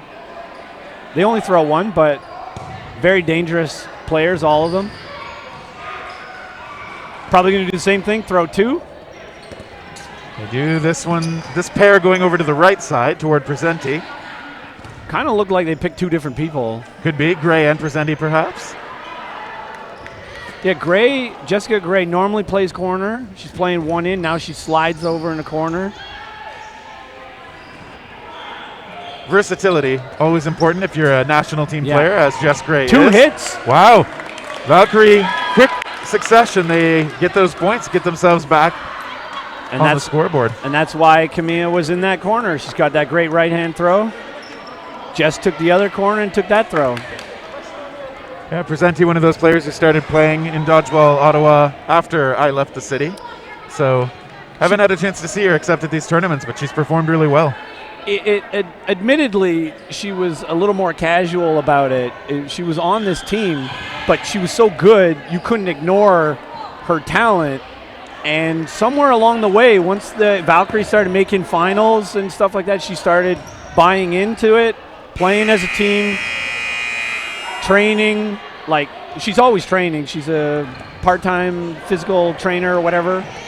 And she's bought in. She practices with everybody, and great player. Great eye for the game, too. She can make some catches. So look to see a lot of catches from Valkyrie here. Well, they're going to have to try to do something. Good footwork and ab work by Camilla to stay in. Lynn takes out a hit on Kenley. Those are dangerous, a player falling backwards. Yeah, Kenley almost got her hands on that one. I don't know if she's known as a catcher, but anybody falling backwards like that at that moment can get hit. Jenna's got to know every time she throws, she's getting thrown at. Yeah, that looks to be part of the game plan for Reckless. You don't even have to be in their huddle to know that's the game plan. This is sudden death. Probably going to throw at Jenna here. They did not. Made a liar out of me. No, but Barrett is hit out, as is O'Quinn. She was looking for a catch. It is no blocking. Jenna gets a catch. Yeah, she saw that one coming in. And the other O'Quinn twin is off on the sideline now. And that wasn't a bad throw by... Oh, another catch one by Jenna. And Lemieux made a catch after she was clearly out already. Jenna beasted on 2 catches, and so they're probably in the huddle going to be like, you know what? We need to get her. Stop throwing at other people. We need to throw at Jenna. But it was solo shots those 2 times. And again, as I was saying, sorry to cut you off, it's not a bad throw that they took on Jenna, because Jenna moved forward to get a ball in no blocking. I guess Jess O'Quinn, I assume, took that shot, and it was just a great catch by Jenna. Yeah. I mean, nothing you can say about that. It was a fairly long shot. She wasn't all the way up at the line, and I think the second shot ended up coming in, same thing. But yeah, and I mean, Jess O'Quinn obviously has the power on her throws to be willing to take those long shots. Yeah. And movement. But I think Flanagan was doing a good job of keeping her eyes forward enough, being ready for those possibilities. Yeah. She probably knows she's a target out there for Reckless. Yeah. Jenna also does this thing. I hate playing against her in no blocking, because she'll do this thing where she'll have a ball in hand, but she's kneeling down, and I start winding up, and I'm about to release my ball, and then she releases first and hits me from her knees. And I'm like, why'd you do that? Yep. That sounds frustrating, especially if it sounds like that's happened more than once. Yes, and then even if I get on point and she misses me, she catches me. So it's like, damned if you do, damned if you don't. In the Dodgeball Ottawa gym that most of you folks play in, is it still really, really, really short? Unfortunately, yes. We do have like lines painted, taped up to make it more like whatever regulation length, but it is a hard back wall, and it's as soon as you hit, if you miss, that ball's coming right back. Yeah, it's unfortunate, but Ottawa, I mean, the worst part about Ottawa sports right now is that we're kind of being in a chokehold from the regional sports leagues. So I don't know if you knew this, but they basically buy up or rent all the available schools and gyms, and they just sit on it. They don't even use it. So we kind of have like a side deal with like a school, and we've just been there ever since. We're loyal. We pay them money, and that's what they want. So Do they have good internet for streaming? probably not. They don't have any internet now that I think about it. It's like a Montessori school. It's not even really being used for anything, and that's why they just rent it out to us. Bit of bonus money for the school. I mean, I think they have fencing there every once in a while, and like maybe badminton. And I think we used some of their nets to like block the balls going on stage, and they got upset with us. Right. We came back, and there was a passive aggressive note on the nets being like, please don't use this for throwing against. I'm like, all right, we've been told. It's interesting. It's like you'd obviously hope if you're playing in or running a sports league that it's just about the sport more than some of the like businessy politics stuff, but it is a reality in some situations, unfortunately. There's only okay. Yeah, we'll get back to that. A little bit of back and forth, no casualties yet. Good movement here by Reckless. When they're getting thrown at on the rush, they're really hard to hit. They pick their knees up, they jump side to side. Good movement by Kenley. Big fakes. Yeah, Kenley Croft, a high energy player. Let's see if they call Jenna here. They threw one at Jenna and then one at Jess, 2 high priority targets. Yeah. Gray, the only one actually hit out, so heads over to the sideline. And they send them over at Mora, who's been a high priority target as well. For sure. Lisa Mora, who's still got the fitness Instagram channel going, and you can follow along with just how hard she works. Croft hit, and one as well on Some Baird. of us work really hard off stream and without Instagram accounts. Just Hey, I don't know if you were trying to throw shade at me, so I'm just. I was trying to promote Lisa's channel a little bit. Okay. Mora Fit on Instagram. Is it Mora Dash Fit? All one word. Okay. Although if you had a fitness Insta, yeah, I probably still wouldn't subscribe. How dare you? 4 balls, probably throwing 2 on Jenna. They do. Yeah, Jenna got low, but not low enough, so Flanagan is over to the side. I think in that instance, Jenna knows it's coming for her. She tried to interrupt, but the getting low while throwing is not always the best accurate throw. And those interrupt throws, I mean, a lot of the players in this match have good timing for it, but there is always that element of risk. If the other team baits it in and you let it go and just give them another ball for free. Rowe and Presenti trading, but it looks like there's a Kirkpatrick down on the other side as well. Reckless takes it. Looks like Shade Berkeley was maybe grazed. I don't think she was over at the lines, but that is Reckless's point. Score is now 6-4. 6-4 Reckless. Mitch is on point with the score. Look at just all the things on that laptop screen. It's a good thing he has ADHD. He can. I just assumed that, so sorry for assuming you. Oh, good throw by Presenti, taking out Kenley. It might be a good assumption. Sorry? It just might be a good assumption. Okay. Kenley Croft was able to get the hit, though, on Lynn Kirkpatrick. Good active dodging by the Reckless players. Yeah. Nice jumping. Shauna, veteran of the game, still bringing the heat. And the jumps, the hops. Yeah, Shauna Rowe has been on Team Canada almost every time there's been a Team Canada. Let's see if Jenna throws. She does. Yeah, they find Jack O'Quinn. Reckless probably going to be like, why are we not? Let's throw at Jenna. Yeah. Let's throw at I think I literally just heard him say, let's get Jenna. No, I'm lying. Maybe they said it, but they're still disguising it There's well a enough. lot of noise here. I could have heard anything. I'm also slightly hard of hearing, so. Great throw by Jenna. It looked like a block, but very honest for Shauna to go off. Yeah, good release by Flanagan there. Catching Rowe off guard enough. Oh, Presenti tagged out as well. think that was Mora's ball. Yeah, it had a bit of movement. It looked like Camilla wanted to catch that, and it just kept curving.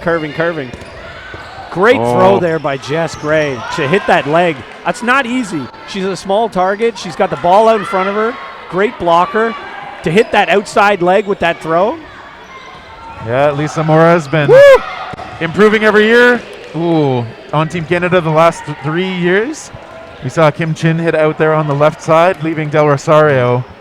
It's the only reckless player.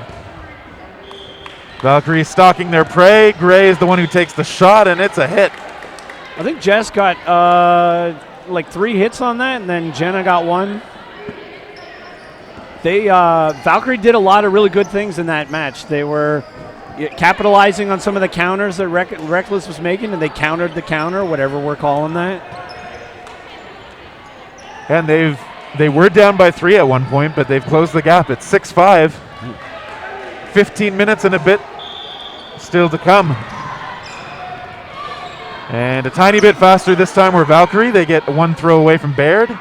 It's the true test of a good team. There's eventually going to be two-point swings, but you got to bring it back, try to bring it back to a 1-point game like this, and then anything happens. Great throw. You can hear the noise when Jenna connected there. Yeah, Jack O'Quinn over on the side now. Nice and low, like almost hitting her feet the whole way. Oh. Ooh, and now. I kind of like that, what they did there. They faked Jenna, so they assumed that she was going to throw, and then anyone else other than Jenna threw, and then a little bit of movement on Shauna, and then Jenna just likes to capitalize on any kind of movement. She's like a, I don't know, shark. Shark in the water, yeah. T-Rex, whatever. Vision is based on movement. I don't know. Wasn't that the Velociraptors? Oh, true. It was also probably a myth. They just made that up. They can't tell that from fossils. Wait, you're telling me Jurassic Park wasn't historical? No. Okay, reckless players now. They have the extra balls. Not looking at all while she's making that play call. Some risk there, yep. Croft sends a second ball over. Very tough to do. Kenley threw 2 balls there, and then you're basically setting yourself up to have nothing left on the way back. But Valkyrie's a little more patient. They're not trying to. I mean, that was a good throw by Connor. She missed. Connor Cooper on the right side of your screen, top right. A lot of movement, though, from Lisa Mora to just scooch out of the way. That's her thing. Nice block from Mora. Good throw by Coop. Really good throw by Mora. Blocked by Mora as well. Got under that. Gonna go for Jenna here. Nope, lying. Jenna did take a shot. She did get returned on, though. That was really good of Connor not to throw that ball. She was about to try to take out Lisa for taking out Jenna, but if she had, Steph was going to light her up. But now they got 4 balls. They're just going to call a play. Throw 2. They do. Actually, they threw 3. Balls gliding in the air. Shade Berkeley just missing Croft there. Kind of looked like Shade like half pulled that back, didn't want to do it, and then said, screw it, I'm going for it. Maybe a mid-wind-up change of heart. I've been there. Oh, and the only one that connects there is Mora's ball on Cooper, who looked really unhappy that she maybe was open enough or didn't make that catch either way. It was a good idea. Again, good idea from Connor. If you're listening to this later, good idea to take that throw. You know, use your happy feet side to side. That's how we've been training. If it comes down the middle, make the catch. If it's just out to the side, pull your arms in. How many balls does Croft throw here? 2. None. How dare you? How dare you set me up to fail like that, Terry? You could have said 0. I mean, I wouldn't have. How about I give you? You have to be wrong on stream. Don't worry, I have so many chances. True. Mora getting low, getting away from those throws, coming back up with the fake. Good fake. I actually thought she was going to throw that, so good fake. Faking. Now Kinley's throwing. Yes. Yep. Throws 2. Whoa, what a grab. I didn't see it. Did Lisa touch out when she leaned back? I don't think so, but I admit my focus was on Baird making the grab there. Huge catch. Mora moves and gets away from 100% line. That last shot hit her anyway. True. Steph Pereira. And this is where the patience of Valkyrie comes into play. Yes, they made a big catch, but they're not trying to force the issue. Yes, they threw 2 balls there, but You know, there's only one player. If you give her 5 balls, she can only throw one at a time. Throws on Jess, misses. Kirkpatrick coming right up. There they go. They find it on Pereira. She was in a tough spot. That was a great play by Lynn, actually, right there. Baits her into throwing at her. Lynn probably didn't actually want to throw. He wanted to get the throw at her.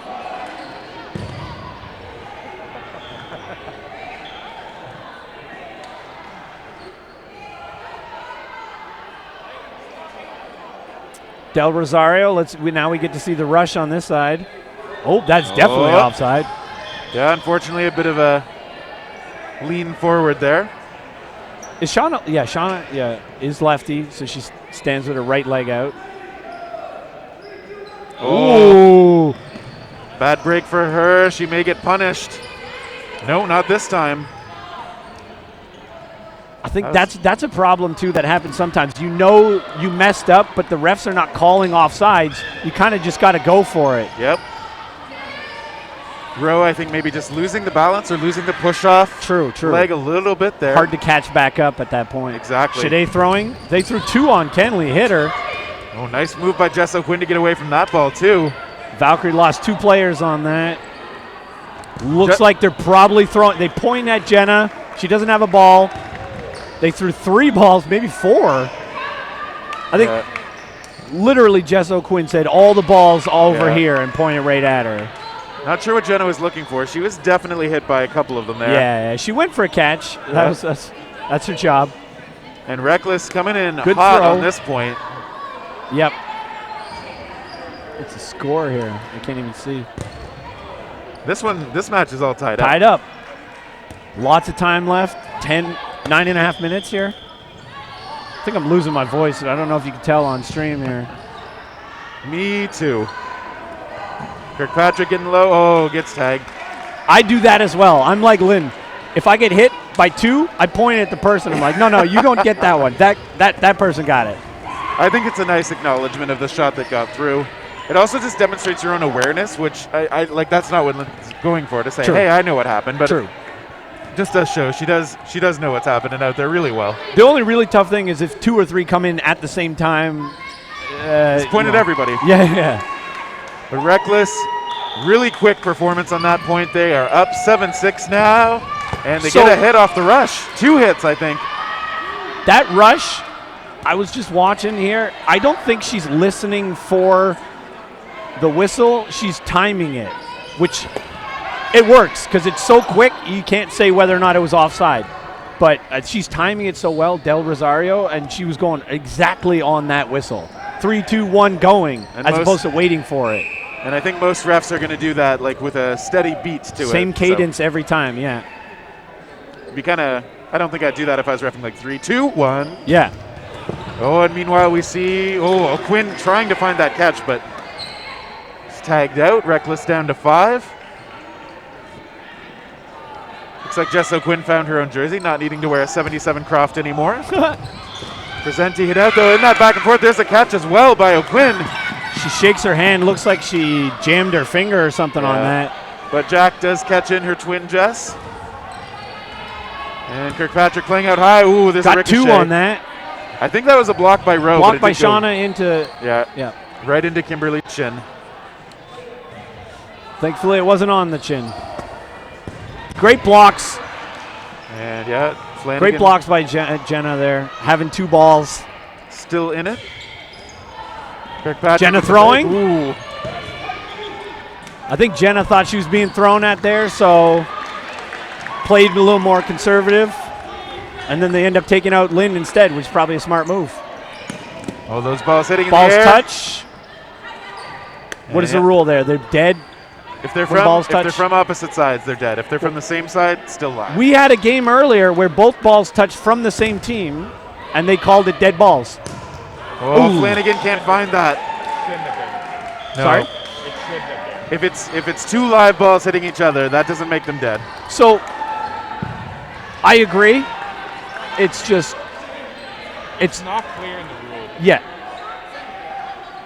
I figured if it hits anything other than a person, it should be a dead ball. Like other balls, or, well, not the dead ball like on another ball, I guess, but a ball in the air.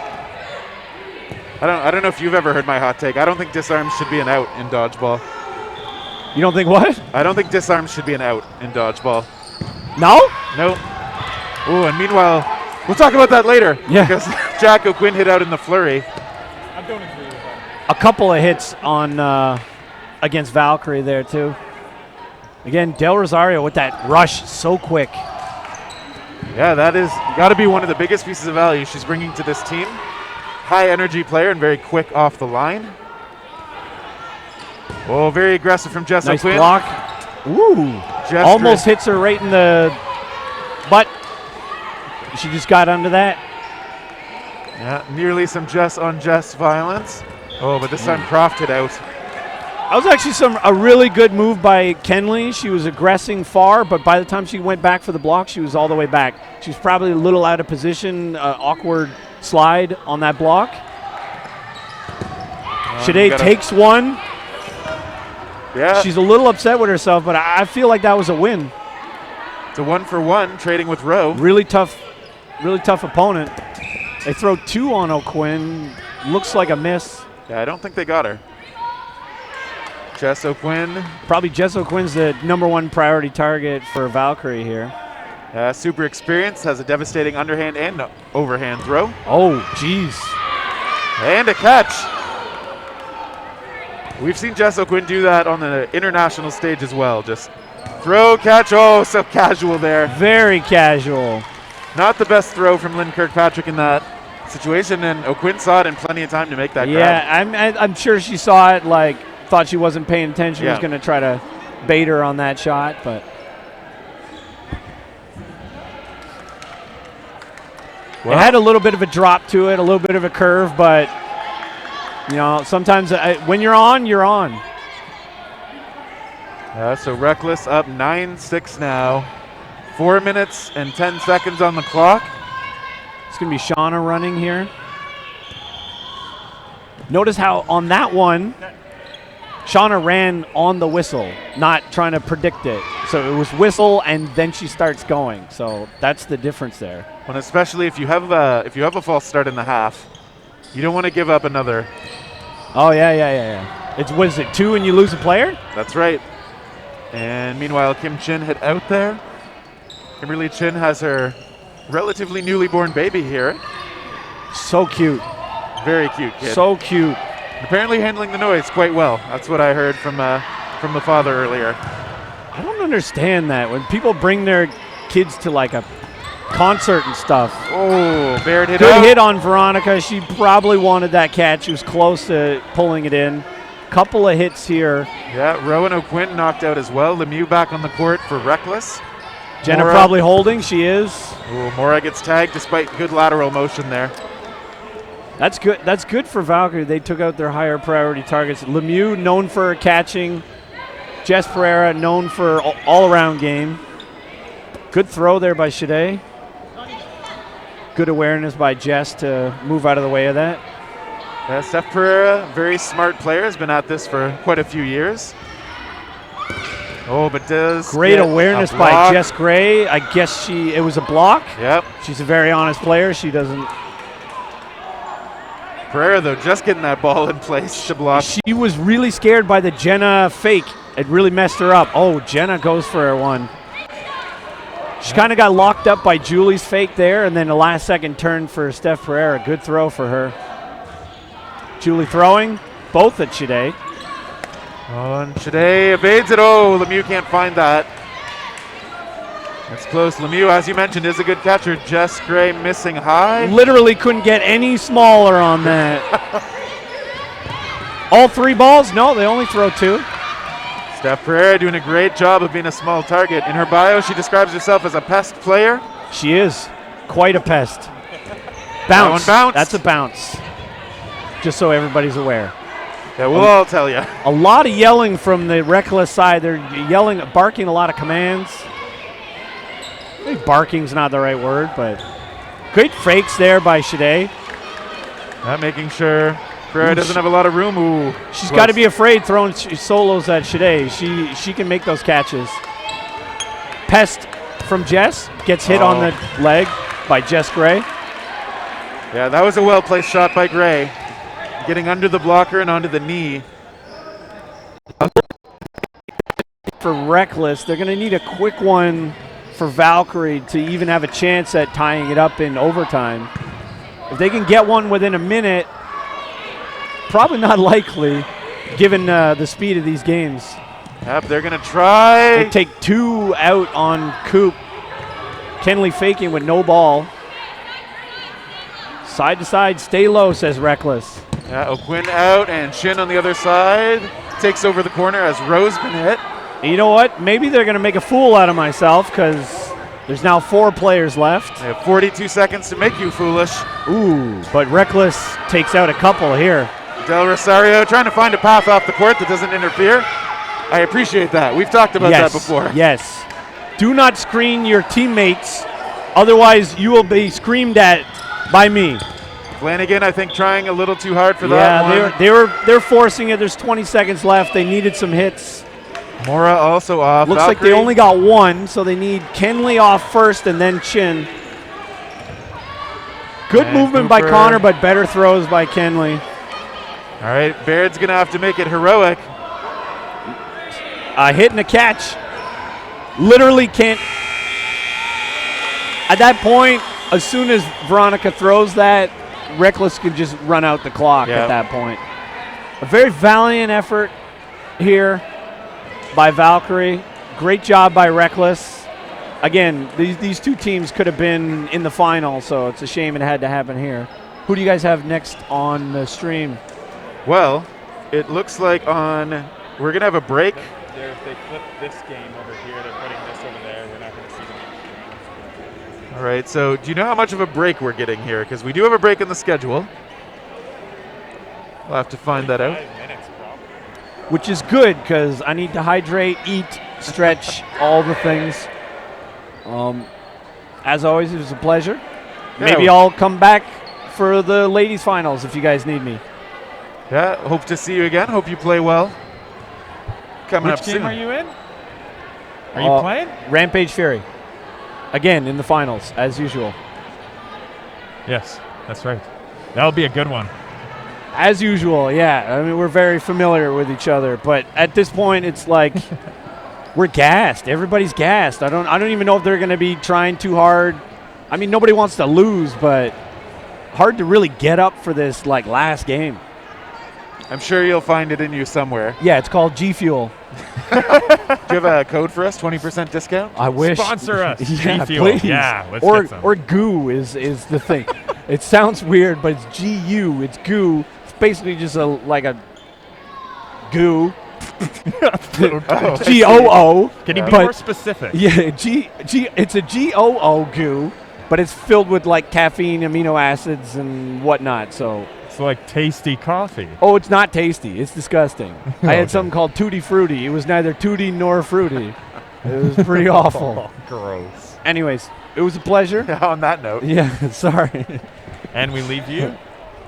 Yeah, so we will. The schedule says we'll be back at 2 p.m. So Eastern. that, for those who aren't in this time zone, will be in about 45 minutes. Less than 45 minutes. Bit less than 45. So stay tuned. We got medal matches coming up. You're good.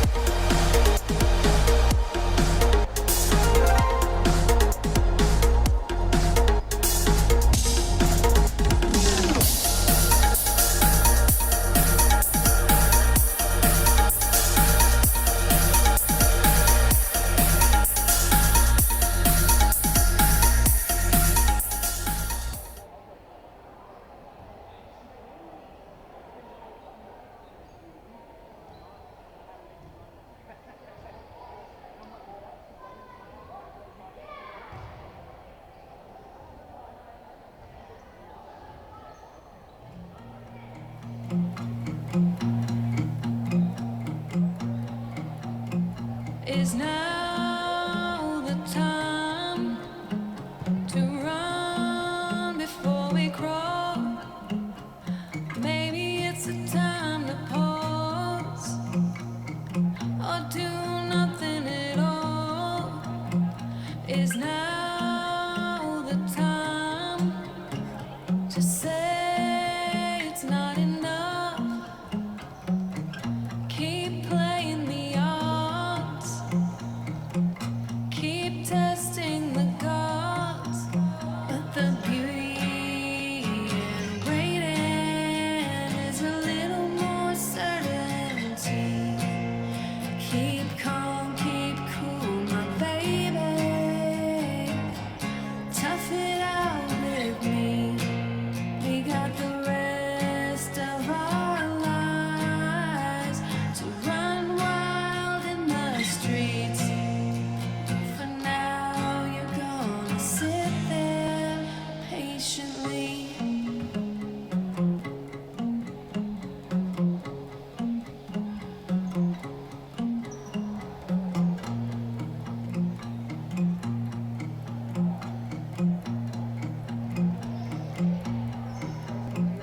Is now the time to try to have it all?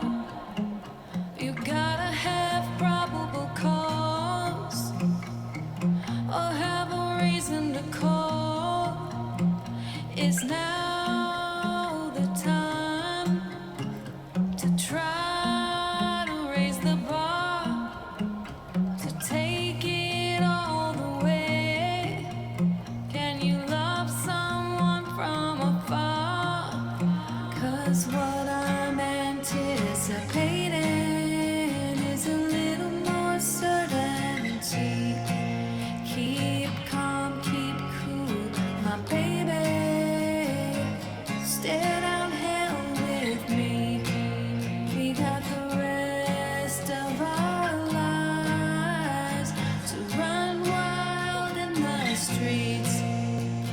For now, you're gonna sit there patiently, patiently, patiently.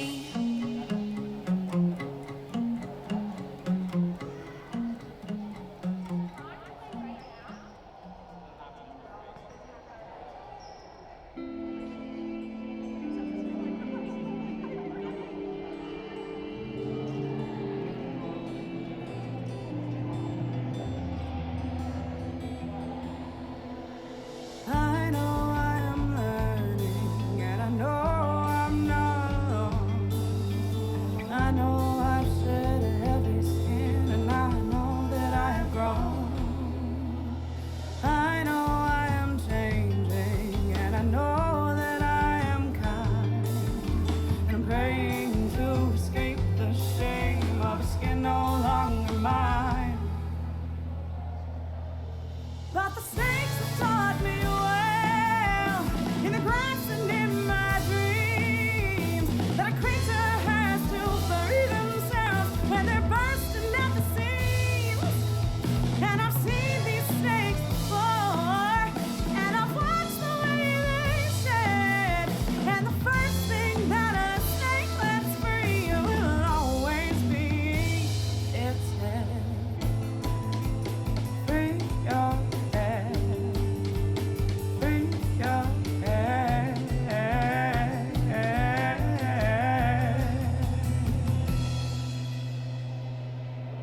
Well, the mind can be a prison when a person doesn't see.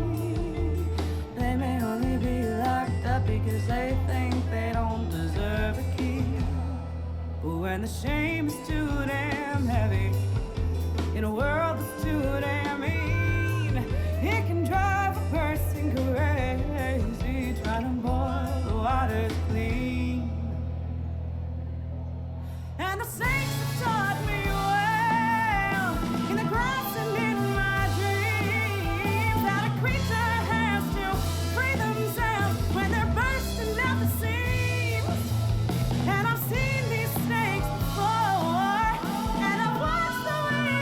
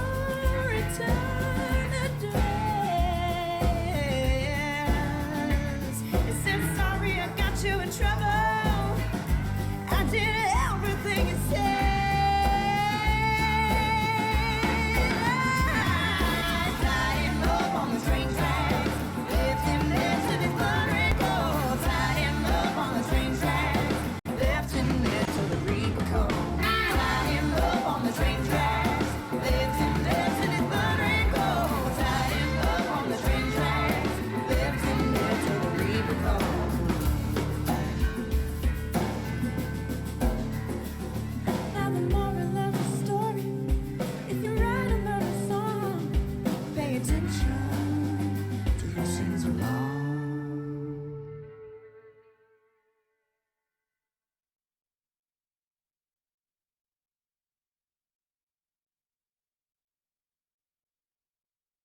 Wake up, pour my coffee in a cup. The only words I wanna hear today are it's okay. It'll be okay. Always the give is harder than the take, and the taking all that I give just to throw it away. Throw it all away. All I ever really wanted was to get through situations that were prompting me to miss you. Now you're calling up, bringing up everything that I pushed out of you. There you go, never taking it slow, talking, telling me reasons, ever wanting to show me where you been. No, we can't be friends, but we could recognize the side of an obvious end. Because I know what I want, know what I can't have, and they're the same thing, same lame. Tip of the hat to me. Tip of the hat to me. Tip it to the L-I-E's. Take it up with your G-O-D. All you're gonna get from me is just the T-I-P. Now walking down the street is becoming a feat. All the faces that I see getting blurry. I gotta blink it away in a hurry. Cause you're the call I waited for every day. I gave it all, you threw it away. Your words replay, darken and decay. Am I the same fish stuck out on the line? You're a fisherman, you took your time to leave me sitting and waiting, wishing and hoping and praying and only losing my mind. There you go, never taking it slow, talking, telling me reasons, never wanting to show me where you been. No, we can't be friends, but we could recognize the side of an obvious end. Because I know what I want, know what I can't have, and they're the same thing, same lame. Tip of the hat to me. Tip of the hat to me. Tip it to the L-I-E's. Take it up with your G-O-D. All you're gonna get from me is just the T-I-P. Tip it to the words you say, only to manipulate. Would you please refrain? I don't need anything from you. Baby, it's too damn late. Time to terminate. Allow me to demonstrate my present point of view. Tipping my hat, don't try to be polite.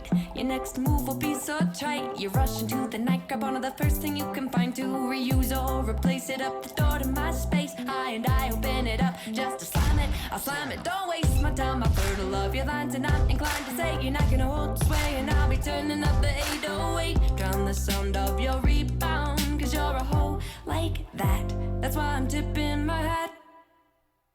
Wake up, pour my coffee in a cup. The only words I wanna hear today are it's okay. It'll be okay.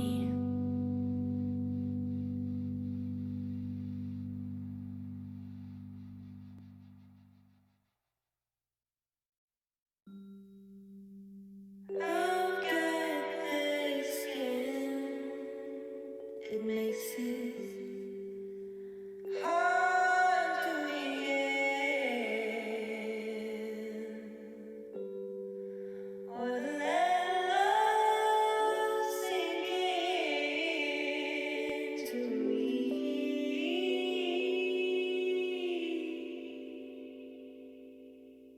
I don't mean to make things so complicated, but you did it with a heart that has been jaded too many times to jump in line.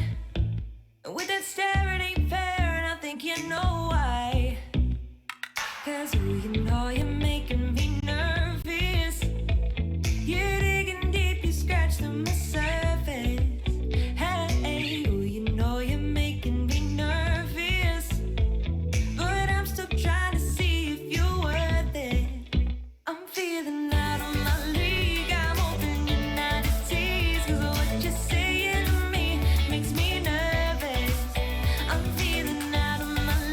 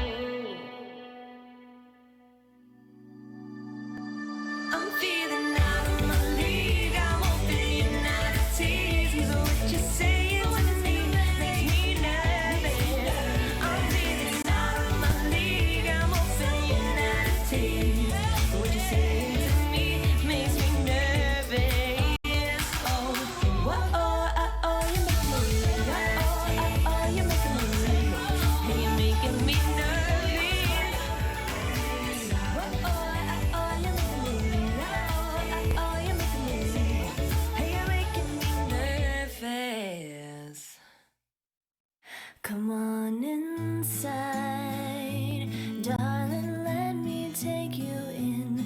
Though you don't know where you're going, there's no shame in where you've been. For we've all done what's wrong instead of what was right. At some point, come on inside. Listen to my lullaby. Though the waves crash all around you, hide inside my voice tonight. May the music be your safety, be your light. Here tonight, here tonight. Whoa,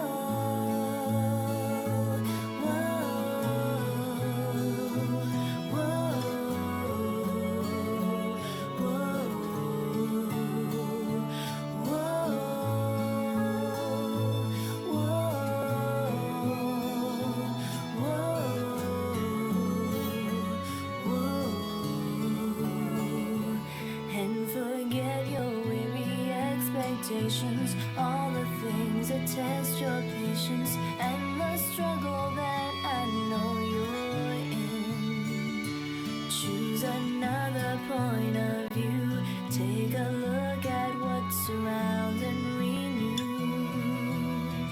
what's in you. So come on in, lay your weary head upon me, let me cradle you close to me, kiss those lips and feel you near me. Let's spend some time just being you and me, just you and me, you and me. Come on inside, listen to my lullaby. Though the waves crash all around you, hide inside my voice tonight. May the music be your safety, be your light. Here tonight, be here tonight, with me tonight.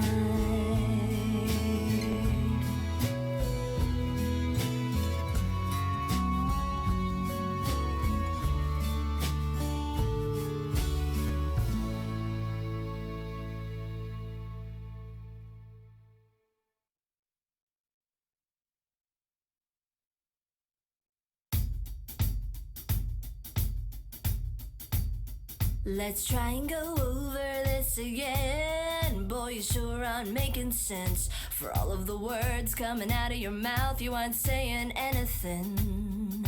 Please pardon me if I'm a bit distracted. You see, my brain turns off to bullshit. Don't have the time to listen to you whine about how it's all my fault again. Don't have the time to listen to you whine about how it's all my fault again.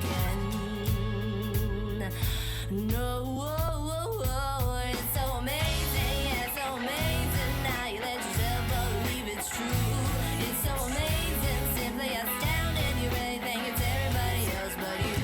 And it's just crazy, both of my baby. Perhaps you're just a little bit confused. If you don't get your way, you think that it's okay to go and act up anyway you choose.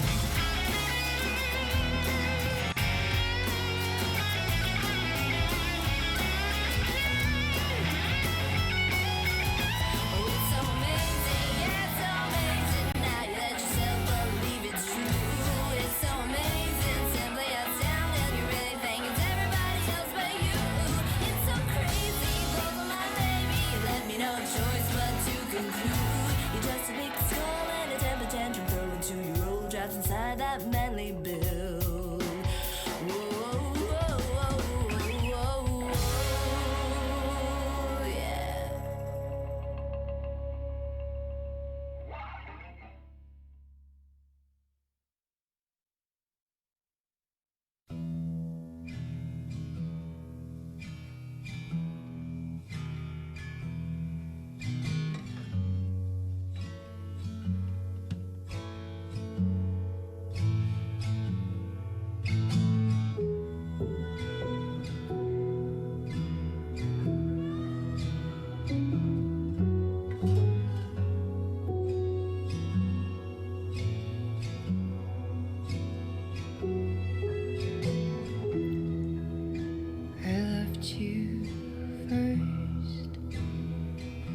Maybe that's where the problem starts.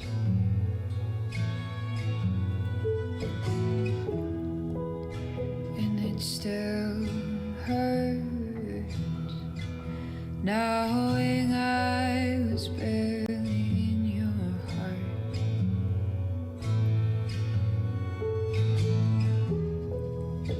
And I've watched you go.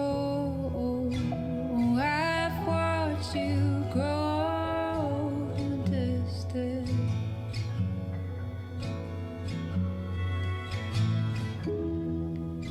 and now I know there was no way to resist this.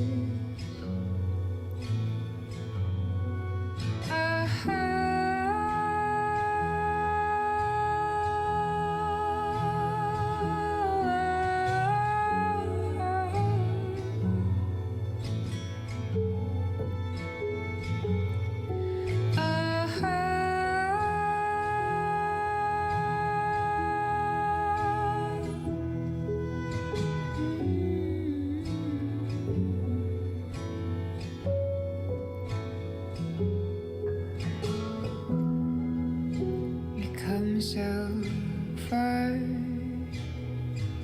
just to leave it all behind.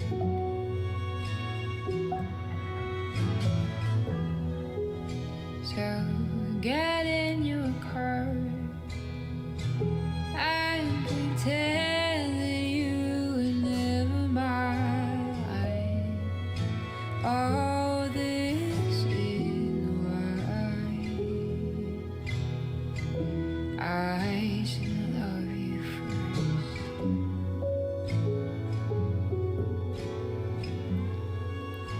Shut it out with you.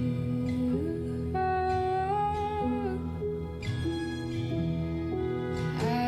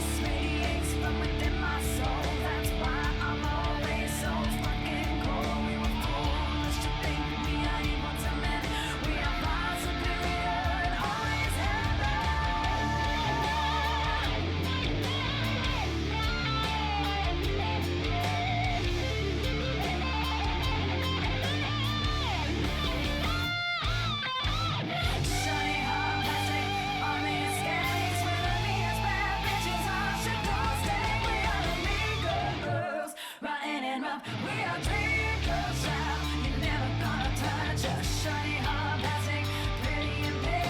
With our mirrors, bad bitches on. So don't sing. We are the mean girls. Fine and rough. We are your dream girls out. You're never gonna touch us. Shiny hard plastic, pretty and big. With our mirrors, bad bitches on. So don't sing. We are the mean girls. We are mean girls.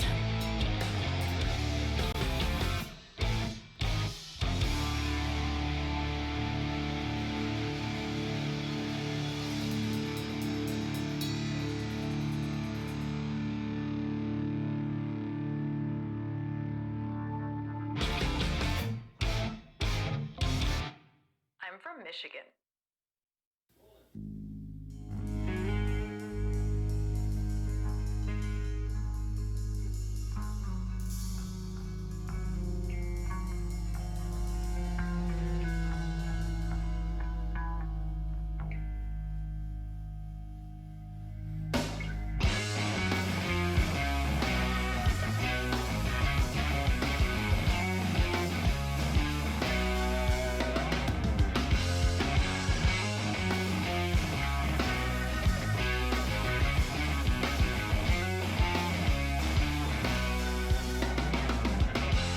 When I heard from my mother, don't feel quite the same as cash.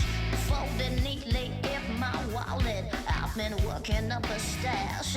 Well, I don't need love or flowers and pieces for the cowards. I just want the smell of money in my pocket every hour. I feel it coming near, wake a dream and I demand it.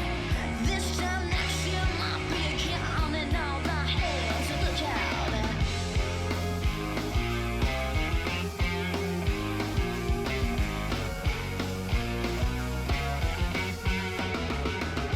Get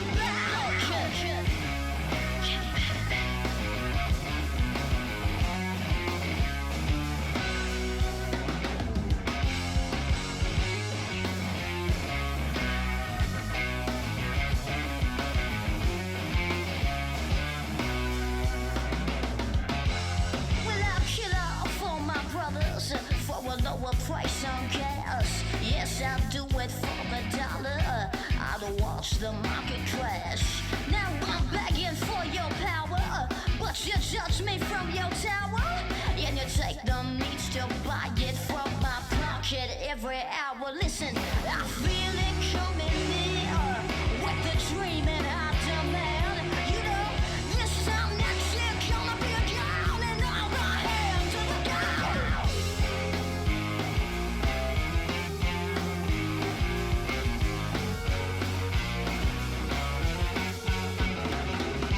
Get back!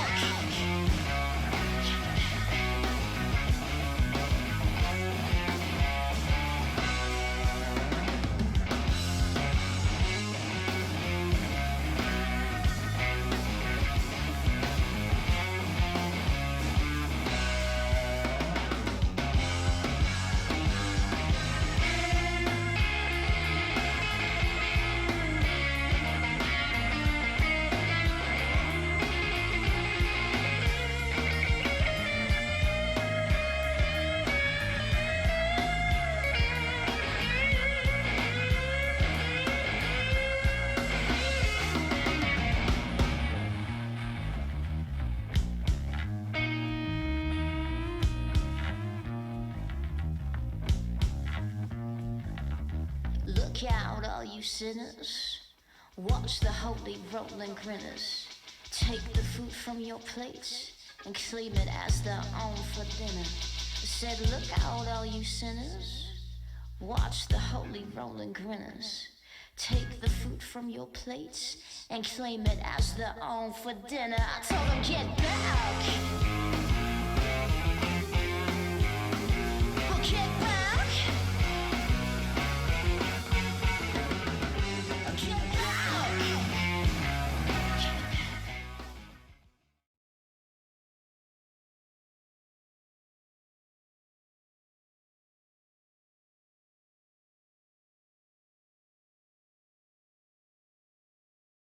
Hey, guess who's back on the live stream? We're here with Tony Nguyen and Matt Locke. Here we go. We have about 3 minutes left. Ruthless and Phoenix are about to come up. Camera crash. Oh. I have a camera issue right now. I know that for the viewers at home, I know you guys missed me.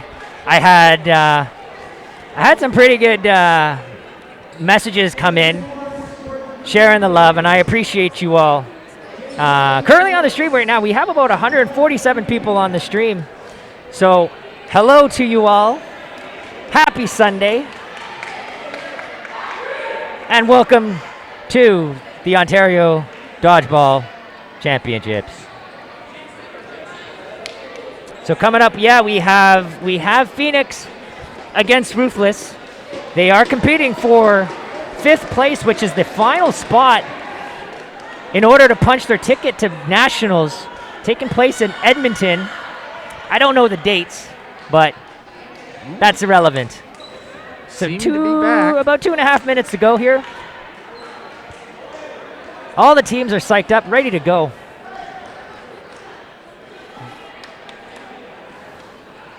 And the last time these two teams faced off each other, I believe, what was it, Ruthless won? Yeah, Ruthless, I guess they played each other in round robin. Final score was 7-3, but as we all know, playoffs, very different mentality, right? Anything can happen, and it can go either way. Honestly, I think it's a 50-50 shot. So I don't know what are your predictions here for this game there, Matt? I think you'll see a different, more conservative game. It is a 20-minute game, or a 40-minute game of 20-minute halves. Yeah. So anything can really happen. You just, as a team, you got to make those mid-game adjustments and be able to make those mid-game adjustments. And Absolutely. We'll see what happens from this last game. Yep. And you said it. The difference between a 20-minute match versus a 40-minute match, night and day difference. Very different. All right, folks, we are about to kick it off. And we got the countdown going. So, Steve Hickson. If you're tuning in, you are watching Phoenix versus Chaos. Ruthless, my fault. Start. Oh, both courts false started. All courts false started? Who are they calling the false start? Is it on Phoenix or is it on Ruthless? I don't know if there's any false starts. Here we go, folks. We are on our way. Phoenix takes the first shot. Katie dodges. Safe. 6-on-6. Ruthless is now going to be on the offense here. Let's see what they're going to be able to pull off. 4-ball play, not hitting. No, I think they're good. Steph and Ainsley definitely got out of the way, but not by much. Andrew kicking hit. There we go. One down on Ruthless. Phoenix is on the offense. Big pump fake. And no cigar. 4-ball play coming up by Ruthless. Let's see what they can do. Let's see how they're going to respond. And they hit their target. There we go. Brittany getting hit. Very efficient. 2 balls, 1 hit. Here we go. 4 to Phoenix against 5 on Ruthless. Big catch from Katie Morrison.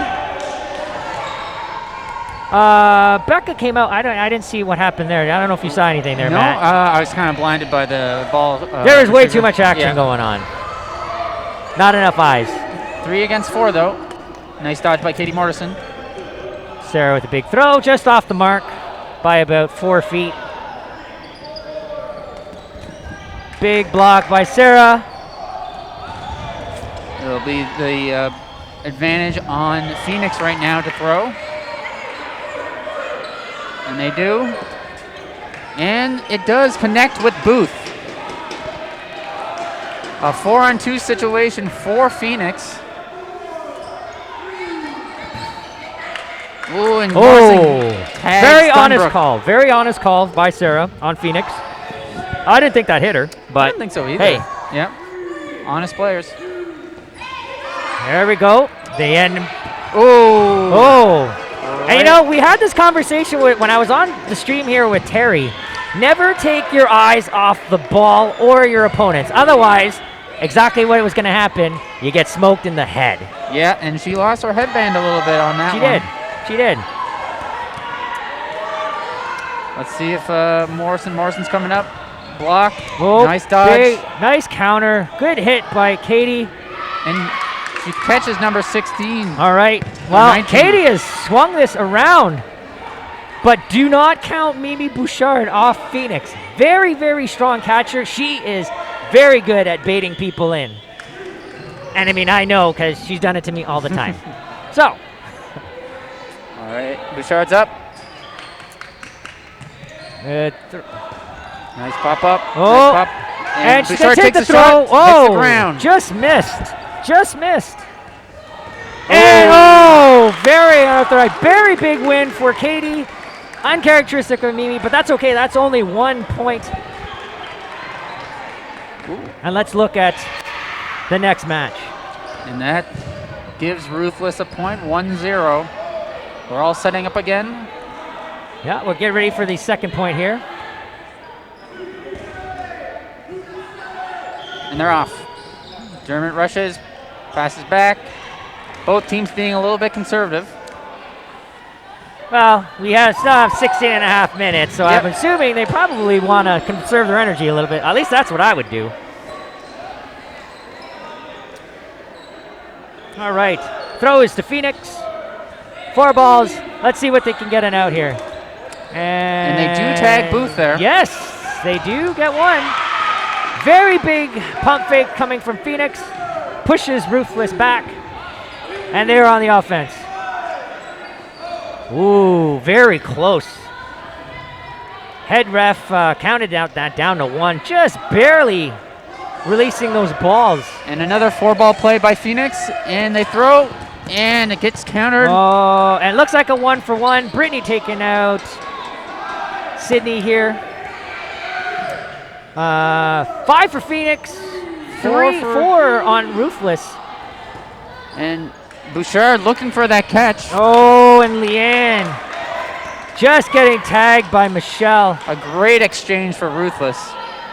And all of a sudden now we're 2 Phoenix, 4 for Ruthless. Big shot from Michelle. No hit.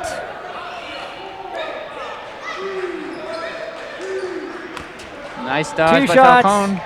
Andrea Still gets going to clear out be of the way. Phoenix's throw. Let's see what happens here. They need a hit. They need a hit. Great block from Brittany.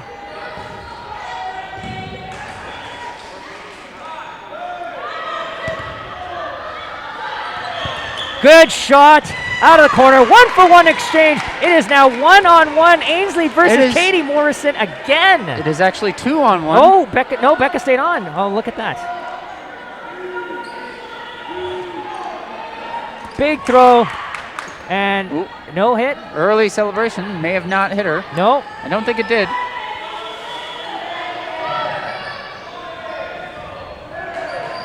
Oh, great just dodge. missed. And that does hit her. And that one gets her Confirms honest the call. point. Ruthless with another point up on Phoenix.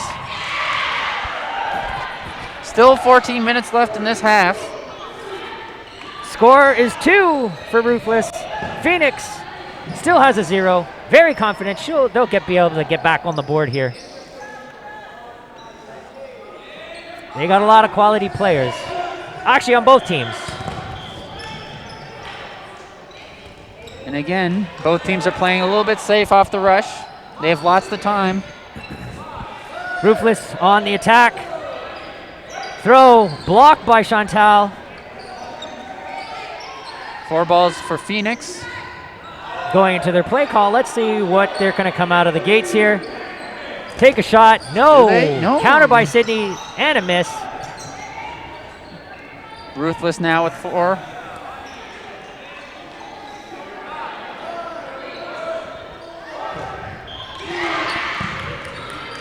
Ooh, and they miss. Middles get out of the way. Mimi and Steph both get nice and low. No dice.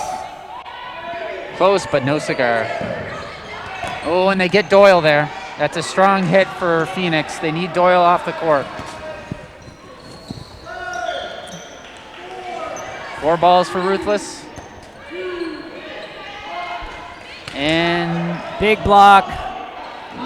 Big block, yep. And what I happened believe Bouchard's here? still on, yep. Yeah, still good. We can't really tell from here. I wasn't sure if it hit her knee or hit the ground first. Yeah, I was kind of looking at the back of the jerseys on Ruthless. Oh, big nice catch by from Katie Morrison. Katie. And a hit. Maybe Bouchard takes Katie out. Takes a counter. They're out. A lot of chaos ensuing. But now that the dust has settled, 4 for Ruthless, 2 for Phoenix. Big shot from Becca. I imagine that got Sarah probably in the hair. So Brittany on the court here for Phoenix against 4 Ruthless players. Nice hit. Big shot for Sydney, right into the feet. Those are crazy accurate shots. I mean, you almost have like a 1% survivability, you know, when you have a shot as accurate as that. I mean, Doyle has been on fire all tournament. She's definitely one of the heavy hitters on this team. And they're off again. And yes, Mike Star Runner, that was a crazy, crazy exchange. We couldn't even keep up with it. No, we could not.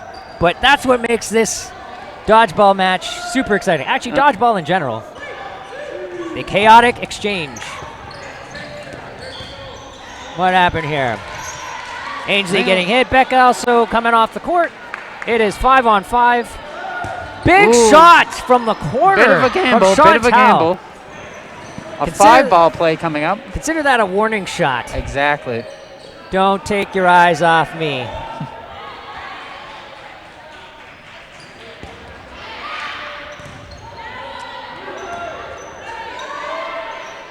All right, let's see what's going to happen here.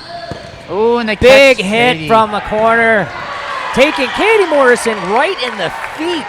Some great coverage by Falcon, keeping Doyle covered. Ooh, Oh, nice and dodges. Andrea just getting out of the way. Sutherland tagged. Sydney taking a shot, missing, not by much. 5 for Phoenix against 3. Big pump fake. Michelle gets out of the way. 4 balls on Ruthless. That is their throw. Let's see what they're going to do. And Shot block. 2 blocks. Ooh, Miss. nice dodge. And a big Dermot hit. hit. Was that a catch? No. Jose taking Michelle right off the line. 5 players on Phoenix, 2 players on Ruthless. Doyle sends something back. Leanne definitely hard pumping Sydney. Sydney bit. They're going to reset. They're going to call their offense. Doyle finds her target once again. Oh, and they're missing. Oh, I don't know. That was a little strange, giving up for 1 ball, throwing 1 ball. And they get There's Doyle. a shot. They got one. Sarah got it. Sarah got Phoenix Sydney right. in a great position here to get a score on the scoreboard. So here we go. Let's see if they can actually turn this game around. Big rush, and no, nothing there. Andrea taking a shot. Off the mark. No problem. Leanne getting nice and low. Dodging that ball. Jose taking the shot. No. Nothing there.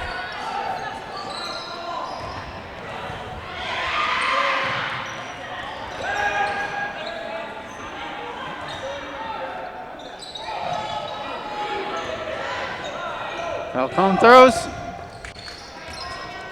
And there it is. Catch. Falcone. Jose taking Andrea Falcone right in the feet. And now they are on the board. It'll be 3-1 for Ruthless. Yes, D. Holzer, I'm doing first names.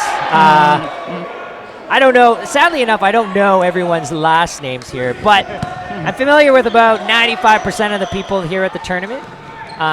So I'm going on a first name basis. But I mean, if you want, we could probably go with numbers. How about that? Maybe we'll call them by numbers. prefer names over numbers. Yeah. Oh, I know. But you know. Might want to go. I know. All right. Crystal Fonseca, thank you for watching.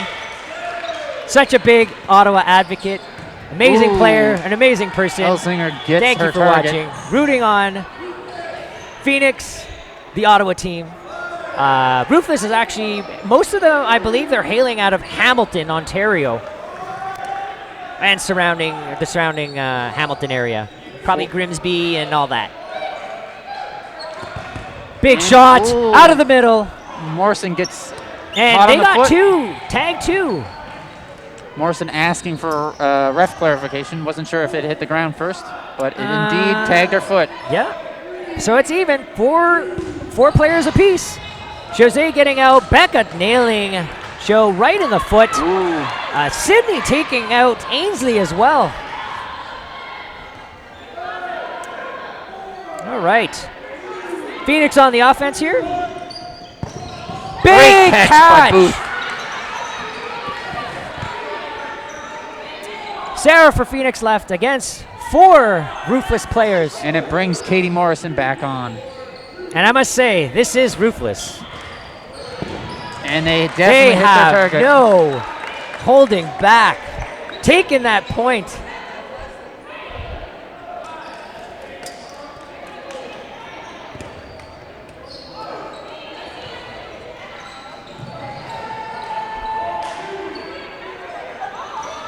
Teams And lining why, thank you, Taylor. We try to do it, Matt and I are trying to do the best and make it as fun as possible for all the viewers at home.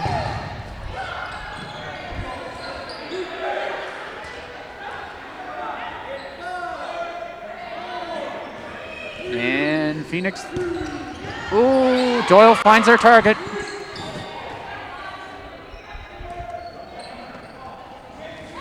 Four-ball play coming up by Phoenix. Probably going to respond. They throw 2 at Booth and get Booth. Is that a hit? That's a hit.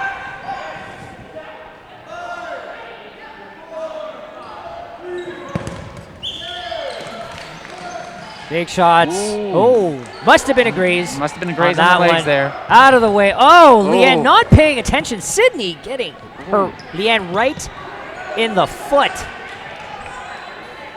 And we've seen this time and time again, folks. Not paying attention, getting hit, and then the look of regret. Kind of like a bad date. Bad date gone wrong. It's 3-on-3 here. Ooh, and they got Falcone on the side there. It is on Phoenix. Big pump fake. Sold it. Morrison sliding around the court. All right. Ruthless is on the offense. Let's see what they're going to come up with. Big counter. Oh, Morrison bounce. going for that cross. Right into Chantal Pollard. Number 24 on Phoenix. Tressa Ryan and Katie Morrison left on Ruthless. How many balls here? It is 3-on-3. They're going to keep They're that gonna ball pressure that pressured. line. Oh, yeah. It's too far gone Advantage. now. Yeah, advantage is going to be on. And that ball's going to stay. Oh, a nice catch by Morrison. Ooh. And Morrison goes and grabs that extra ball. Uncharacteristic mistake from Jose to throw right into the breadbasket of Katie Morrison, number 10, off Ruthless. I mean, she's displayed it a number of times these games already, like how many catches she's made. Nice block. Phoenix coming up. Pollard making the call. Ruthless throws into that. All right, 4 balls on Phoenix. It is their side to throw. Mimi taking a shot on Katie Morrison. Missed. Ooh.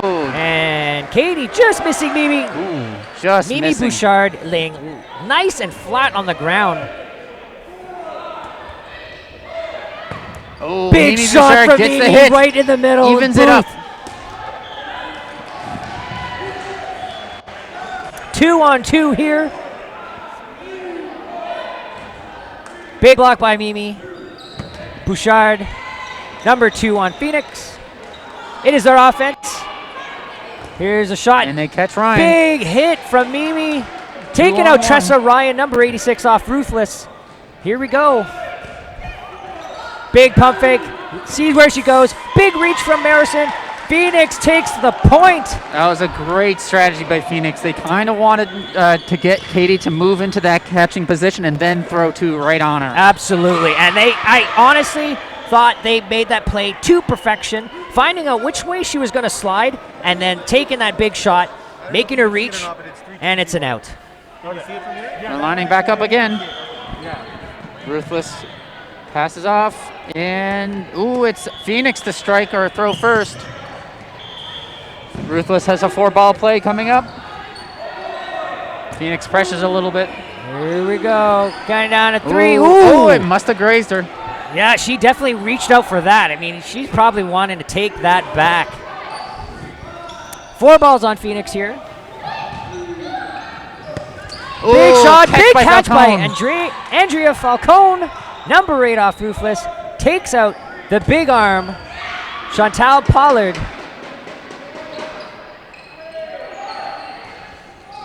Nice block out of the middle from Steph.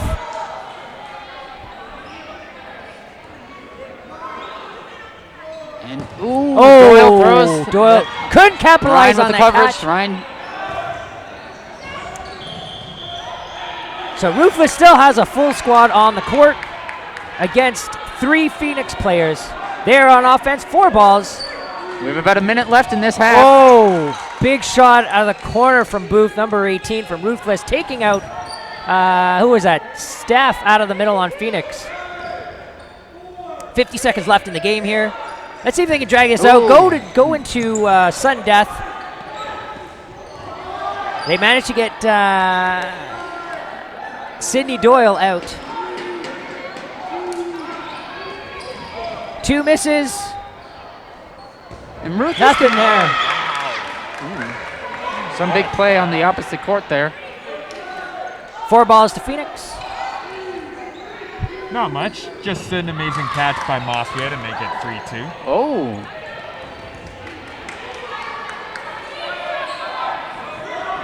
One Phoenix player left against 4 Ruthless.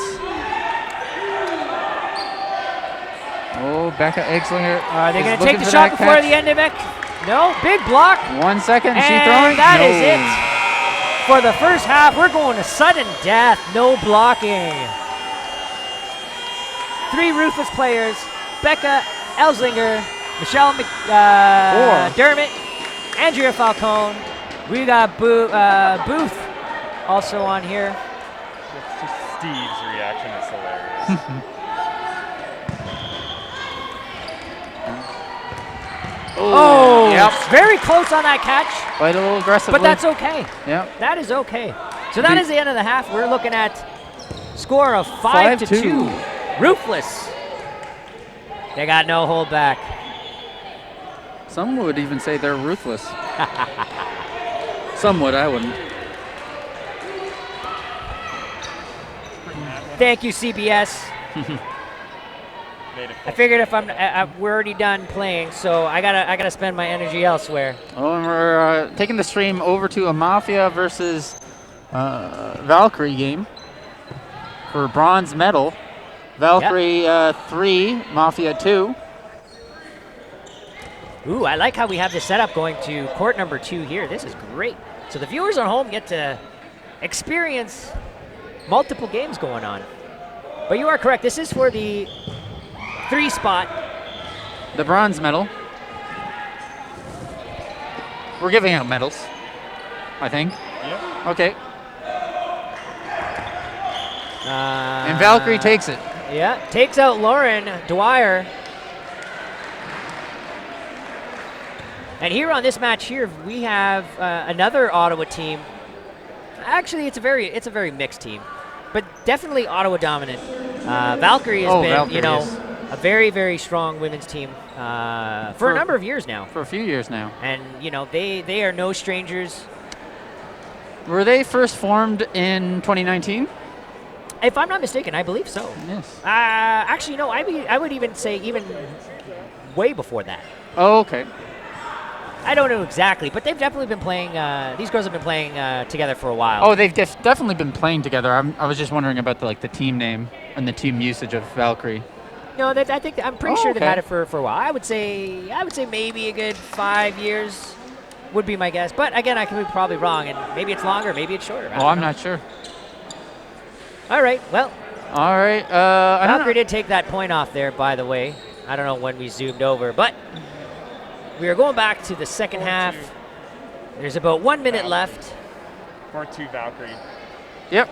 And the score update on the Valkyrie Mafia game is 4-2 for Valkyrie. All right, so from the look here, we see Phoenix making the adjustments that they need to make to continue to push and try to bring this match a little closer. Ruthless doing the same thing. Let's see what they're going to do, what kind of adjustments that Phoenix are going to make. So I don't know what you think, Matt, but if you were Phoenix right now, what would you do to kind of bring this game a little closer? I'm not exactly sure. We do have to, I would say they do have to focus a little bit of energy on Doyle a little bit. I feel like Doyle is tough for them to react to their counters. Yep. And not to be throwing a single ball into Katie. Yes, absolutely. I mean, Sydney has definitely been punishing people with their devastating throws, and Katie with the monster catches. And yes, I absolutely agree. We should be throwing multiple balls at Katie and not giving her the opportunity to make that catch. All right, well, let's see what the second half brings. And they're off. Ooh.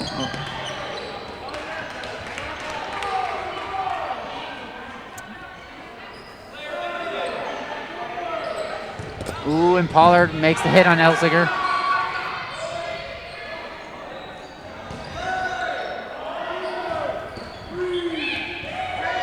Four-ball play. A good catch by Falcone, I believe. And that is correct for the viewers at home.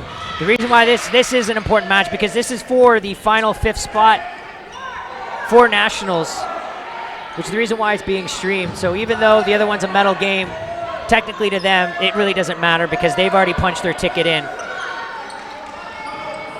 Best way to word that. All right. We have 4 against 5 here. And they throw 3. They throw 4. Keeping the pressure up. Phoenix has 5 balls.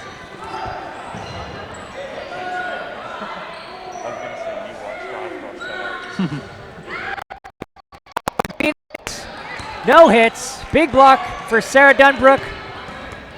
No dice. Thank you. Come again. Let's set up on offense. Here we go. Big throw from Sarah. Takes the hit and also gets countered.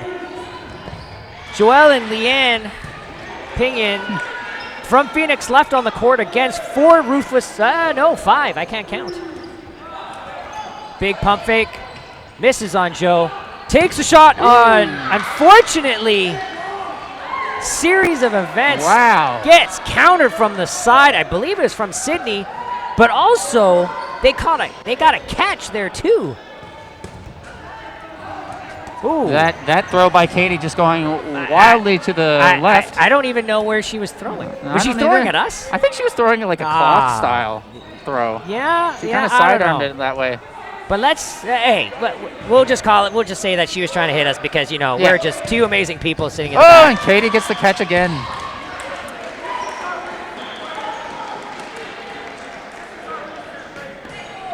All right. Coach Mike for Phoenix telling these girls what we need to do. Probably getting them in check. I think they're playing with a little bit too much emotion right now, trying to bring it down a notch. So let's see if that talk from Mike helped. All right. All right. The play is on Ruthless. Big pump fake. Good block from Steph out of the middle. And it's back onto Ruthless. Their play call comes. Here we go. Throw from Andrea Falcone out of the middle. Nothing. Phoenix going to take the time to make a call. Coming up with 4 balls here. Here we go.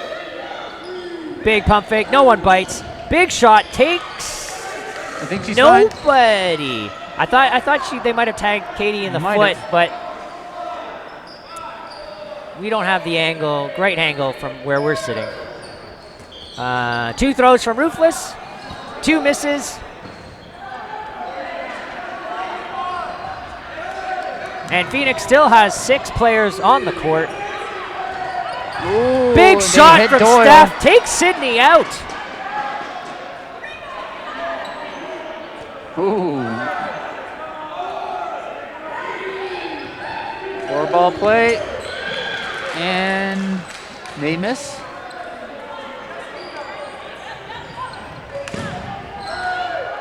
Ruthless throwing.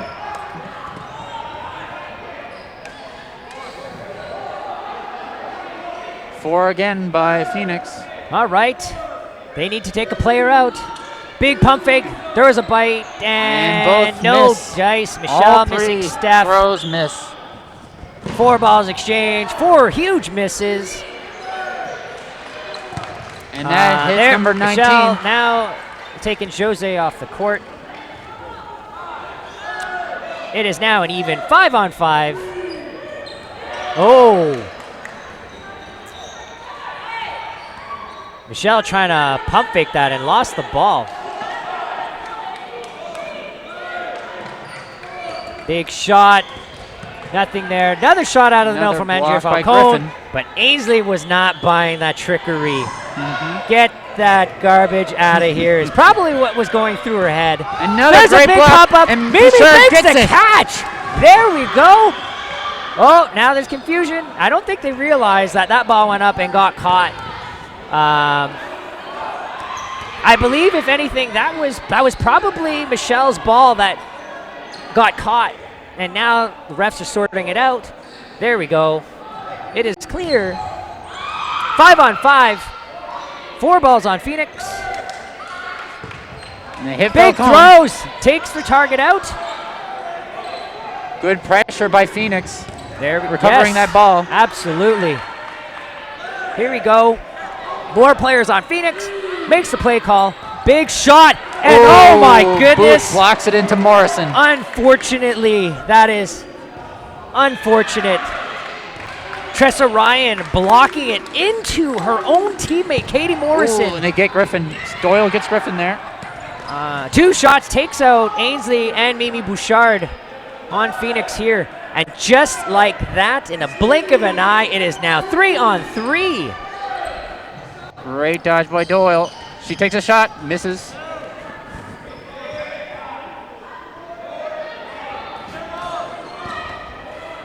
And for everyone tuning in, welcome aboard.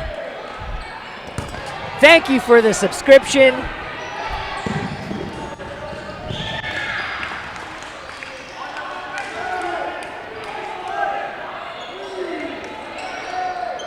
Big throws, nothing there. Becca. Sydney taking the shot, taking Steph.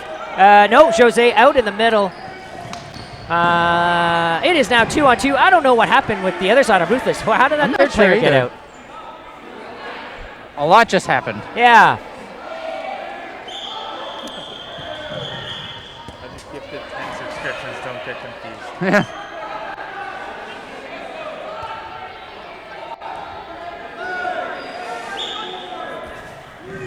And ooh, Big great. shot, big block from Brittany. Taking that shot from Sydney Doyle. Number 5 on Ruthless. Play calls on Phoenix here. What are they going to do? Brittany throws a shot. Sydney throws into the ground. They're going to reset. It's going 4 to be balls on Ruthless again to throw. Yeah, 4 balls on Ruthless here. Phoenix is ready. Man, I can't even talk properly. That's all right. You've been playing and commentating. Oh, man. It's all right. I think I need a nap. Yeah, me too. Getting old. Big shot from Phoenix players. Nothing And- there. Ooh. Sarah Went a taking that little counter high. just a bit too high. Yeah. But Sydney was definitely not expecting that counter. They come up again. Ooh. Big shot, and I don't know what happened there. But here we go. Phoenix on the offense. Takes a shot, 2 shots, nothing there. And Sydney hits makes Brittany. it count, takes a hit, or makes a hit. Ruthless 2. Sarah, 1 Nice, big block, great nice block. block. Another nice block there. And she says, ooh. Big One-on-one hit now. from Sarah Dunbrook on Good- Phoenix. good 5 pressure. balls against 1. Takes the shot and takes out the shagger. Maybe she's not even a shagger. Nice catch by Doyle. Oh. Rapid fire shots. And again, you know, Sydney Doyle is a complete package. Very strong, very smart player, but she can also catch. And as just demonstrated, that is the reason why Sydney is Sydney. Teams line up again. A bit of a confusion on the Ruthless side. They're coming on now. All right, here we go. 10:30 left in the second half here.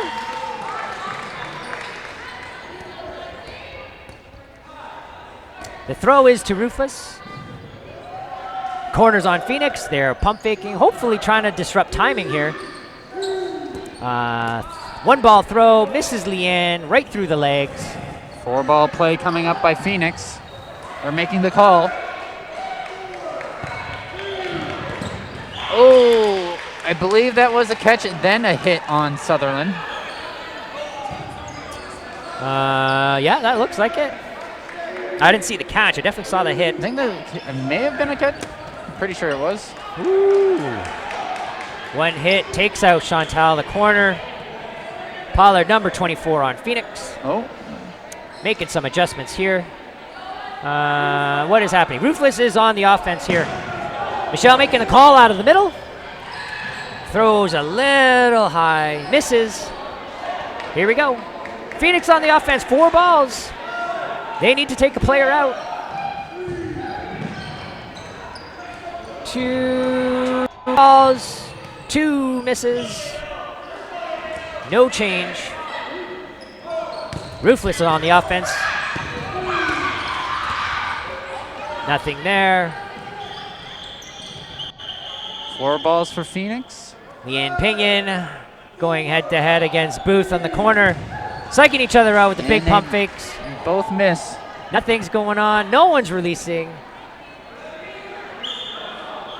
And it still remains Ruthless 5, Phoenix 4. Shot out of the corner. Misses. No dice. Now, I'm surprised that Ruthless is not kind of changing their offense a little bit. They're picking on Ainsley out of the corner on Phoenix here. 3 times they threw, and they've missed. They haven't been able to get him out. So, in my opinion, or at least what is your opinion? Like, should they be changing? Should they be picking a different target? Probably. Although they can coast a little bit. It is a 2-7 game right now. They don't need to overthink anything that they're doing, but they should probably consider switching up their throws onto different targets if they're not hitting. Yeah, no, absolutely. And me and Becca Elzinger taking out Mimi Bouchard out of the middle. Again, throw to corner on Ainsley, nothing there. They are really focusing a lot on that corner. They are. Leanne Pinion, big pump fake onto the corner on Katie Morrison, backs them off a bit. It's Ruthless turn to throw. They got more players. And a shoe shine. The old shoe shine. Ooh. I like the sound of that. I'm going to say that more often You know, for a foot shot. The yeah, old shoe shine. Yeah, the old shoe shine. Ankle biter's good too. Oh yeah, those are good names. Nibbling on those ankles. Ooh, an ankle biter. Another ankle nibbling. Was that an ankle biter? It was I at don't the top know. of the shoe. It was the top of the shoe. Nah, well, the shoe is part of the ankle. Yep. Well, Toe tappers. toe tapper. And still, Ainsley staying alive. All these ball throw. Michelle is trying to bait that ball in. Is she going to let go? Here's a shot. Big block. Big throw. Nothing there. Ainsley taking the shot out of the corner at Becca. Just missing by inches. But she walks off. Great sportsmanship there. You know, it's always good to play with honesty and integrity. Very valuable part of any type of sport. Especially a sport like dodgeball. Absolutely. You know, there's only so many eyes. I mean, these games go by so fast. And there's so much chaos in games, like high-intensity games like this. So Absolutely. you really have to rely on the players at times. Yeah, we mean, look at us here. We're missing a whole bunch of stuff that's going on, and you know. And even the top level, like even at Worlds, you would have 6 refs. Absolutely. And sometimes they still miss they stuff. still miss it too. And it's up, and the catch. And it does hit And Griffin. that's an unfortunate way of going out. You know, the worst part is when you smoke someone, and the ball goes up, and you know they're out, and unfortunately that ball just happens to bounce to someone, one of their own teammates, and makes that catch right. It's a terrible feeling. So I'm sure Ainsley probably wants that to come. She probably wants that one back. And as a player, you kind of just have to look at that as like, yeah, it was a pop-up catch. You got to move on after that. That's it. You know, forget it. You lost that point. You move on. Yeah. So you make a great, valid point. Oh, a little bit of an error there. Rolling back. A little bit of an error from Chantal, not getting her hand on that ball and then pushing it back to the opponents. Offense on Ruthless. Ooh, 2 balls, 2 both shots, missing. 2 misses. Phoenix lives to see another play. Haha, like what I did there? Mm-hmm. What was that? Yeah, I think you got Andrea Falcone. Yep. Yeah, I think you got her in hand. 4 balls with Ruthless, and Ruthless throws one. Big block. Who was that? Booth that threw that ball? I believe so.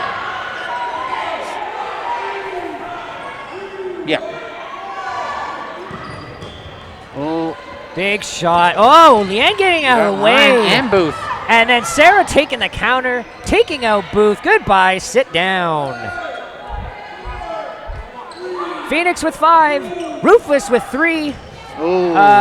Big block from Sydney.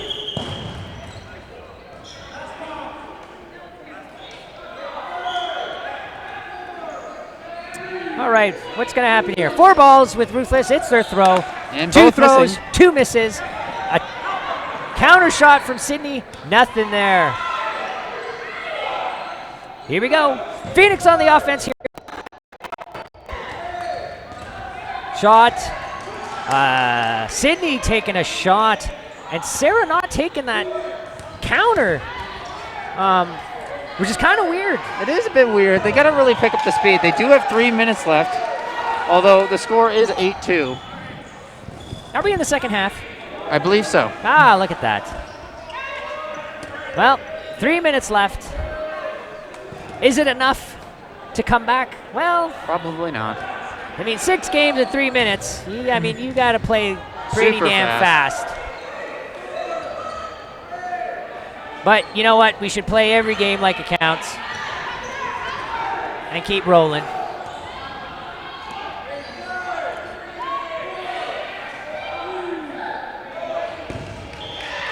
Right into the ground. I'm wondering if fatigue is kind of settling in now with the girls. I mean, we are on day 2. You know, balls coming a little too high, going down a little too low. Yeah. And Phoenix is coming up. Oh, that ball's popped up. Big, there, Sydney take. I believe she's disarmed. I think she was disarmed. Yeah, either disarm or a hit. One or the other. One or the other. But either way, she's out. Oh, no, it was a hit, yep. Oh, big block. Oh, and that was that's a bounce, I a hit. believe. I don't know what that is. Nope, they call it. Main ref is calling it a bounce. Yep. All right. 5 for Phoenix, 2 for Ruthless. They have Phoenix got more players, so the offense is on them. Big shot, big block. I mean, if I was Phoenix right now, even though,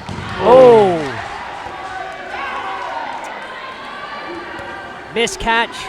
But I mean, I would try, with a minute and a half left, I mean, they should still play hard, play right to the end. And have fun. Even though it is out of reach now. Yep. But this one is just for, finishing up. Strong.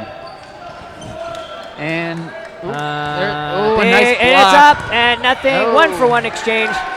That was the right call. 1 minute left here in the match. 1-on-1.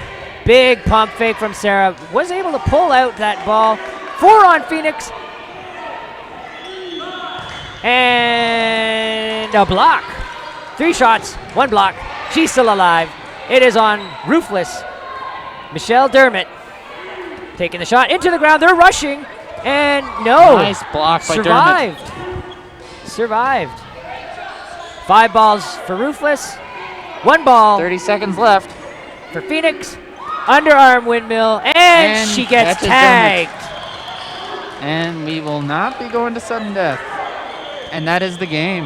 That is the game, folks. With 8-3 for Ruthless. Tony's the best at math. Of course I am. To be fair, Come on. Come on. I was terrible at math. Come on. And yeah, that right. That would be the game. Confirming Ruthless for the win. What do we see here on the other side? On court 2, Valkyrie takes Mafia at the score of 9-3. Oh. Yep.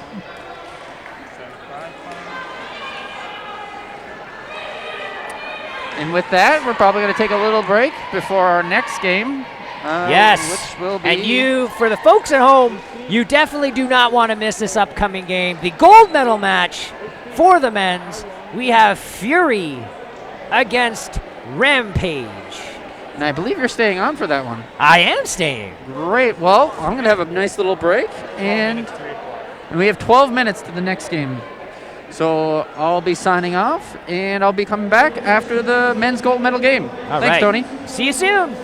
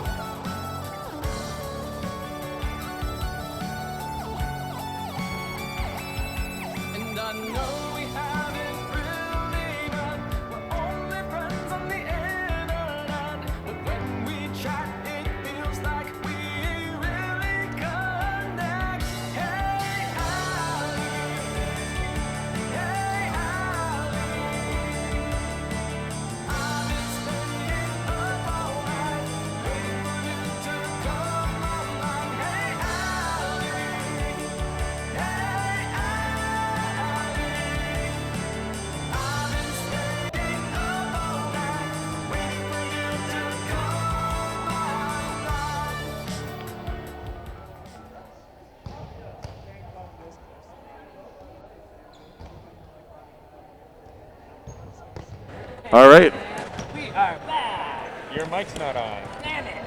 Yet we are back. Damn it. Terry Damn and it. Tony here with you. Of course, I'm talking and I don't turn my mic on. The worst. It's a rookie move. Yeah. Beginner. You're just a beginner. I'm a noob. You're a I'm noob. a noob. Hey, listen. I only commentated with you guys a couple of times. What do I know about electronics? What do I know? I just do what Mitch tells me to as well. Just like flip that switch, lower that microphone. Yeah. Yep. That's basically my job, I guess. All what right. a producer does. But yep. So we got 6 minutes left here before the finals, men's finals, Rampage versus Fury. So for everyone watching at home, I know Terrence, he's rooting for Rampage. So post up on the chat. Let me know who you guys are rooting for, Fury or Rampage. This has been a rivalry that's been going on for quite a number of, we were talking before coming back on the stream here. These guys are no strangers to each other. Yeah, I mean, the last several provincial and national tournaments have come down to these two teams. So they kind of trade wins sometimes. I'm not sure who has the better of the matchup overall in recent history, but I know last time we did provincials, it was Fury, and the last time we did nationals, it was Rampage. Yep. The lineups have changed a little bit since then. Yeah, there's definitely some changes on Rampage here. I know there's Guy Armsden originally playing with Northern Touch in the last qualifiers, but I don't know what happened, but he was definitely pulled out. Also returning back to Rampage is Michael Lazuik. Yep. Very long time player. And he is participating in the in these provincial qualifiers here. And a new addition to Rampage here is Brendan Naughty, who I originally thought was actually playing for Mavericks. Yeah, because he does come from that Humber tradition. Correct. Has played under Coach Vic for many years, and so you'd kind of think he'd be a natural fit with Mavericks, but he's here on Rampage at the moment. Yep. Karadang and Tang were added last year, I believe, to Rampage, so That's they're returning correct, yeah. returning faces. Absent this tournament from the Rampage side, Ranakan. Well, he's not. I mean, he's here. He's here. He's been coaching mostly this weekend. Yes, I believe he's hurt. Yeah, I think he's had some injury issues in the last couple years, so we're hoping he heals up well enough to be there at Nationals. We'll see. Yeah, we'll see what happens. And then Fury, some changes, right? Like, I mean, Potvin's been playing with them for a little bit now, and He's I been, think I Speakman believe, in a couple tournaments. Yeah, I believe Potvin is now part of the Fury squad. The only one that is not normally on them is Camden Speakman, but man, he has been on fire this tournament. He's been playing exceptionally well. He's had some good energy. It's interesting. His sometimes when he's coming over to the line, his fakes, like, there's just like a blur of movement from his hand. It doesn't really look like he'll throw necessarily, but it does draw a lot of attention. Yeah. And sometimes he does just like step into a throw after that. So having a quick look at the chat here, seems to be more Rampage fans and rooting for Rampage to take the match here. I did see a couple for Fury. I wonder why that is. Is it the popularity of Mr. Dodgeball, Jason Mergler himself? Remember, though, JP Nguyen's also won that Mr. Dodgeball title at the Barrie tournament. You are correct. A couple of years ago. JP Nguyen's, yes.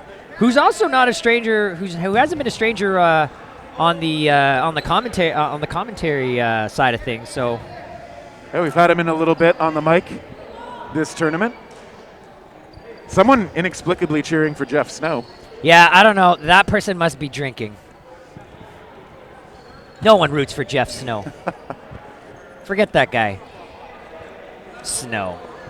I would say one of the things that I appreciate about seeing Laziak out there is when I was really learning to play tournament dodgeball. Not only was lazy, as his friends call him, not only was he a really nice guy, but he was, I think, the first person to really properly show me how to throw a drop curve, which is now like a standard part of what I throw out there. So yeah. I just did not understand how to do it until I don't know. He made it clear for me, and it worked ever since. Super nice guy. Yep. No, absolutely. Lazy is honestly a stand-up guy, a stand-up human being. Always willing to help someone out, especially on the dodgeball court. Overall, great guy. 10 out of 10 for me. Also, when I moved to Toronto, Lazy was one of the regular refs in nation leagues. Oh, yeah? Along with possibly watching today, MP Fam. Two of them refed almost all my games when I first moved to the big city. Whereas, of course, in Dodgeball Ottawa, I was super used to competitive leagues. Yep. Yep. Which I always think is a great way to kind of force the teams to interact, get a ton of experience reffing throughout your community. I don't know if that's still what's happening in DBO, but it's one of my favorite practices we had while I was there. Yeah, no, it's still the tradition still continues. All right, folks, we are at 45 seconds left before the first match of the men's gold medal game. And Mr. Aaron is rooting for Fury, Ottawa native, fantastic guy all around. Welcome to the stream. Often does a lot of jersey designs, right? Who's that? Is that Mr. Aaron? No, there's a different Aaron. God. Aaron. Oh, right.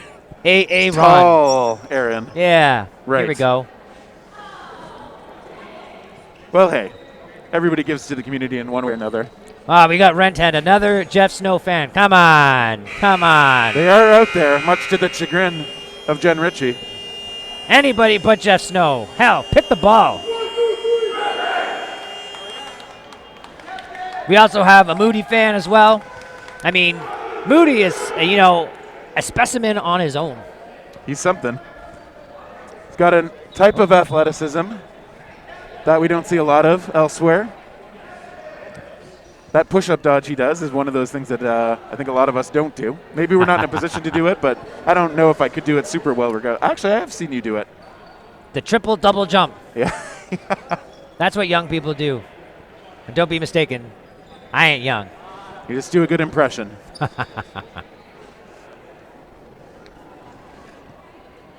All right, Rampage, cool and collected. Well, it looks like we're the only ones here that aren't Snow fans.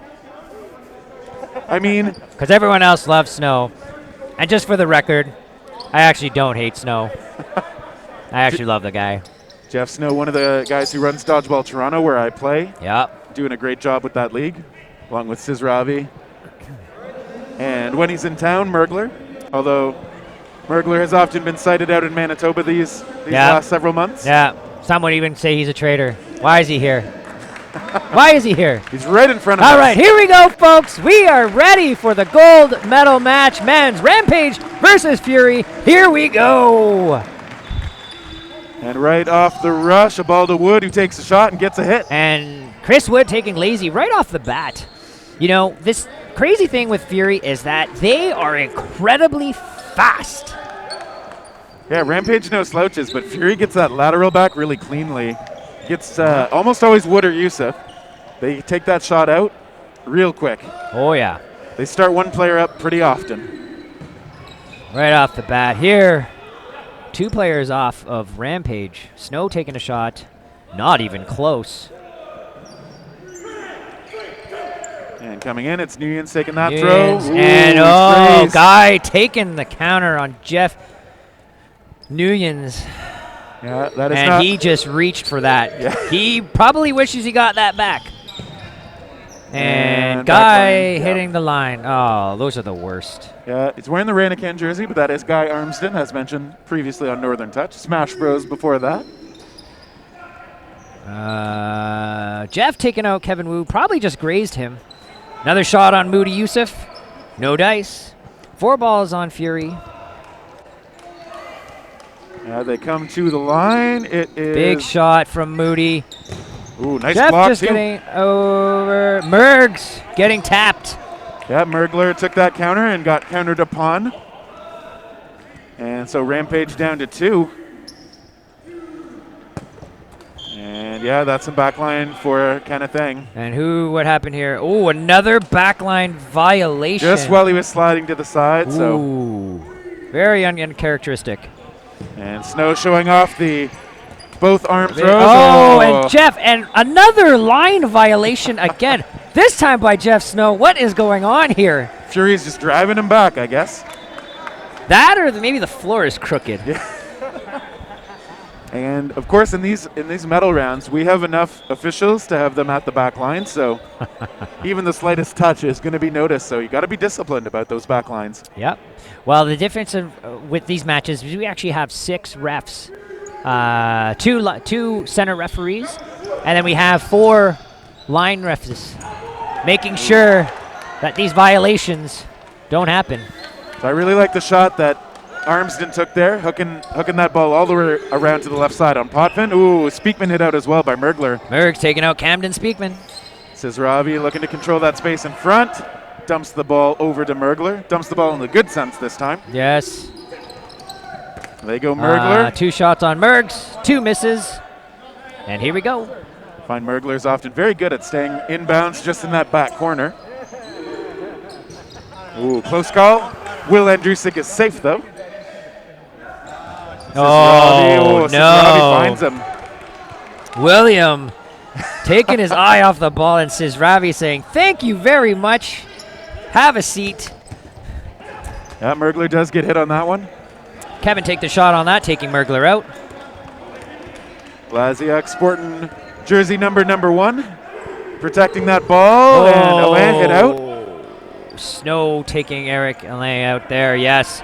Kevin Woo's left on Fury against 5 Rampage players, and correction, 4 Rampage players.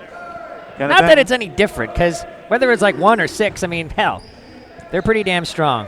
We saw Kenning big shot trying from to Kevin. shadow. Big block from Kevin Woo. You got Armsden taking over the shadow position now. Nice grab by Sizravi with the catch. Drops the ball like it was nothing. Good night. Yeah. Next point. Closes that point off. Gets Rampage a point on the board. 1-1. I mean, I'm expecting this match won't have a difference of more than like 2 points at the end. It's hard to imagine it'll be all that separated. What's your call? What's your prediction for this match? Boy. I actually didn't even think about one. Ooh, my goodness. Up.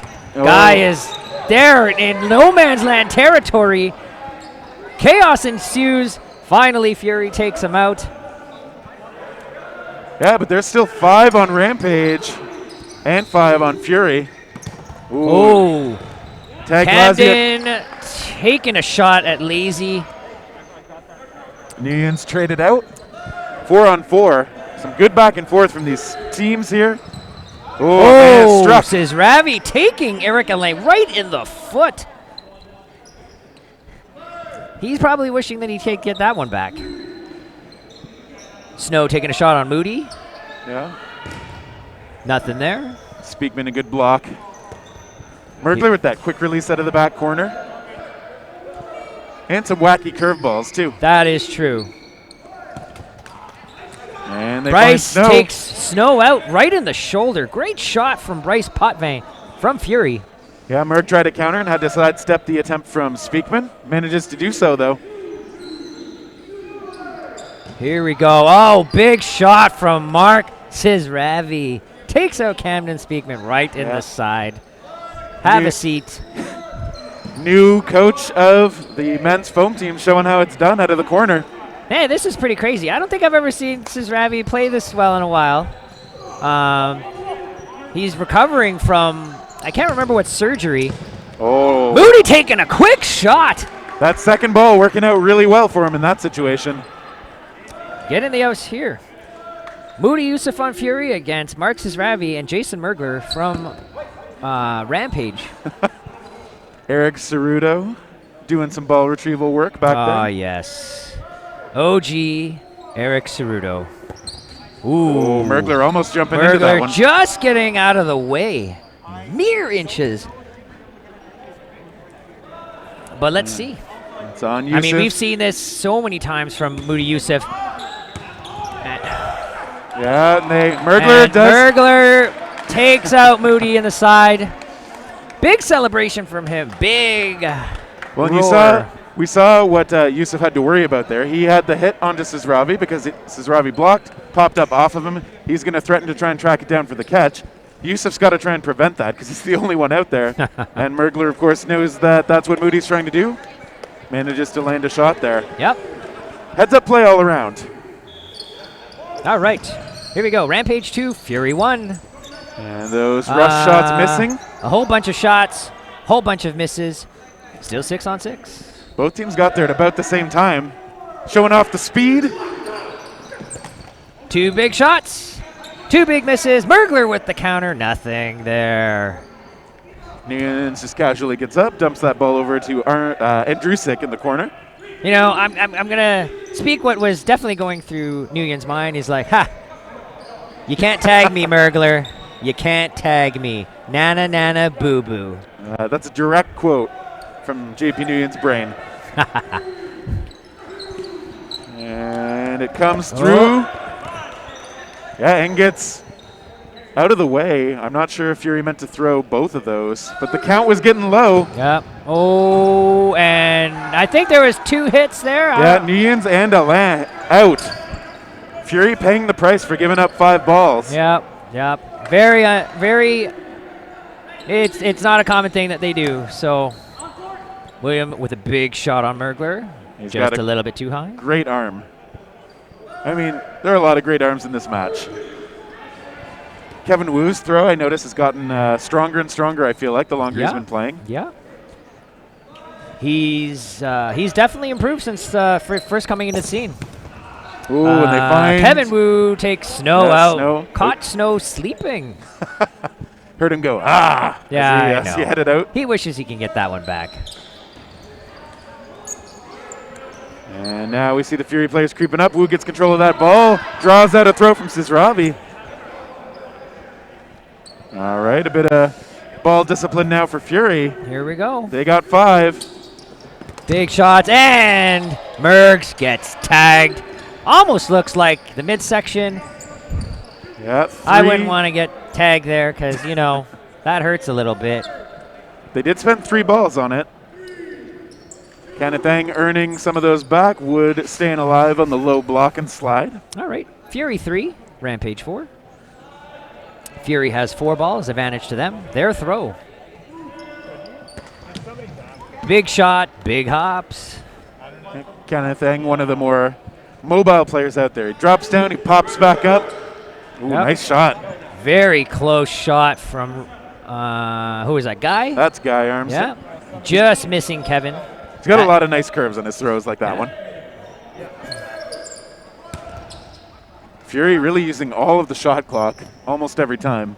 Well, I would imagine one of the things that one of the strengths that Fury does with this men's team is they really want to definitely drag this out and hoping that they'll bait a ball in and then reset and then go on the attack again.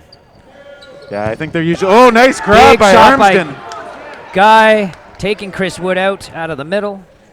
Signature move from Guy. Guy does this all the time. I think he does it in his sleep. Yeah, Wood's throw is very hard and accurate, but I don't think it usually has that much movement on it. No. Maybe that one relatively easy for Guy to track. Probably. Maybe that's what's going through his head. Oh, big. Oh, nice. Yeah, Armston. Counter. Kevin saving Will on that one. Snow, the ball that hit Snow popped up toward Armston, but it would have been quite like the fingertip reach to go for it. He elected not to. Ang trying to hold that line. Who do you think the target's going to be here? Ooh, I don't know. I would probably target someone with a ball. Oh, Sizravi manages to send his second ball at Andrusik and finds him. Kevin Wu is, again, the last player in for Fury. But don't discount Kevin Wu because he can definitely turn this game around. He's got some good deception in his game. He's got some good movement on his throws. Very good blocker. Big shot out of nothing. Yeah, that one, it was from a safe distance. Didn't want to get too exposed, I'm sure. Big counter. Ooh, lazy block from Guy. Bounces off the ball right into his arm. Yeah, so Kevin Wu chipping away a little bit here. Let's see if he can pull this one out. See if he can tag another player and trying to bring it down to a 2-1 game. Shot out there. No dice. Kenning is so good at that, just getting up and challenging for the ball. He is very good at that. Mark taking 2 shots, 2 misses. Kevin, what's happening here? Oh, wow. Oh, Kenneth, wow. Able to trace that. I don't know how he did it. I think we need to test his P. He had to concentrate for a while there just to keep bubbling that up with the fingertips and before finally coming down with it. Nikisha, welcome to the stream. I see, is Mark the best player in the world? I don't know. Some might disagree with you there. Yeah, some, only some. Some might disagree with it's you. a contested claim. All right, Rampage up to the line. They're up 3-1 now. Big shot onto Andrusik.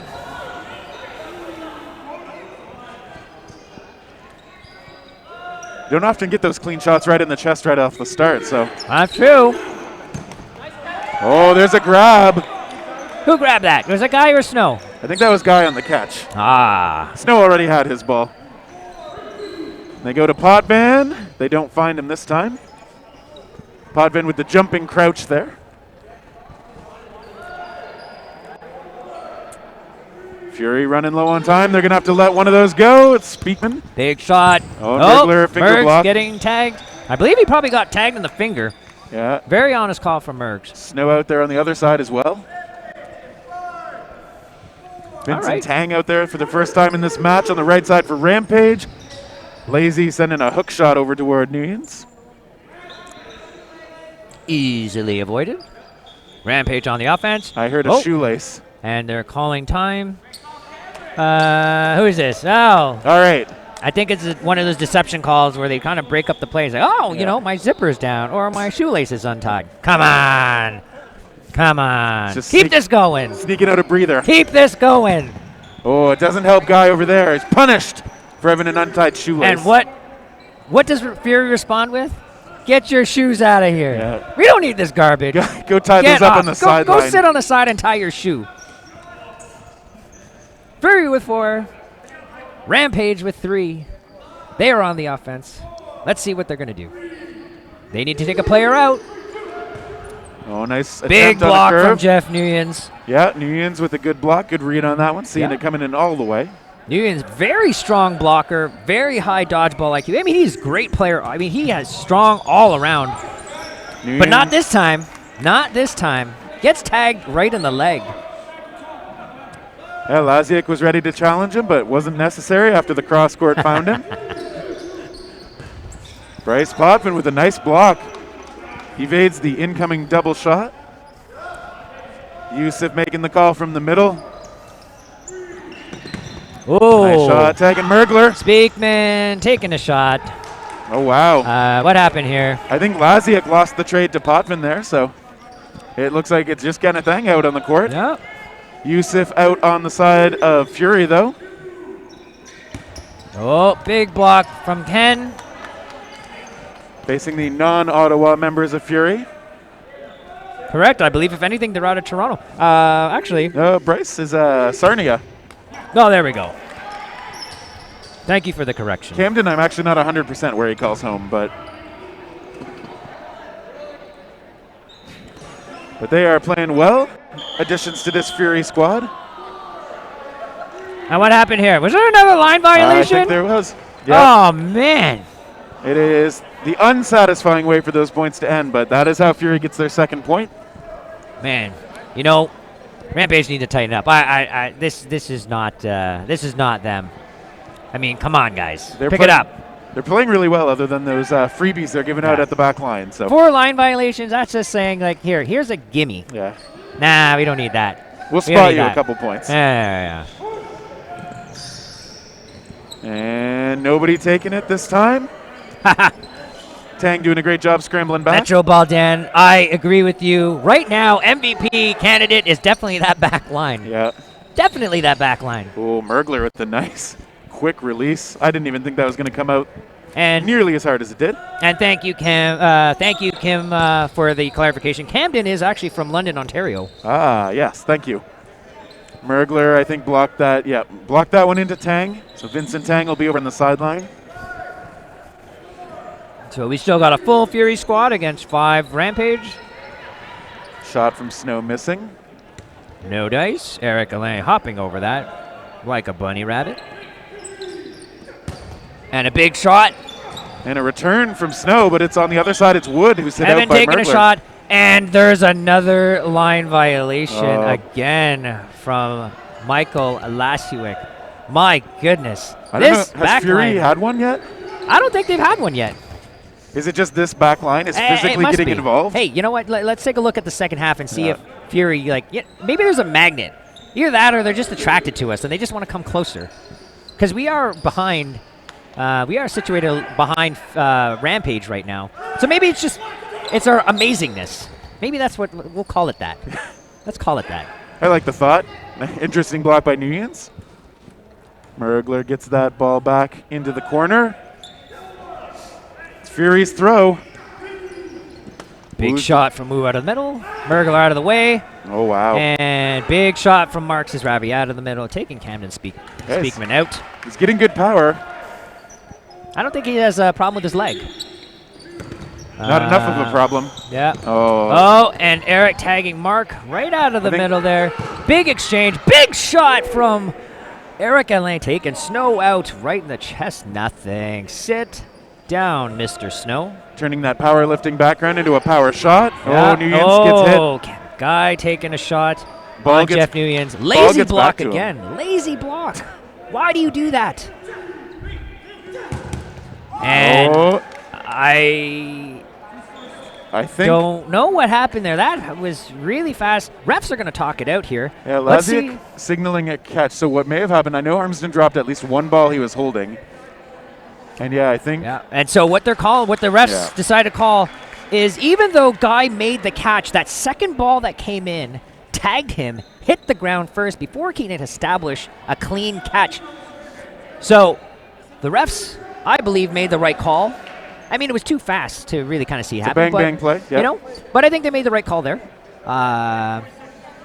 If you don't establish that catch before that second ball hits the ground, no catch. No and catch that's at all. what the call is. So 35 seconds left here on the first half, folks. Yep, 3-3. Big shot from Wood right away. Big shot. Oh, Jeff Nuyens bobbling a ball.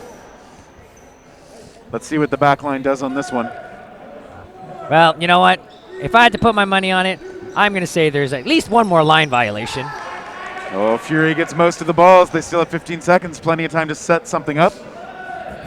Only one in the Rampage side. Ravi's taking it. He elects to throw Big it. shots. Chris Wood taking Mergler out in the back. Ravi is also out too. Big shot. And Potvin gets a shot off right at the buzzer. Yeah. Tags Jeff Snow. Does it count? It does not. I saw head ref Ian Asang saying nope. Ooh, not on that one. A little bit of a breather for Rampage there. Because, I mean, losing Jeff Snow is definitely a big hit to Rampage.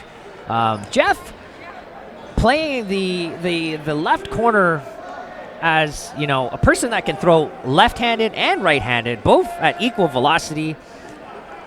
It's crazy. I think his right is slightly better, but, I mean, they're both so good that... Yeah, they're both nasty. They're both nasty. I'd take either if they were my throws.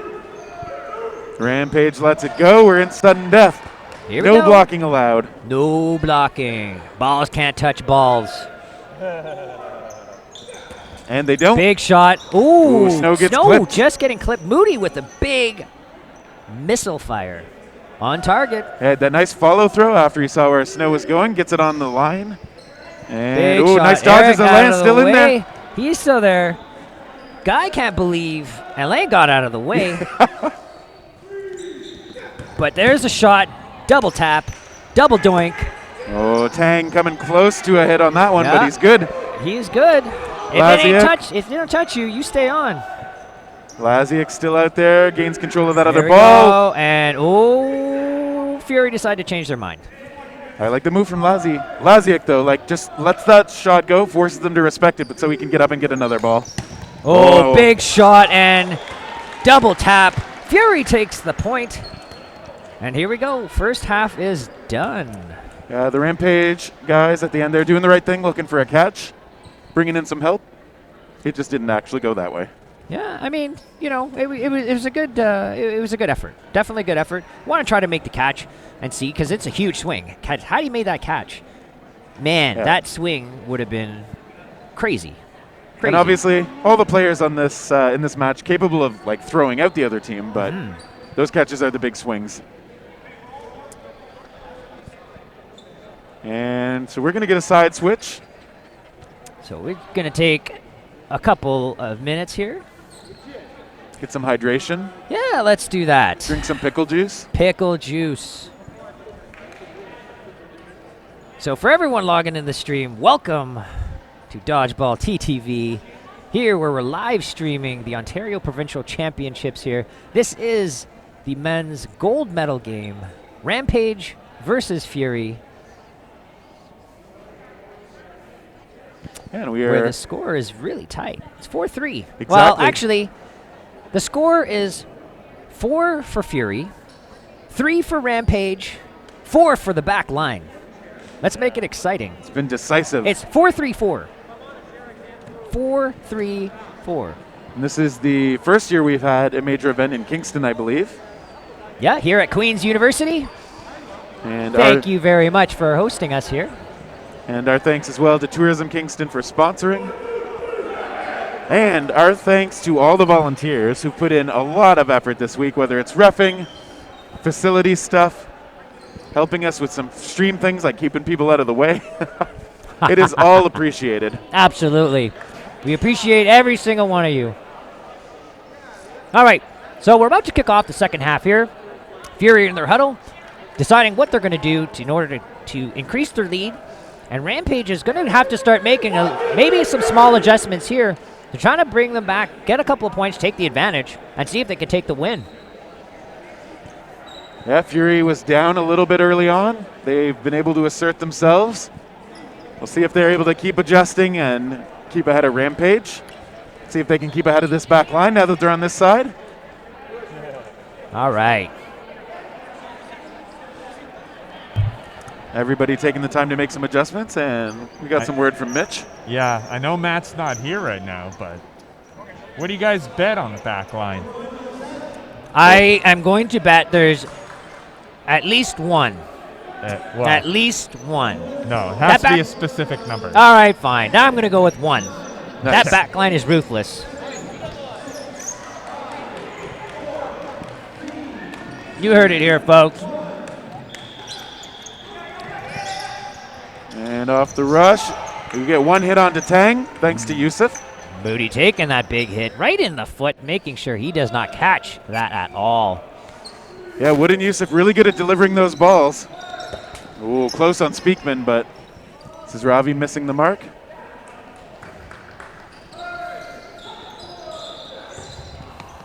Oh, and they tag one onto Snow, not able to squeeze it. Eric Lane taking out Jeff Snow. This is Ravi taking over that corner, and on the far side we see a hit and a return from Alain. Takes out Lazy. Fury still all 6.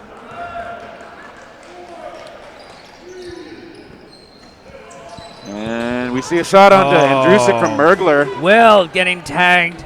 Couldn't believe he couldn't squeeze that ball. Wishes he could get that one back. All right. Everybody's still in it. Now, do you remember back in 2018 or whenever the last provincial championships, who ended up winning the men's? Was it Fury? Yeah, in 2020 somehow. February 2020 we had the last provincials, and that was Fury. Yeah, Fury. And they're going to try and repeat as provincial champions. It'll be a little Eric easier. Alain taking out Marx's Ravi. Mergler getting a hit back onto Yusuf, but Rampage numbers are dwindling. Well, you got Mergler against Canning. Let's see. Oh, wow. Price with the trickery. Looks proud of himself. Look at that trickery. Faked him out with, looked like a slider. Couldn't see it, and then came down, tagged him in the leg, and Kenning Eric still in it. Alain missed a 10-foot shot. Yeah, Kenneth Eng trying to make it hard, even if it's a short shot. He's moving around a lot from the ground. Takes a shot toward Potvin. They rush him. They find him. And there we go. Fury now up 2 points. I think that's the biggest score difference we've seen, is either team up 2.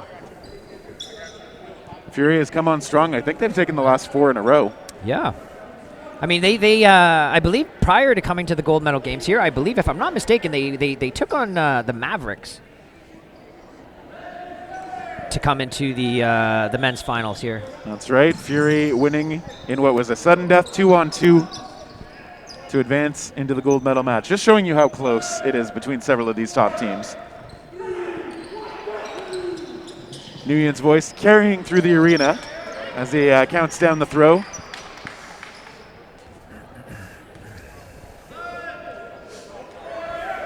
And here we go. It's Fury's throw. They miss on Armsden.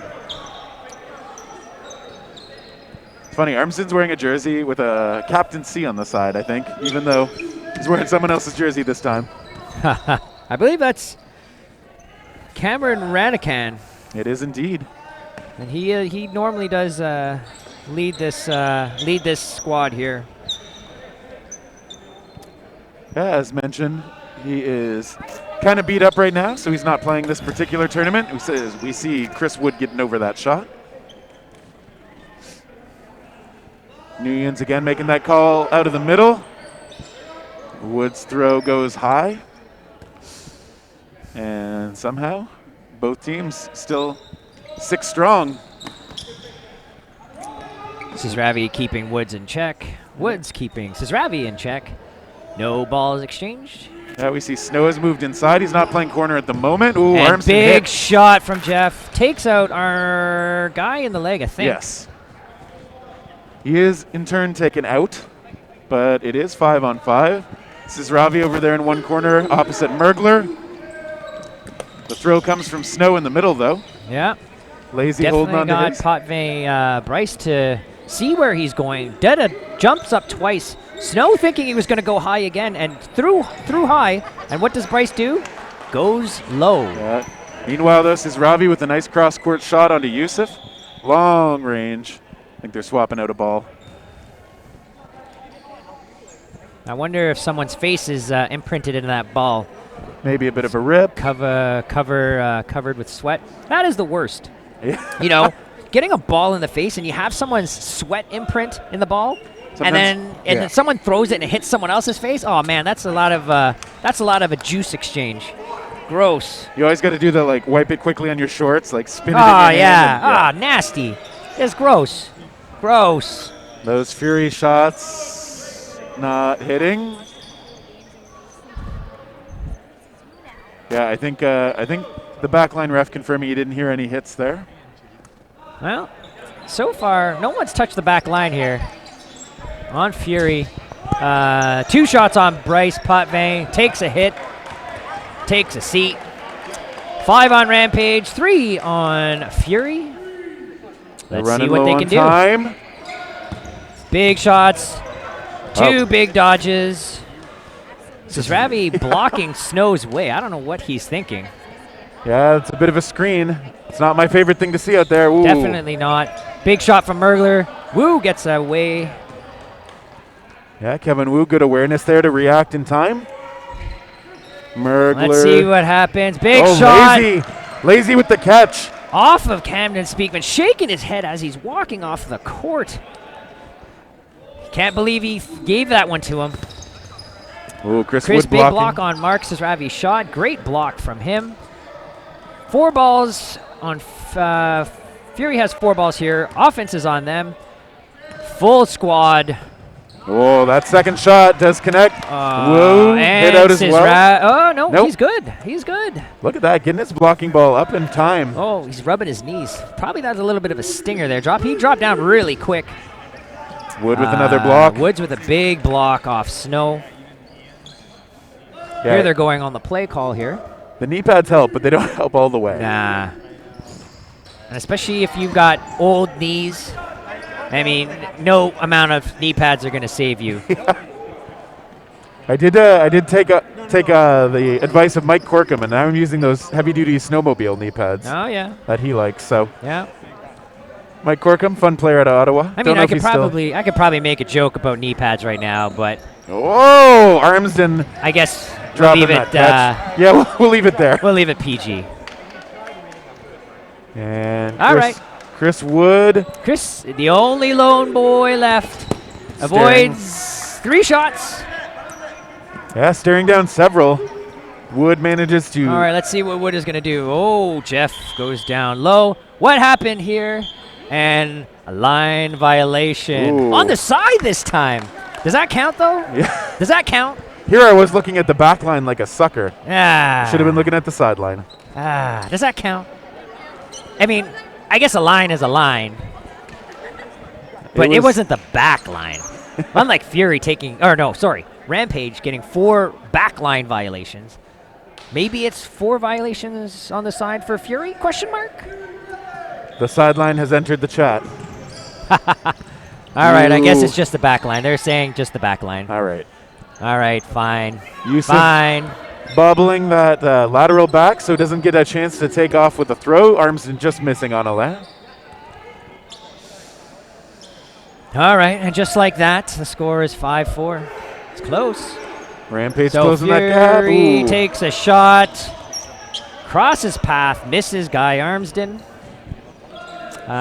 What's going to happen here? Big shot, trying to take Eric Alain. He's got the hops. Just missed. But he kicks 1 ball back to Rampage. So instead of a 4-ball offense for Fury, they only got 3. Guy taking a shot on Chris. Eric protecting his fellow teammate. Takes out Guy Armsden. Yusuf was hit there as well, though. Oh, what happened there? Well, he was hit by a right. dodgeball. Well, I guess he's out. Yeah, we see him over on the side. He's out. So that exchange is in favor of Rampage. Ooh, Laziak hit. Some nice accuracy on those throws from Fury. Yeah. And ooh, Nugent Big gets under it. rocket from Snow with no target in sight. I thought he was aiming at his fellow Jeff. Yeah. Oh, Snow. He's kind of tippling. No, he stays in. Yeah, we got those backline judges. They're looking right at him. They're looking at him. All right, let's see what happens. Sisravi trying to get Bryce Potvin. No dice. Potvin calmly moving side to side. Making the call now. And here we go. Big shot from Bryce. Nothing there. Ooh, Eric Alain catching. Whoa. Oh! Jeff with a rare miss. What is going on here? There is crazy balls going all over the place. I don't even know what's going on here. But Jeff tried to throw a ball against Eric, who wasn't even paying attention, missed him by like inches. And then a catch on the other side for Fury. And yeah, secured. That catch, it's a big turning point. Double doink on Rampage. Fury takes another point. They get themselves, back up by 2. Yeah, back up by 2. Score is 6-4. Fury with 9:23 left on the clock. All right, let's go. Let's take a look in the chat. Let's see what's going on in the chat here. Torn ACL and meniscus. Oh yeah, definitely. I'm actually surprised that Sisravi's actually playing. He's coming back from surgery, major surgery. Yeah. What was it been like? The beginning of winter? I think he's close to a year of recovery time. So, ooh, big hit onto the ball retriever by Merkle. I mean, the way he's playing now, it doesn't look like he actually has had surgery. That's how good the surgeon was. Or maybe just how bad he is. Nah, I'm just kidding. Mark is good. Mark is good. He's playing well. Another ball swap coming out. Fury is 5 strong. They head up to the line. It's Alain taking that shot. And Alain does tag out Sisravi. I didn't hear it, so a nice little graze, I'm sure. Yeah. Oh, Guy taken across court, taking out Eric Elaine there. Guy Armstrong really good at those disguise shots. And credit to all these shaggers here. The amount of work, the amount of running. What a lot of people don't realize is a team is the shaggers either make or break on top level teams on how important it is to get the balls to the right people on the court at the right times too. Yeah, It's work. They definitely work. They work up a sweat. Yeah, I mean, you may be able to see it on camera a few times. Those ball retrievers will absolutely hustle to get to the balls. It takes a lot of work. Oh, Armston staying in it, and Yusuf gets under that ball as well. Fury, I think, with the extra.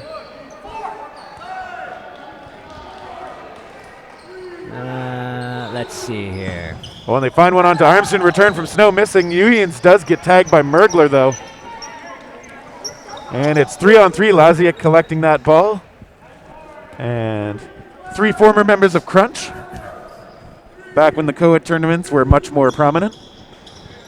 Yeah, I do remember Team Crunch. In fact, I believe they're still around. I think if there was a co-ed tournament, you'd still probably see them. Laziak taking that shot. Yeah. Taking a shot here. Will just getting tagged. Big roar coming out of Jason Mergler. Excited that he actually got tagged. He's engaged. He was engaged. Absolutely. Blocked by Snow. Moody taking a shot on Mergs. Mergs going to go have his seat. I also saw Snow switch which hand he might consider throwing from there. Now he'll have the option of either arm.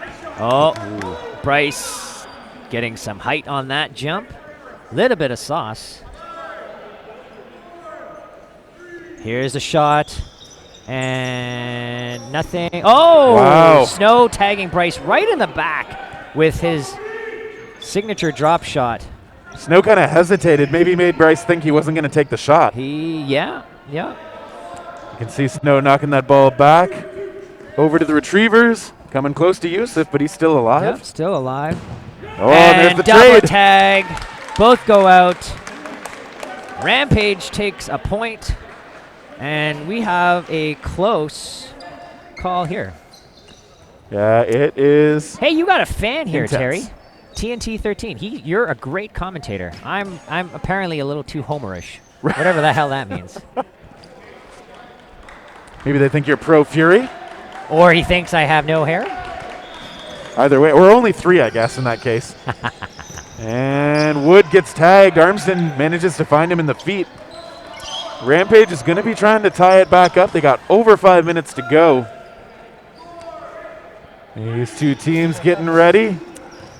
Ooh, Maybe I need to do a little bit of maybe I need to do a little bit more does and Homer punchlines and whatever. Let's make it legit. And thanks, Nikisha. Ooh. You are fantastic as well. Wish you were here. Wish we could see you. We saw some great throws. It took a couple onto a lamb, but they do manage to graze him on the back. I think that was Cisravi finally tagging him out. Yeah. All right. Oh, big shot from Will. Same idea on the other side. They use one shot to get him moving, and then the second one actually tagging Mergler.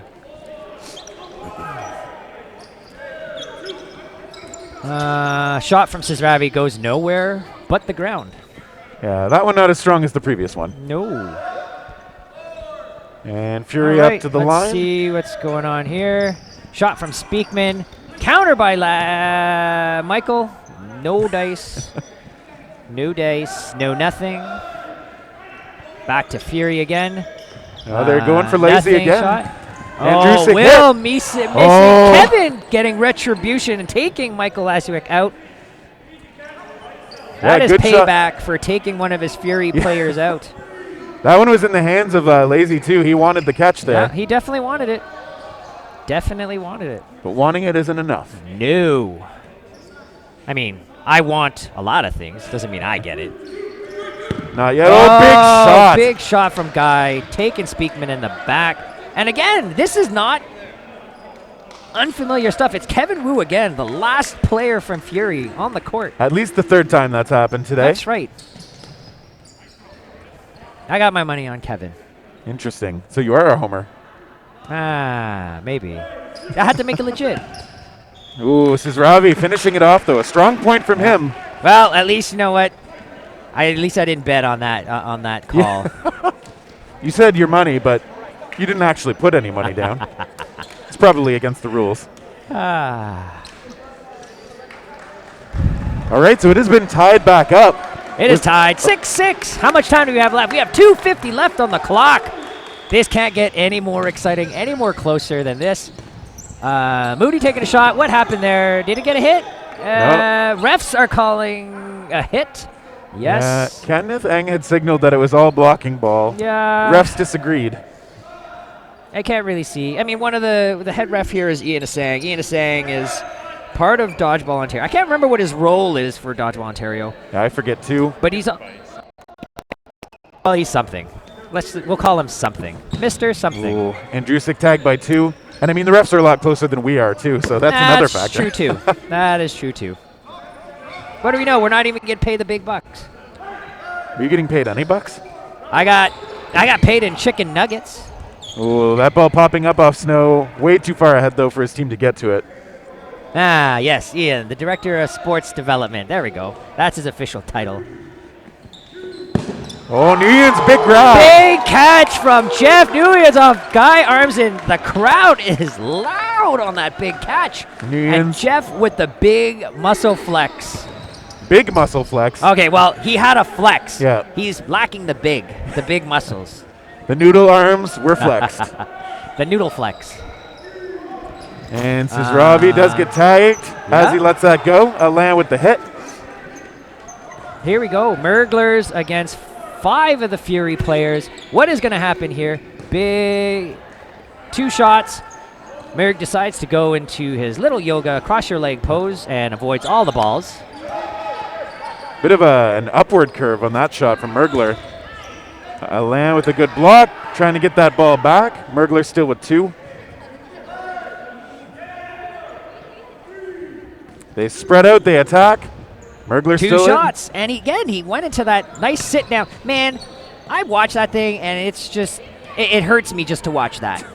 I don't even know how he gets up, but it's probably the fact that Mergs is young, or youngish. Youngish. Well, he's younger than us. Yes. And he's been playing dodgeball possibly longer than me, despite being substantially younger. Oh, really? I actually remember Mergs coming back, starting in the scene when I believe he was like 16. Yeah. So I've actually been playing when he was actually started coming. And there we go. There's the finish. Speakman, Yusuf, Kevin Wu, all each taking shots. And makes the tag here. There were still 4 Fury players out there, so. It is crazy. And Kim Frazier, thank you very much. So we try to make it as entertaining as possible for the viewers at home. So we're going to sudden death. We've been spared the horn. They stopped the clock at 1 second. We need the horn. Why is there 1 second left on the clock here? Maybe just because we're going straight into sudden death. Straight into sudden death. Here we go. Fury has the up edge. 7, Rampage 6. Rampage needs this win to tie the game to force it into overtime. Yeah, Rampage will need to win 2. That's a good start. Who took that shot? Was that Mark? I think it was Mark. Ooh, Mark Snow hit taking out. out Will. Alain says, no. Snow, you need to sit. It's too nice in here for Snow. Yeah, no one likes winter. Forget snow. Fury still with 5 out there. They've got a lot of balls in hand. Armsden can't quite snatch one of them. He was super close to getting one, but I think he was hit before he would have had control of it. All right, let's see what's happening here. We got 4 Rampage players against 5 Fury. Big shot. What is happening here? Moody with the grab out of the air. Speakman did get hit, but I'm sure they'll take that. And what is happening here? There's something going on. Is there a line violation? Refs are getting together. I'm not sure what they're talking about here. There was a lot of chaos going on. It might have been about who got hit on the jump up for the catch. I don't know, but Kevin just walked off. Kevin Wu just walked off the court. Mergler is walking off the court. I don't know what's going on here. Let's protest. Everyone walk off the court. Everyone get out of here. Yeah, let's just go. Let's just call it a tie. Moody was the one who came down with the ball. It was Mergler's ball that was thrown. The ref's still talking about it, trying to make sure they get everything cleared up appropriately. Absolutely. I mean, this is crucial part of the game. They need to make sure that they make this call right because it can swing either way. So, I don't know if there's a timeout being called. Refs are still discussing it. I have no idea what's going on. I actually don't think there are any timeouts unless they changed it for playoffs. I don't know. It's functionally a timeout, though, right now. I agree. Mitch does have that buttery smooth voice. He could be one of those telephone operators. And if he was, maybe I'd call in. Starts showing up on your phone bill. I'm not sure if I should appreciate those comments, but thank you, I guess. Compliments like that, we take those. I wish I had a silky smooth voice. Maybe I could be a telephone operator. What do you all think? Although, if you think I have a buttery smooth voice, press 1.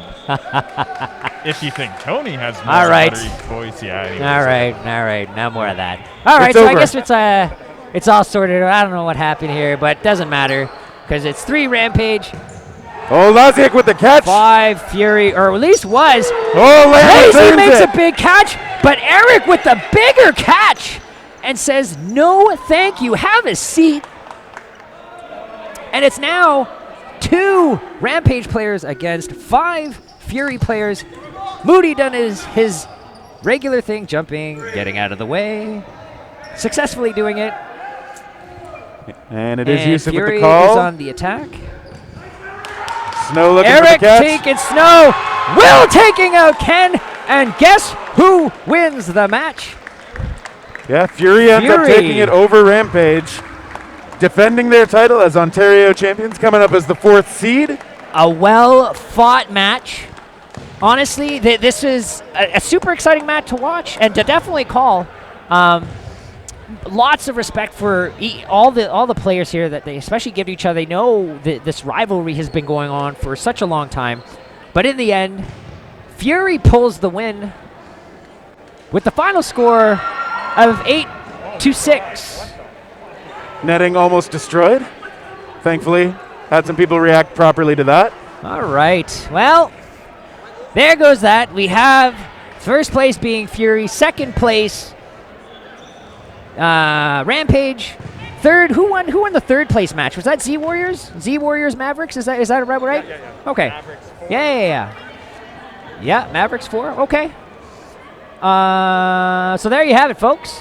That is the men's division concluded. And we are not done. No, we are definitely not done. Except I'm done on the commentary. So probably to the lovely ears of, I can't remember who called me Homer. Someone in the chat there. Yeah, someone in the chat. I will take that as a compliment, though. But you're going to get Terry and Matt commentating on the women's gold medal match. It is going to be Unleashed versus Reckless. And again, these girls are no strangers to each other. Yeah. This has been an intense rivalry. Reckless is the defending champions from the last provincial tournaments, but Unleashed is coming out with the Fury, trying to solidify that one spot. Not that it really matters. It matters for pride a lot. It does. This is bragging rights. Yeah, I think Unleashed not actually dropping a game during the round robin. A couple of ties, or one tie at least. One tie. So, I don't know how long we have for the break till the gold medal match here, but I see that Reckless is warming up. And that is it for me. I appreciate you all. We will see you on the sideline of Unleashed doing the coaching thing. Yes, I am coaching Unleashed. So you guys will have the lucky opportunity to watch me do absolutely nothing on the side. Well-earned rest, sort of. Yeah, well, we'll call it that. Well, we'll just call me, like, I'm going to be sucking oxygen from the court. Let's call it that. Anyways, so for all the viewers at home, thank you for allowing me to speak to you, cracking out my jokes, because I got to talk to somebody. It sucks talking to myself. But hey, appreciate you all. And enjoy the final match. We will be back underway in about 7 minutes, so slightly sooner than that, you'll hear our dulcet tones one more time. Until then, enjoy the break.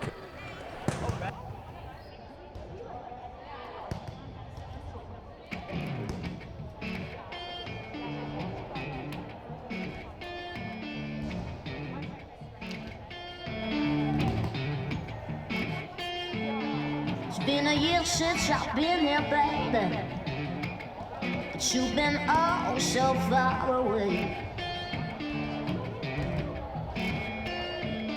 It's been a year since I've been here, baby, but you've had nothing yet to say.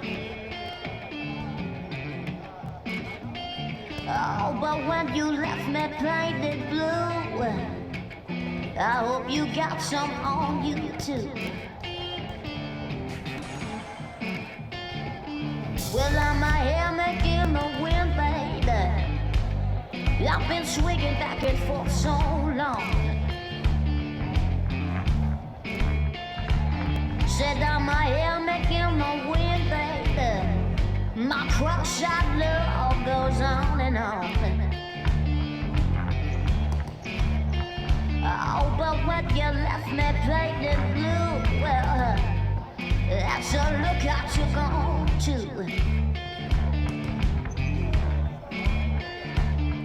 Well, I tried to stop myself, baby, but here I am waiting on you. You know I tried to stop myself, baby, but here I am waiting on you. Oh, well, when you left me painted blue, well, I hope you got some on you too. Yes, and when you left me painted blue.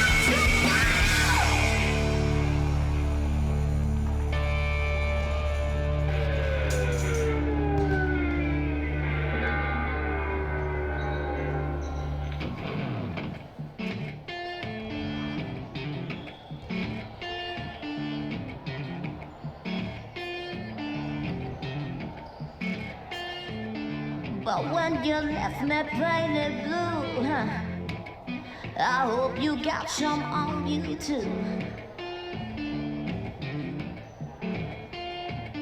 Yeah, when you left me painted blue, well listen, I hope you got some on you too.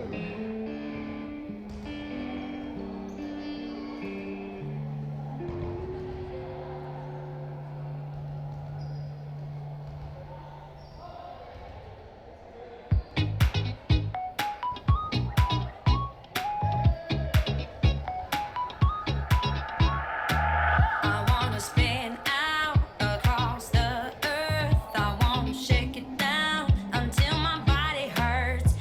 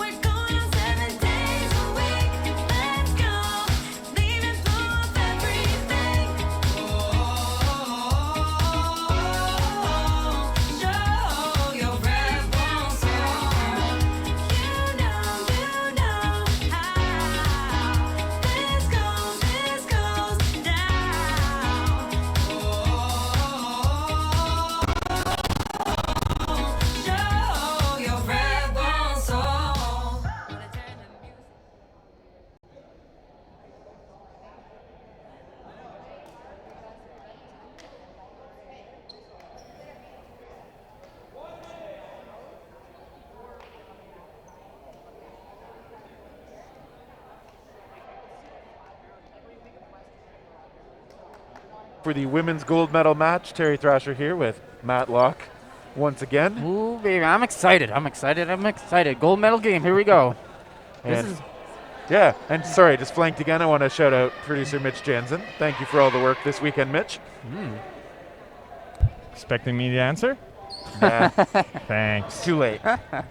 One of the things we did want to mention, too, this is the women's final. We would have loved to have a woman join us on the commentary. We did try to find some, frankly, and didn't have a lot of luck. So if any of the ladies out there are listening and would like to give commentary a shot, we would love to have the perspective here on the broadcast. So come on out. We'll make it easy on you, support you well. And yeah, it's a good opportunity. I mean, we'll do the best we can, but obviously the folks who actually play against some of the folks out here, I think, would be nice and insightful. I'm thinking. Indeed. It's always good to have a different perspective and a different experience on the commentary. Here we go. And they're off. Yeah, these quick rush plays, a little bit quicker is and reckless. Croft. Oh, no. Yep. That was Croft. You see Unleashed to switch to their white jerseys for playoffs. 4-ball play. And they target Croft there. Yeah, good pressure from Mora out of the corner. Reckless coming up. And they throw 2 into the middle, just missing both Luck and Byam. Yeah, kind of high shots. Saw the players leaning back to get out of the way of those. Unleashed to the line. And they get one. Kim Chin heads off. Advantage for Unleashed at the moment. Unleashed's throw. Luck making the call. Croft protecting the space. Ooh, and Rowe throws. And there's counters. Somerville out. Yeah, so Unleashed losing one after a while. 5-on-5. And we see a shot. This time it's Mora letting go from the corner. 4 balls now for Unleashed. Wonder who they're going to target here. Oh, and they go for Mora. Mora is a great pressure player. Yeah, high energy, a lot of pressure. Unfortunately now on the sideline. And here David Armstrong's voice carrying still as a ref. Ooh, Croft just getting out of the way of that shot from Byam. Taylor sidestepping that one as well. More balls on the Unleashed side now. Only one in the hands of Croft on Reckless. Threatens multiple throws and... Ooh, and oh, they do get one of the O'Quins. Yeah, Jess is off on the side. Looks like Croft doing just fine. Taylor also threatening the windmill. Ooh, and big Burton grab. with a big catch. While holding a ball, it manages to snare another. I would never. Del Rosario the target. Just one shot from Byam. Unleashed. It's on them to throw. They go toward Rowe. Rowe blocks. Yeah. Oh, you got it. I got it now. Shauna Rowe and Del Rosario both take a shot. They get nothing out of it, and Shauna unfortunately hit out to the side. Del Rosario, the only one left, facing down all 6. And she does get a hit on Somerville. I couldn't really see that. I thought she got hit. But no, she must have blocked. She got the hit. She got Byam pushing her back. Oh, and there's the hit on number 13. Yeah, nice throw from Byam, just getting, I think, over the blocking balls there. Unleashed strikes first.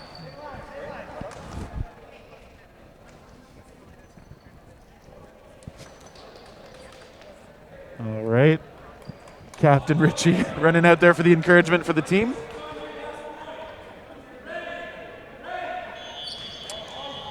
And was a false start? False start looks like it's over on the Reckless side, so first warning for them.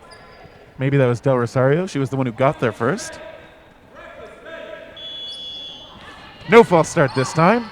Ooh, big scoop coming up high, and a hit Ooh, onto and a Byam. Byam. Can't be tracked down. And Hit onto Somerville. Somerville as well. Returns onto Jack O'Quinn. Taylor was the one getting the lone hit so far for Unleashed. Ooh, shot toward Ewan, who sidesteps that. We'll see how Unleashed will respond. They have a 4-ball play coming up. See if they can get their target. They spread the call out from the middle. They send a couple off into the middle as well. Rowe was missed. Janice Ewan throwing that late one. Ball retriever having a bit of a difficult time there. Little bit of a bobble. Ooh, and they Nice almost block find by Taylor, but Taylor. they get 2 on the left though. Luck and Burton hit out. Ewan and Taylor have their work cut out for him. Tough spot for Unleashed. Oh, Rowe with that block. She knew what was coming. O'Quinn missing Ewan.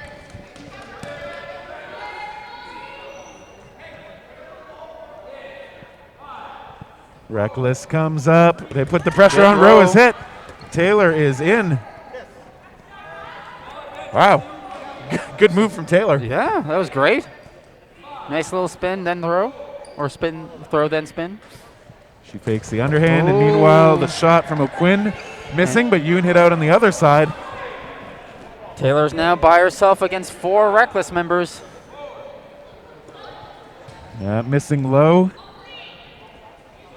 Reckless. We'll see how many they choose to throw here. I'm guessing 2. Oh, Taylor makes 1 catch. And yeah, they're talking about whether that second one is a catch. I think that first one was. Yes. Yeah, so first one catch. It was a good squeeze. Yep.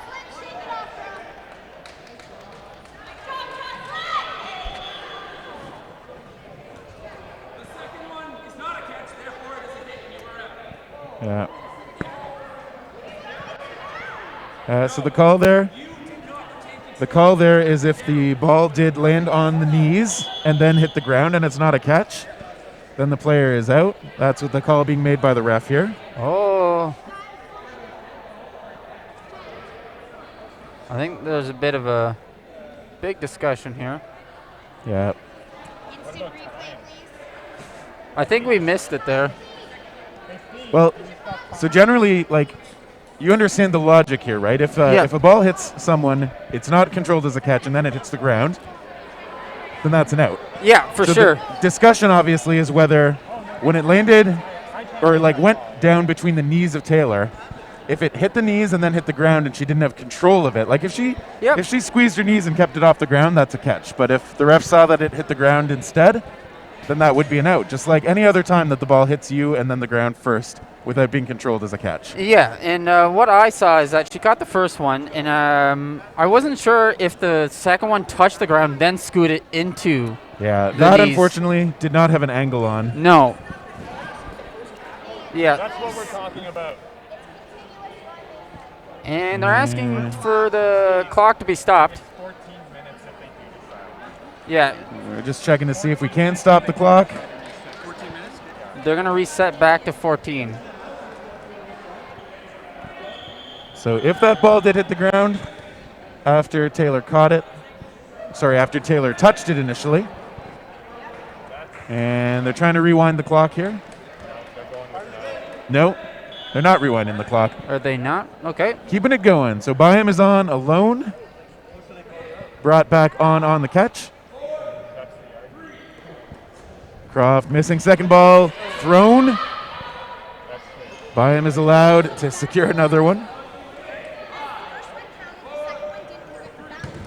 Oh, and there's a hit onto Byam.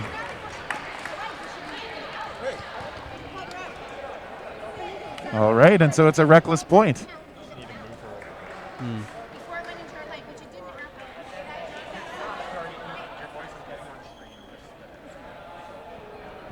Unleashed is going to have to shake that one off. All right. Reassert themselves here. The clock timer is still going. So just under 12 minutes remaining. One apiece.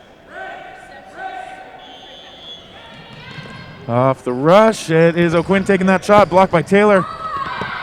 And 5 in hand for Unleashed. Reckless willing to take those. Mora used to playing out high with that one ball. Wouldn't be surprised if she takes the shot. Not this time, though. Del Rosario hit out instead. Reckless has 3 in hand. It's Byam who takes the shot, though. Ooh, one for one. Croft and Taylor exchanging. Burton takes over the middle for Unleashed. And the throw comes from Grimmond. Managing to take out Anna Quinn. Marcy Grimmond, whose name I've mangled once or twice this weekend, unfortunately. Byam hit out on the right side. Luck now in the corner. They're still facing down 2 from Reckless. It's Mora and O'Quinn. Nice Mora block. with the block. Jess O'Quinn talking things over. Luck threatening the huddle a little bit. Probably gonna. Ooh, I like that from O'Quinn. She was looking as if she was going to sort of fake it or send it into the middle. Did a really good job sending it back toward Luck, but not quite on the mark. And Mora gets, I thought she might have got the blocker on there, but she does get hit. O'Quinn's by herself against 4 Unleashed members. We've seen O'Quinn make catches and hits in quick succession at times, so. There you go. Grimmond sliding out of the way. Ooh, that ball is getting back. And a hit onto Grimmond. And a hit onto Burton. Oh. Burton trying to find the catch. O'Quinn is really working away here. Yeah, she has got quite an arm. She can catch.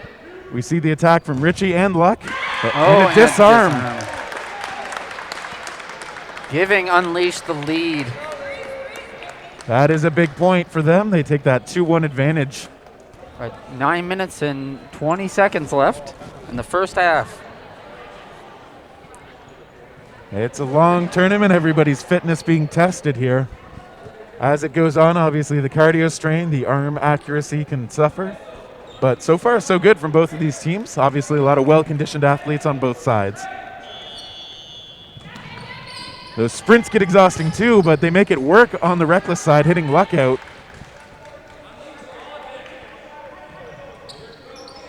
Unleashed is going to have to find their shot in the face of pressure from Mora and O'Quinn. Keeping that pressure up by Mora. Yeah, Somerville facing across from her. Rowe is in the middle this time, but it's O'Quinn who takes the shot. Unleash has 4 balls. They'll huddle together and possibly throw 2 here. Oh, they just throw the 1. Yeah, looking in Mora, in Shauna's direction, I think. Yeah. Shauna returns the favor. But Shauna Rowe missing on that one. It is Unleashed's turn to fire. They got 4. And they go for...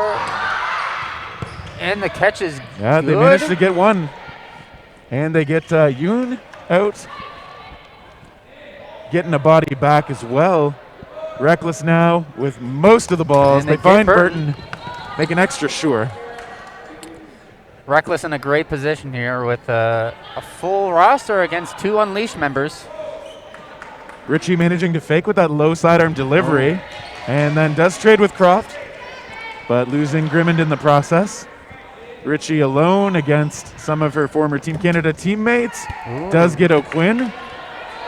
Jack O'Quinn still on the court, but Jess is over on the sideline. And Richie now, comes real close. Yeah, it looks like that might have been a hit on Mora. Richie's, All right, hit called. So Richie with a well-placed ball to get the out. Richie coming up. Richie staying composed. Rowe doesn't take it to contest the throw.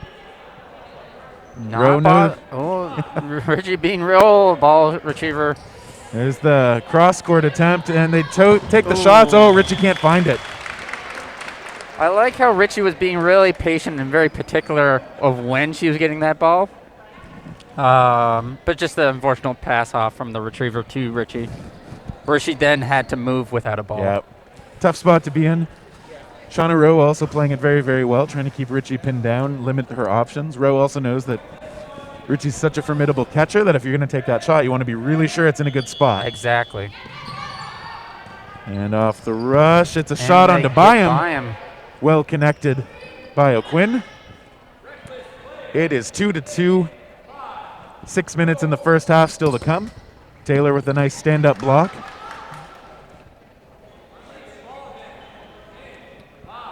Call coming out from the middle of the unleashed side. Ooh, one for Taylor one. hit out.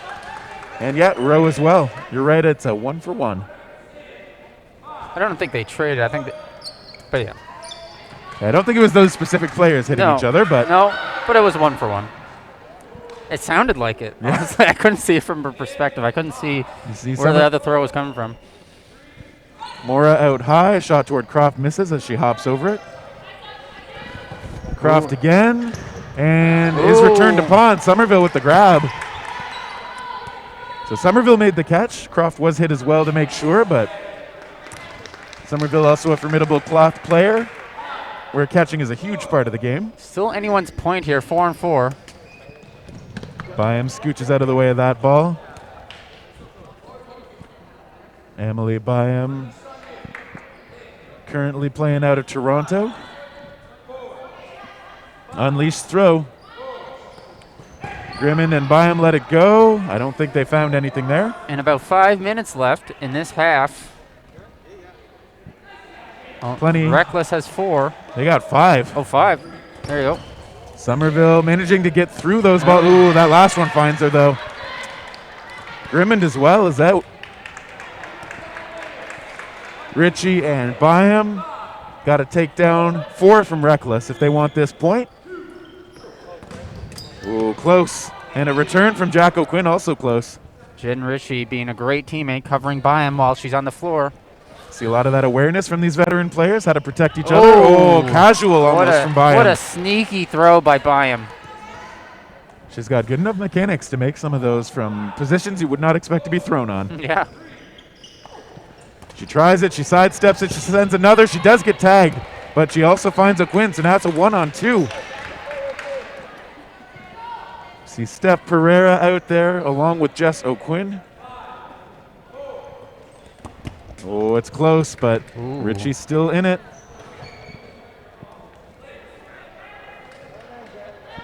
Jen Ritchie, last one on for Unleashed one more time.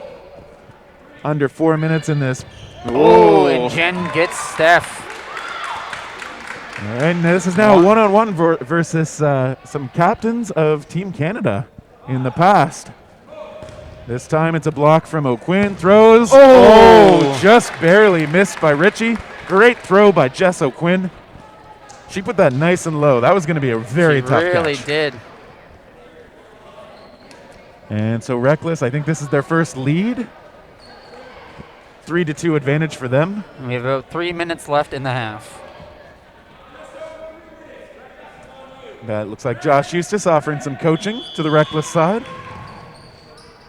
O'Quinn just faking this time. Creating some space. Reckless has to throw first. And Byam ends up taking it. Taylor trying to threaten.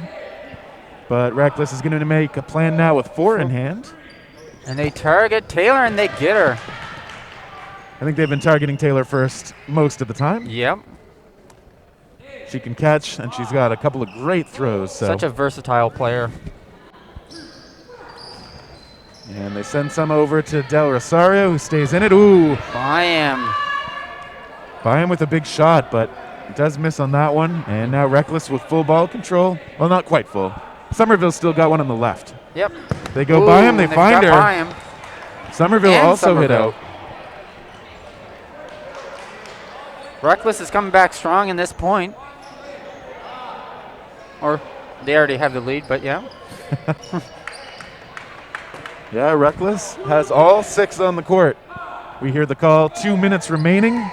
Croft lets go, Luck hit out. Yoon and Burton still on the floor for the Unleashed side. Reckless going to look toward Burton. They find And her. a pop-up catch for Reckless. Yeah, they find Burton with a couple balls and one on Yoon as well. And Reckless with the first 2-point lead of this match. And we have about 1 minute and 30 seconds left in the half.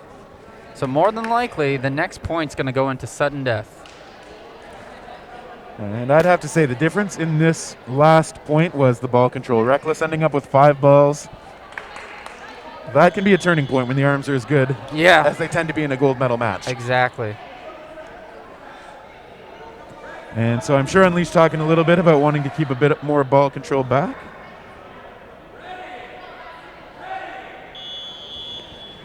And off the rush, Unleashed playing it real safe. Ooh, Byam a bit greedy there. Clearly unhappy with herself after getting hit on the hands. Let's see how Unleashed responds. Ooh, just sending 1. Yeah, so good patience right now from Reckless, not living up to their team name. Mora toward Luck. Luck with the block. This team with the talk, they're going to take a shot toward, let's see, the left side. And Burton with the catch brings Byam back. Yeah, Mora taking that shot, and I think the decision was good, just the placement was right where Burton's known to make some of those catches. Oh, Croft dropping 1. And now it's Unleashed in charge on this point. And as the half expires, definitely a favorable situation for Unleashed going into sudden death with the player count. Yeah, I think if you can outnumber the other team 2-1, for sure, that's a good place to be. Richie telling her team to take their time, which I think is exactly right. Oh, they outnumber him 3-1. It is a 6-on-2. My fractions are apparently a little rusty. No one's gonna hold it against you. And Rowe, missing Byam just barely. Byam and Taylor looking to go to Rowe. No. Oh, they find that finish. O'Quinn and Rowe. O'Quinn kind of saying my bad, I think, just creating a situation that was a little less favorable for the team, but still was going to be tough, was going to be real tough. The score being 4-3 for Reckless. All right, any thoughts on what Unleashed might do to close this gap a bit more? I think a little bit more ball control by Unleashed, though we might get into a certain stalemate at the start. I feel like both teams are gonna go slow in the second half, and they're both gonna realize too late in the second half that they needed to speed up. So you might actually see them speed up at the start and then settle down. Just really depends on what Unleashed wants to do here. It's interesting because I think generally we've seen Reckless be more liberal with taking the throws. Yep. And so they've been willing to give up ball control, just counting on their arms to make use of the shots they do take. I mean, if you take out enough threats, then it doesn't matter if the other team has 5 balls. But in this match, they've been patient. They've been deliberate. They've been reluctant to give up that many balls. I think they've only done it once so far. And at that same point, at this level, all players on court are threats. Yeah, even the ones playing in a bit more of a support role at any given moment, you know that they're fully capable of being shot callers or corners or whatever else. Like to play at this level on a team like these, you do have to be versatile enough to play multiple roles. I would agree. It's one of those things, if you're ever looking to qualify for the national team as well, versatility is important.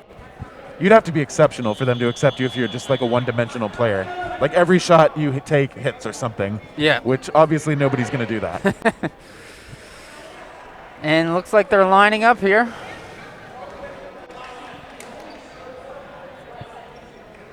All right, so Reckless will now be on the near side of your screens. Unleashed has retreated to the far side. Maybe not retreated, but, shifted. Yeah.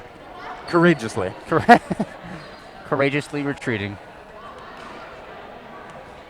Strategically retreating. Taylor on the sideline to start. She's been a target by Reckless. We'll have to see who becomes the new target.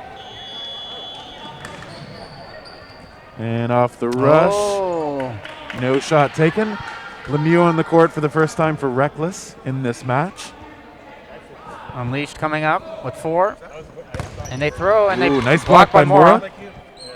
It's a hard throw as well from Somerville. Very hard. And we see Reckless dancing around. Nice shot by Croft, who I think was tagged out. Somerville also hit on the back pedal by O'Quinn. Only one ball left for Unleashed, so somehow that keeps happening. Ooh.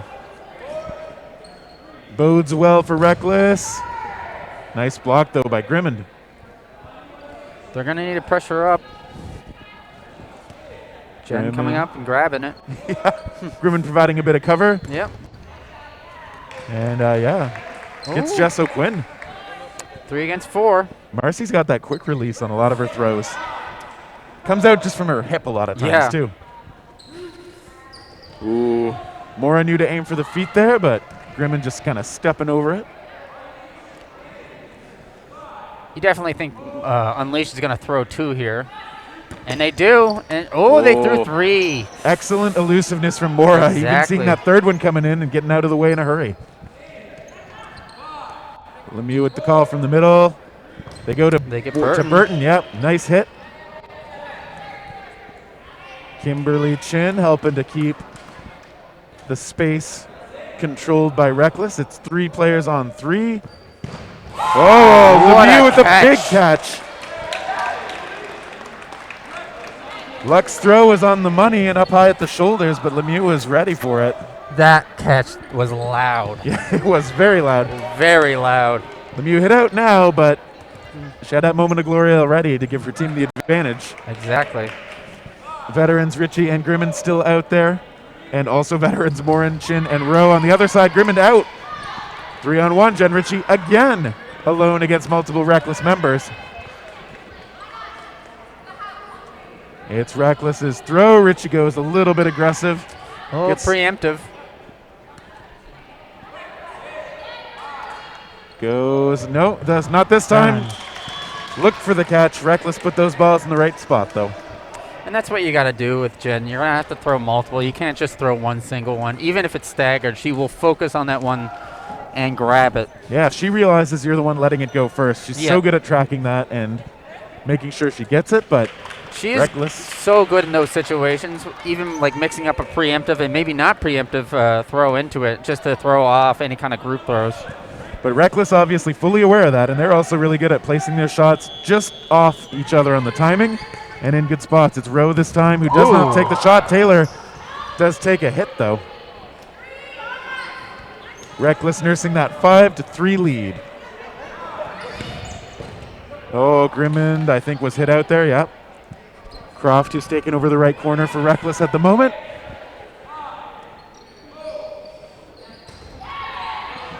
And I couldn't even see that. Looking through 16 people. Yeah. Trying to get around the ball retriever. Get out of my way, Kaylin. Byam's the one who fires it through the netting and everything. And I guess that's a back line. Oh, I think the ref was saying hair. Yeah.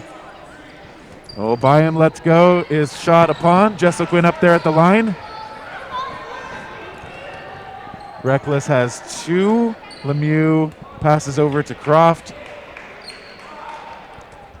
Interesting here. Ritchie electing not to have a ball. Byam gets 2. Byam lets both of them go. Oh, Croft with a big hit. Yoon hit out as well. Rowe traded, but hey, look. Jen Ritchie still out there. Sydney Somerville on the far side as well. Reckless is pushing. They go towards Somerville. They find her. Ritchie again. Yep. 4 Reckless members against Ritchie here. Ritchie's going to try and mess with their timing. Look for a catch, perhaps. And it's a hit. Went a little low. She did. Yeah. She did get 1, but yeah, I think even Ritchie's saying that the one that hit her. That one hit her. Taylor does come in on the catch, though. Taylor's got the arm to do this, but we'll have to stay safe enough. And so far, it's Reckless staying safe enough. And that softball throw coming in. Missing on the second one as well. She survived that. That was more a matter of Reckless missing those shots. Yeah. Taylor was standing up, daring a catchable ball to come in. Yeah. She was trying to catch anything that came in, and she even was in that catching position, but didn't get Reckless weren't able to get a solid, accurate hit on her. Missing on Chin, missing on Croft, and sliding to safety. 14 and a half minutes to go. Reckless on the throw. And they get her. I think that was Lemieux, just a nice clean shot. So it is close on a lot of these points, but Reckless has strung a couple together. They're up 6-3. Lemieux stepped on in the second half and has had some big plays. Like there was that shot to finish it. There was a big catch on the point There before. was that big catch before. That was a backbreaker of a catch. Backbreaker as in morale. Yeah. And score maybe. Yep.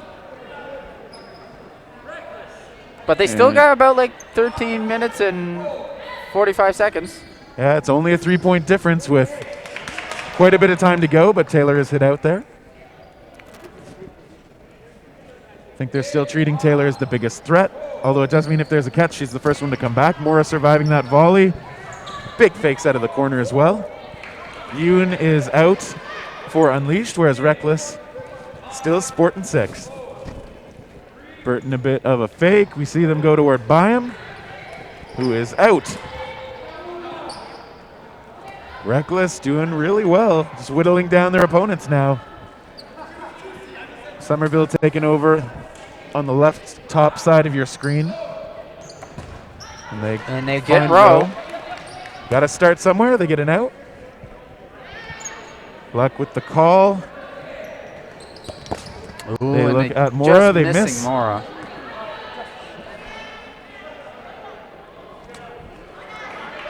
It's Reckless's throw right now. Yeah, they've got 5 players to 3 from the other team. Oh, and they decided. Oh no, I thought they threw 2 there, but Lisa faked me out. Somerville with a couple of good fakes, creating a bit of space for Luck to take the shot, but not quite hitting. Reckless goes across to Burton, right into the bucket. Jacka Quinn heads off. What a catch by Burton. Taylor comes back on. 4 on 4. And they get one on to Jess O'Quinn. Popped up a bit, but nobody was able to track that one down.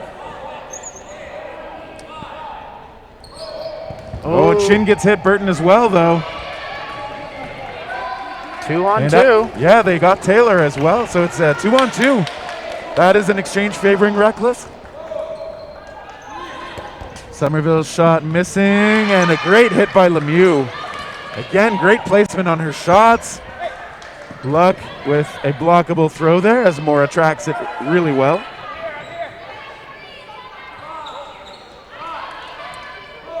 And Mora evades that one as well. Now it's Reckless, 2 balls each. Luck playing defense, scrambles out of the way. Ooh. Still in. Still in. And Lemieux's coming in. Mora also missing, they're trying to get them on Luck when she's vulnerable, but nice block by Mora, going low again.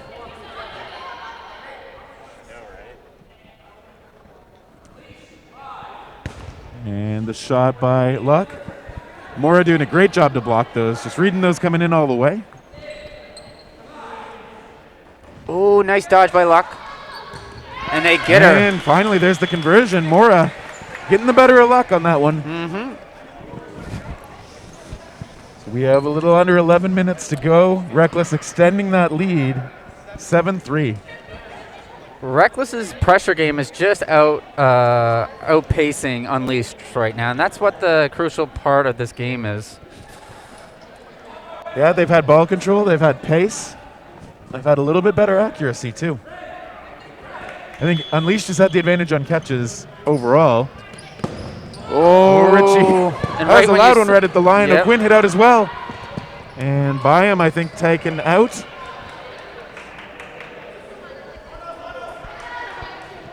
All right, Reckless coming up. It's Croft with the call.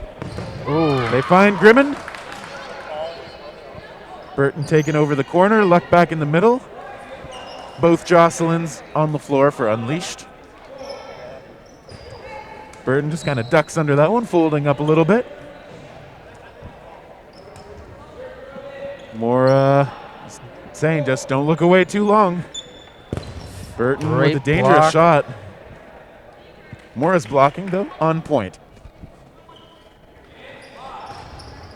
Taylor is hit. Reckless again finding those shots they want. 1 ball each, Jocelyn and Savannah. The shot from Savannah Burton does sail between the Reckless members, so here we go. The Reckless throws coming in. Oh, Almost. Made it sound like it was an impactful catch there, but I think Burton had been hit right before that. yeah. I genuinely thought that they were going to focus on Burton, like 2 balls on Burton, like right at the same time.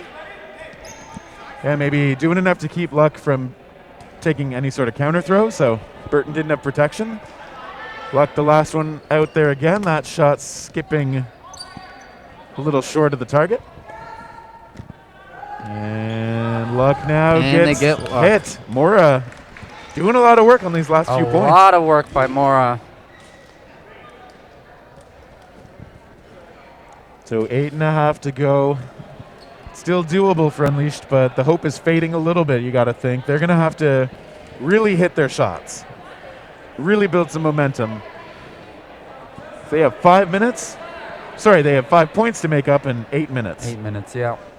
I think they're Unleashed is focusing a lot on catches lately, whereas perhaps maybe they should focus on a little bit more pressure and a little bit more ball control. Ooh. Del Rosario out there again for the first time in a little while on the side of Reckless. The white bow in her hair, pretty distinctive. Oh, Jess O'Quinn hit out.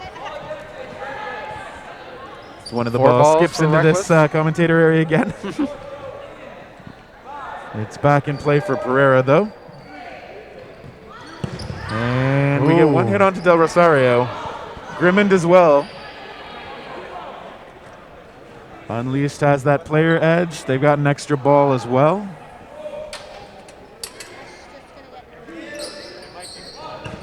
Oh, we see one hit onto Ewan. Mora gets under that ball. Nice dodges by Mora. Pereira taking a ball. Rowe and O'Quinn joining up at the line. They find Somerville again. One ball rolling gently back toward Pereira.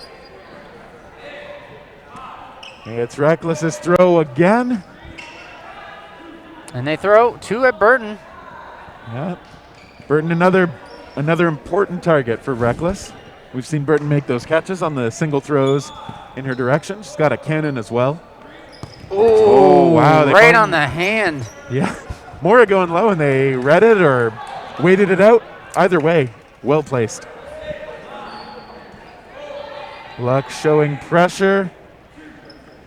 They go across. They find that shot toward Burton. Burton with the catch.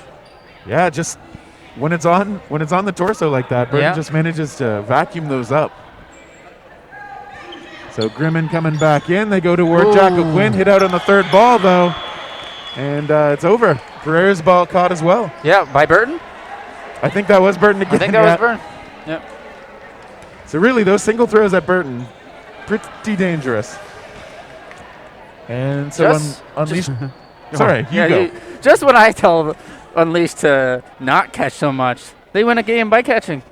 Don't listen to me. They just had to catch better. Catch better, yeah. And so that's the first thing Unleashed needs to do to get back in this game, obviously. Down by 4 now. This time on the rush, Burton ends up taking a shot at Jess O'Quinn, who blocks another one coming in from Luck. And one more time, we got 5 balls over on the Reckless side. Richie playing out high, Yoon hit out. Richie does let go of the one she was holding.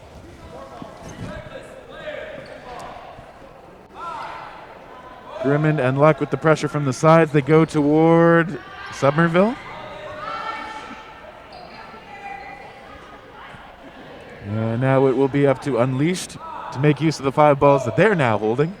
Del Rosario playing high. Ooh, wow. Yeah. Mora in the air, just missing her. The shots were close.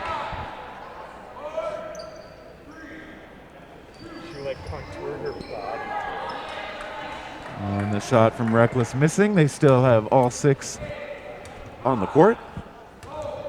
Unleashed looking to hit a shot here.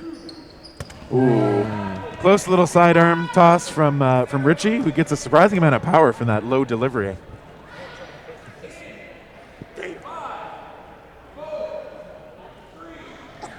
And they go to Grimm and they get her. Burton as well. Good hits. Reckless. Trying to make sure that any momentum on the Unleashed side is buried. Croft playing out high. Ooh. Tag twice. Still though, 2 balls were used to do it. Unleashed has 4 on their side. But just 2 players. They still have 5 to take down. Yeah. Oh, and Richie. It's close on her. But O'Quinn missing. Reckless, no reason to push the pace too hard here. But they may not need to push the pace, but they do manage to hit the shots on Richie. I believe they threw 3 at her. Think you're right. Well worth it. Ooh, wow. That dodge by Mora. Yeah, good body control, staying in bounds as well. Blocked by Jess O'Quinn. Luck, the last one left again, seems to take over that role from Richie right now. And she is hit. Luck is a pretty good catcher, but Reckless isn't really giving her the option to do so. No. Just about 3 minutes left. Yeah, so it's not totally secured, but you have to think that it's basically a win at this point for Reckless. Yeah. It's hard to score at more than a point per minute at this level, Exactly. at most levels. Yeah.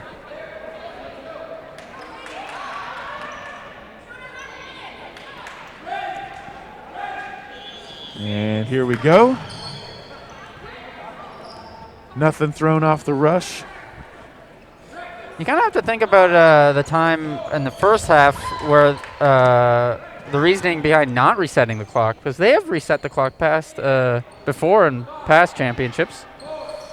That might be a venue thing. I'm not sure what the choice was here. I mean, at the beginning of the tournament, they did say the clock would run for anything except maybe injuries. Oh, okay. So just keeping it consistent. Yep. And hit on to Taylor. Jack O'Quinn hit out as well on the left side. 4 on 4. Pace is slowed down a little bit. Nice move from Grimmin, just sliding down to the side out of the way. Sometimes the simple dodges are the best dodges. And they get one on Lemieux. Oh, Grimmin tried to bail Richie out.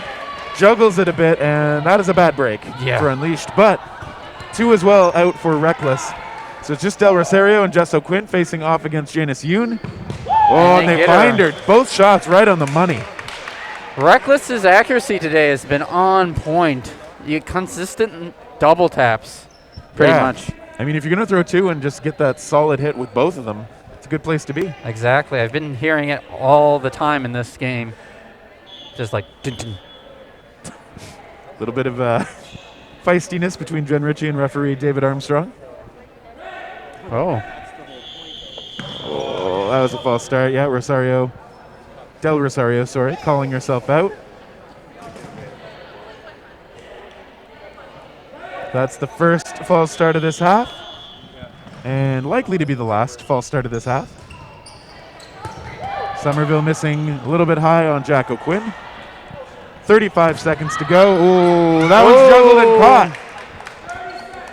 That did tap O'Quinn, Lemieux, and Chin ended up catching it. Had potential to be a triple. Oh, Luck with the catch. Finally makes one of those. Found a ball that was in the right position to do it. Taylor missing. Taylor failing to catch. O'Quinn also failing to catch. Got the volleys back and forth. We have both O'Quinn's heading off to the side. The nets were about to fall off there. So much action. The nets are being threatened here. And Pereira hit out. Unleashed. Coming alive, but only 2 seconds left.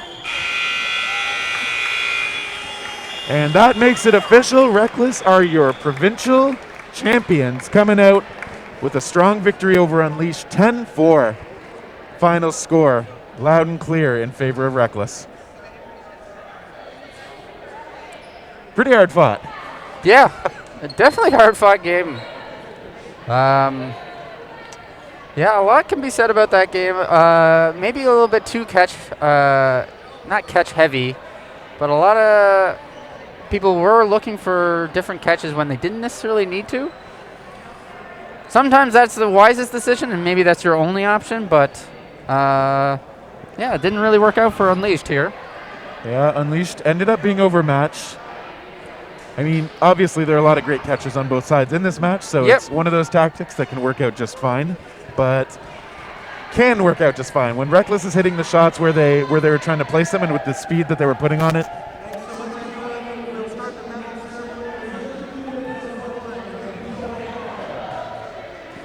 All right. So we have the medal ceremony coming soon. I think we're going to keep the stream running for that. I wasn't planning to. Oh, we might not be. May not I mean, be. you know the results regardless. Yep.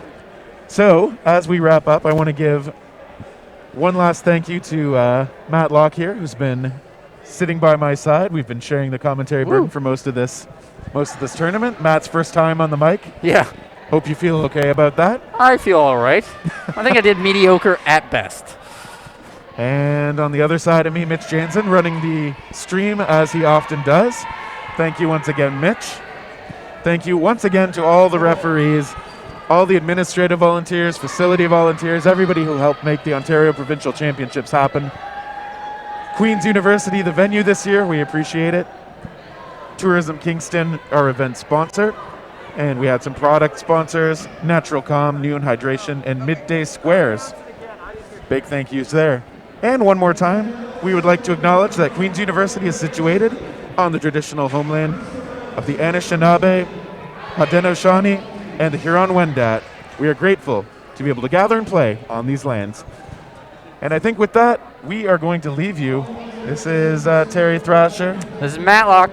And I'll just say his name one more time, Mitch Jansen. If you want to mention Winnipeg's playing in 15 minutes as well. Oh, yes. That's a good point. We have. I've been reminded Winnipeg will be playing in about 15 minutes live, so you're going to see that on this channel shortly. But as for us in Kingston, that just about does it. Thank you for being with us. Thanks, we'll see folks. you at the next one.